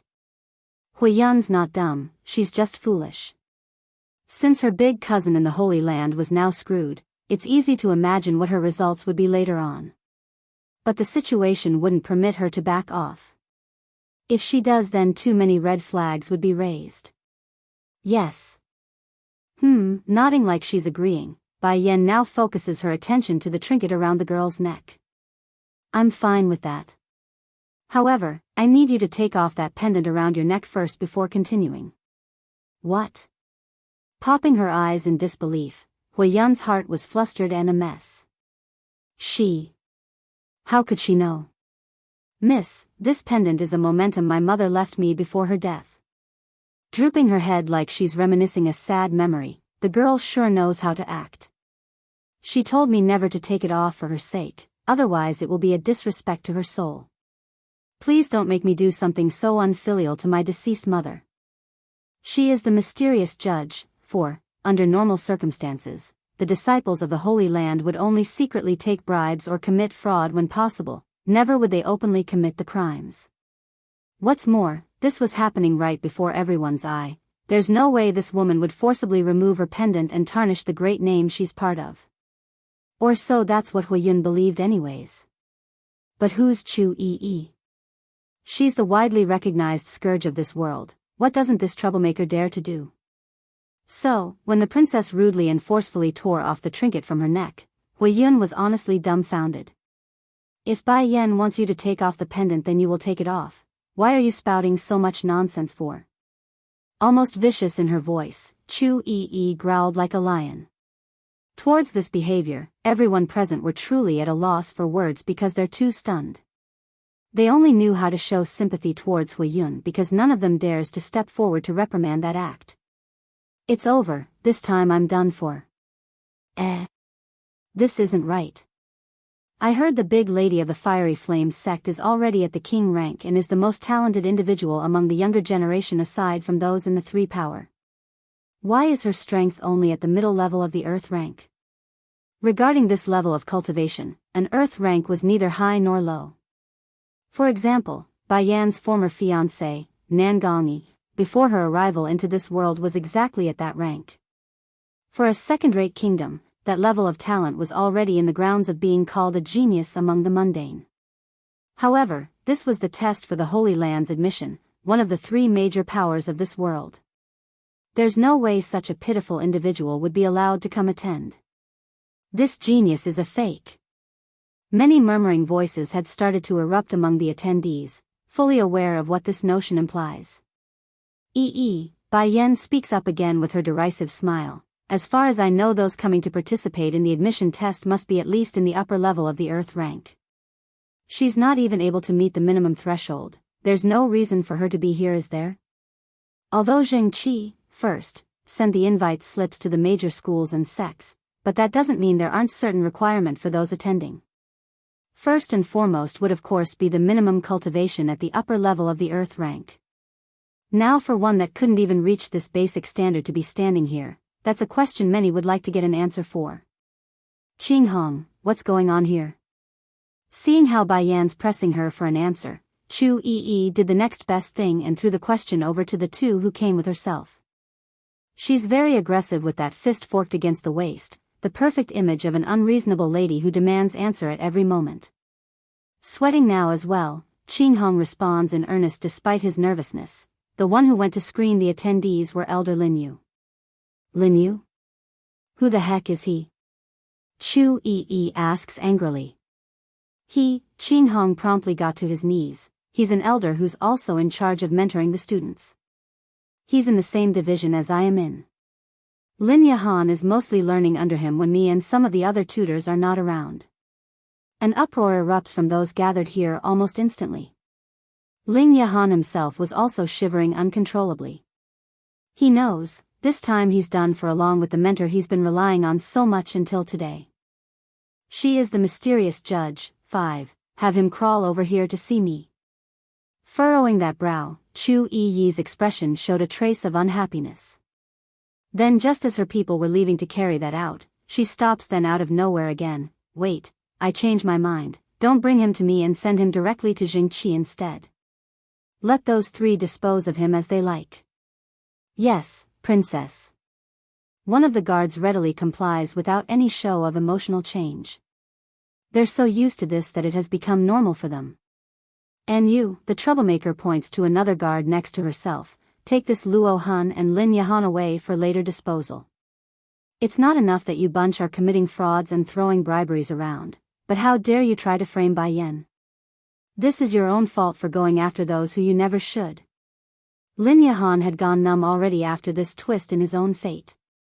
Paralyzed on the ground, he closes his eyes and opens them again like he's given up. It looks like I'm unable to help my cousin this time. Princess, Miss Bai Yan. Bypassing the instigators of all this, the third perpetrator Lu Han started to bang his head in front of the two ladies. I know my wrong, I really know it now. Please spare me this one time, I'll do anything to make up for this. Spare you? Bai Yan's expression was that of contempt and ridicule towards the kowtowing man. What do you think would happen if I wasn't the judge of this test? Wouldn't your scheme have worked? Stunned for words, Lu Han couldn't refute that claim. If Bai Yan was merely an ordinary person who came to take the entrance exam, then yes, his lies would have destroyed her reputation and name. I believe I don't need to say any more on what the outcome would have been like. Using her feet, Bai Yan ruthlessly stomps down at Lu Han's head to press him firmly to the dirt like the filth that he was.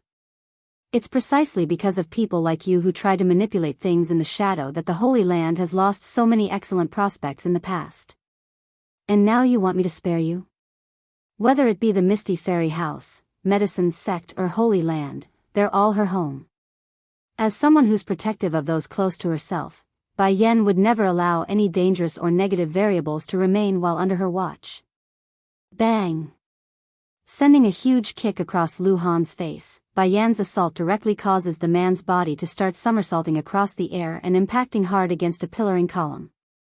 It's brutally painful just from looking at it, so let's not imagine how much damage it must have caused based on the blood pouring out of that mouth. And as if the first hit wasn't enough, the man was absolutely horrified when he glanced upwards to find the reddish figure of the woman floating right up to his face. He wanted to resist out of instinct to survive, but his body had already been so injured that he couldn't even budge. Pop! Flexing her fingers into a hook-like shape, Bai Yan claws down at that shoulder and made a snapping gesture. In that instant, the sound of brittle bone breaking had sent the crowd flinching. It also didn't help that the heart-lunging scream coming out of the man's throat was ear-piercingly loud. Making an example of this individual, Bai Yan then shifts her sword-like gaze over to the surrounding people. If I find another case like this among anyone here, he will be the model in which you can expect for yourself. Without so much as a warning, a beam of light shoots out of Bai Yan's fingertip and into Lu Han's stomach and straight into his dantian. That was it, the man's core was now crushed and destroyed, forever crippling him and leaving him no more than a mortal without any power. She is the mysterious judge. 6. Miss, someone among the crowd meekly raises a hand.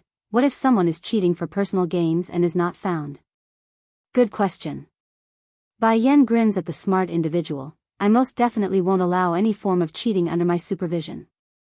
However, I also know I cannot always be the judge of these examinations. In order to curb such things from happening in the future, anyone who discovers any unfair disadvantage is free to report it an elder of the Holy Land. If someone is found guilty of the crime, then the punishment will be the same as this fool right here. Of course, the complaint would have to be investigated first. If found true and the person did receive a bribe, or something just as bad, the end result wouldn't be as simple as being expelled from the Holy Land anymore.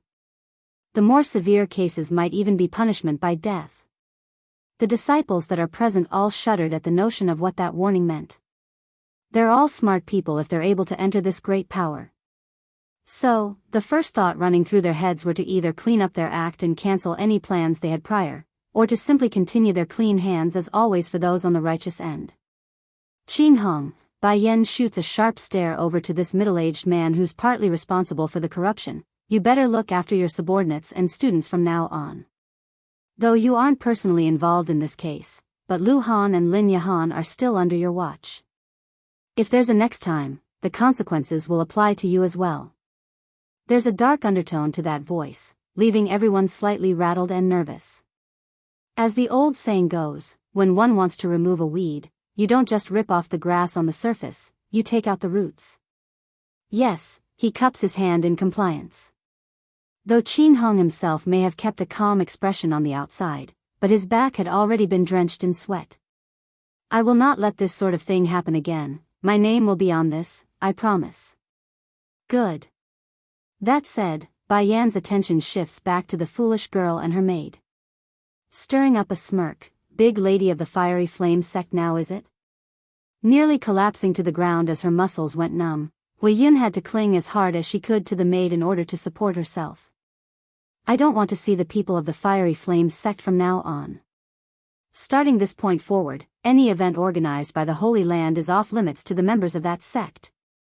The order has already doomed the fiery flame sect. Bai Yan may not have directly issued the destruction of that power, but the other factions and schools would surely distance themselves from them. Without connection and support, it would just be a matter of time before they decline and disappear. Understanding the consequences of her own actions, Hui Yun's heart grew exceptional anxious and fearful. Tearing up in the eyes, Miss, please.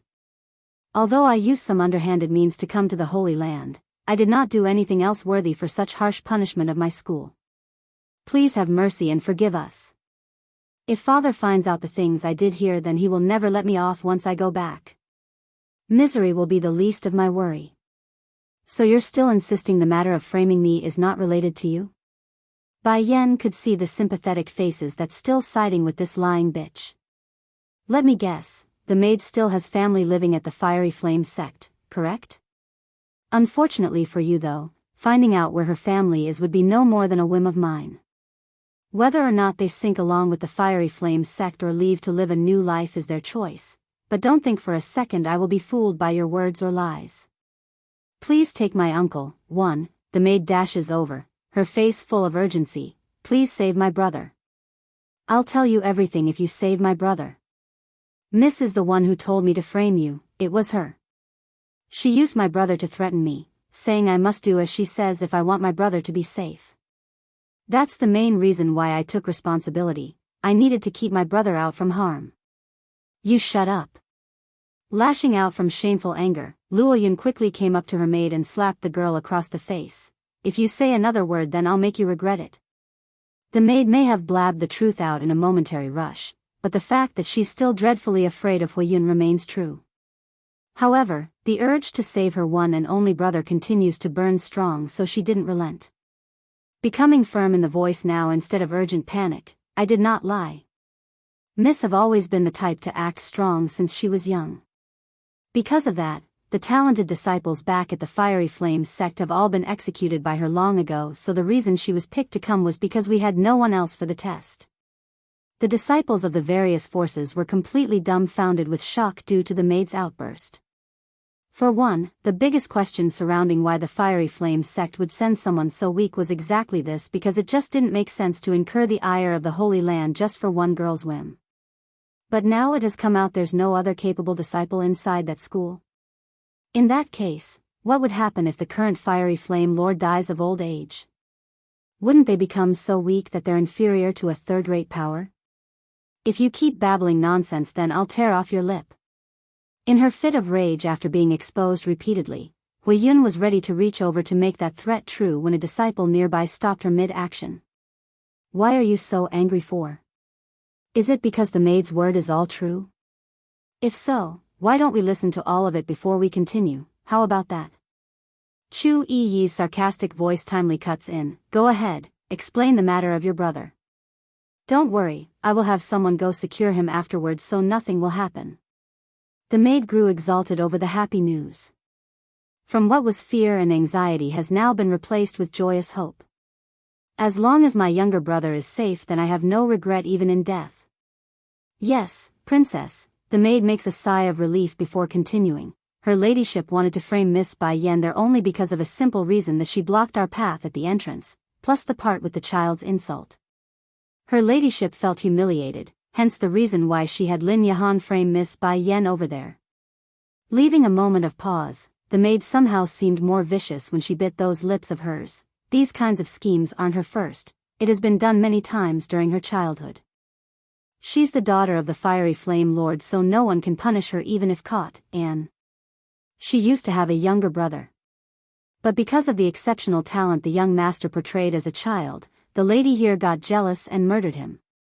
Please take my uncle, too, boom. The maid's truthful words were akin to a lightning strike from above, leaving all of these unsuspecting people unable to speak due to the grim nature of the story. In order to consolidate her own position, she would kill the countless geniuses within her own sect and murder his own little brother as well. Funniest part of all was the fact that they all took this woman as a kind-hearted and gentle person. How laughable. Shut up, shut up. Shaking profusely, Hui Yun's face was wrought with foul fury where even her nails had embedded themselves into her palm.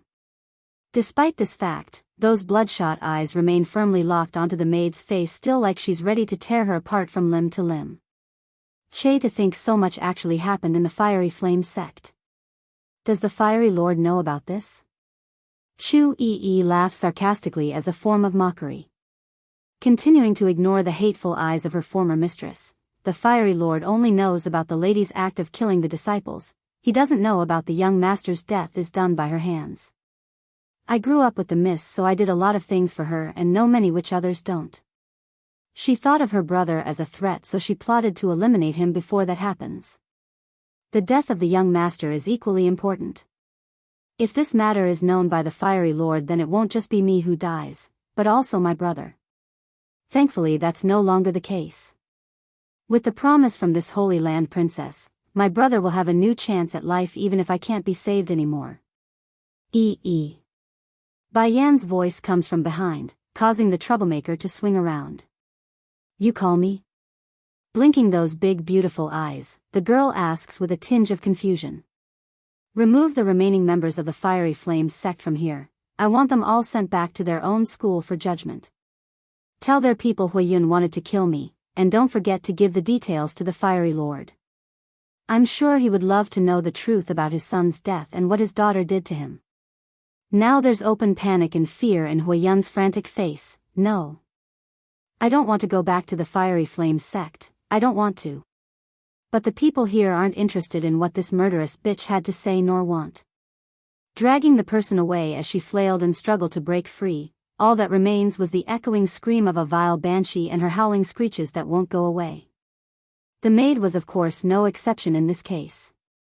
However, Chu Yi did promise her the younger brother would be saved, so that's one good thing that came of this fiasco.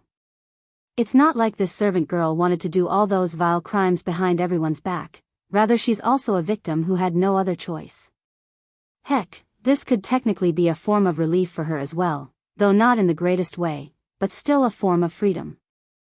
Now that everything is finished, it's now time for the formal examination test. Coming up to the main stage, Bai Yan smoothly takes her rightful seat in the main panel. The time duration for this will be half a month. Prepare yourselves everyone, I'll be opening the main portal in a moment. Those who survive throughout the event shall be rewarded with the position of joining us in the Holy Land. But what happens to those who die? One of the attendees raises a question. There is no need to worry about that matter. The part that's being transported to the holy domain is only your spiritual soul. Your main body will still be here waiting for you. Though the death won't cause any permanent harm, do know that upon your return the likely result is a month on the bed if you fail. Please take my uncle. 3. Getting up from her seat, Bai Yan's existence was absolutely stunning under the sun's glistening ray. The weapons have already been prepared for you all. Once you are equipped, head over to the prearranged site. Yes, ma'am. Power in their voices, the crowds of people were filled with anticipation in their eyes. Finished with the presentation, Bai Yan was the first to walk off, followed closely by the princess second. However, her eyes didn't miss the woman wearing the peachy-colored dress among the masses despite her indifferent appearance. Feng Wan, I advise you to be my woman, I will keep you safe. Laughing in a sinister manner, the man next to the peachy girl was ugly and repulsive once Bai Yan's group was out of sight. Otherwise, you might not even make it through the first day with your strength.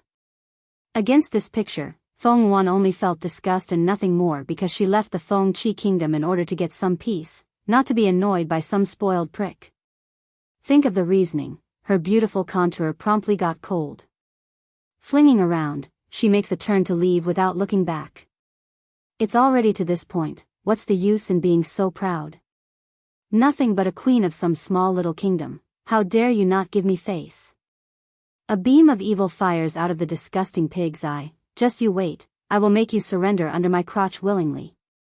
Bai Yan, that woman just now. You know each other? The princess nosily gets up to ask her friend after noticing how the extra attention. Others may not be aware of this, but Bai Yan would never bother to give anyone unrelated an extra glance if they are unimportant. That's how Chu Yi knew the other person must mean something. Sure enough, there's a slight reactionary smile from the woman. No, we don't. Then why are you? I may not know her, but that doesn't mean others don't. Swinging around, do you still remember my big cousin Lan Shaoling? Blinking her pretty eyes in a clueless fashion, you mean, this woman and Shaoling, they're related? Yes, that's right. Bai Yan narrows in her eyes as if recalling something. She's the queen of the Feng Qi kingdom, and is good friends with my cousin Shaoling. I heard he recently rejected her after she confessed. To think she would appear here of all places after leaving her home. Popping her eyes in shock, Chu Yi found this news absolutely scandalous. But why? How can Shaoling reject such a beautiful woman like her? I don't think it's like that. Perhaps it's because too many things were happening with the Lan family back then, that's why my cousin didn't accept her. He thought he doesn't deserve someone like that. But after the events at the medicine sect and how I told them to take care of the Lan family, big cousin immediately went back to find her. It's just that by then the girl was already gone and nowhere to be found. Tilting her head curiously, how come you know so much details? Grinning at the troublesome lass's question, Bai Yan frankly answers, did you forget what my flower brothel does? If it's anything related to the four kingdoms then you can be sure I will get wind of it. She then went ahead to pinch the lass's nose like the very notion of a woman's gossipy nature didn't occur within herself. Then, should we tell Shaoling's feeling to Feng Wan? Please take my uncle, for, no need, I won't intervene in other people's feelings, not to mention this needs to solve by their own hands.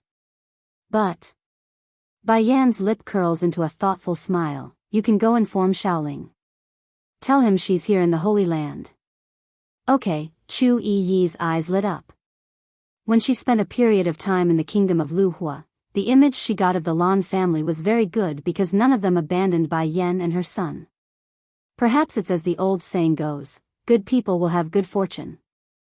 Oh right, a young and handsome face appears in the princess's mind just then. Bai Yan, do you still not have word on Bai Zhao's whereabout yet?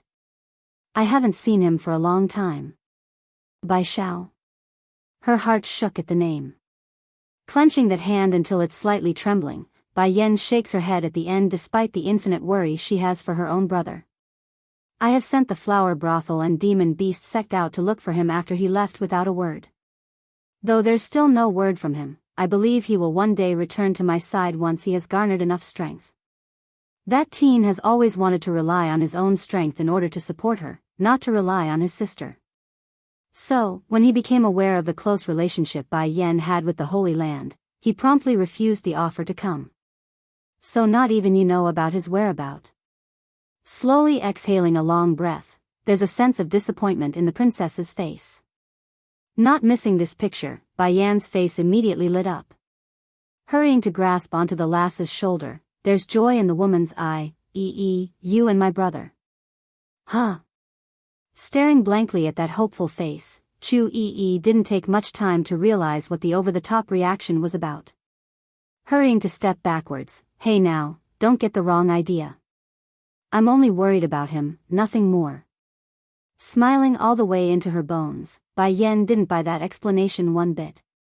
Patting the lass's shoulder like a good older sister, although we weren't able to become family, but this is also a good turn of event. The princess makes a baffled face. Indeed, this time Bai Yan's misunderstanding was a serious one. It's then the little steambun also pops his nosy head from somewhere. Grinning on the face like his mother, Sister cares about uncle, that must mean she likes him. Perhaps it won't be long before I can start calling her auntie instead. Auntie. Always a supportive, Dragony follows up with that word like a happy-go-lucky kid who just learned of a new word. In that instant, not even Chu Yi's thick face could remain unfazed. Blushing hard, what are you saying, Shechen? And you, Dragony, what are you trying to do? I and him, we're not like that.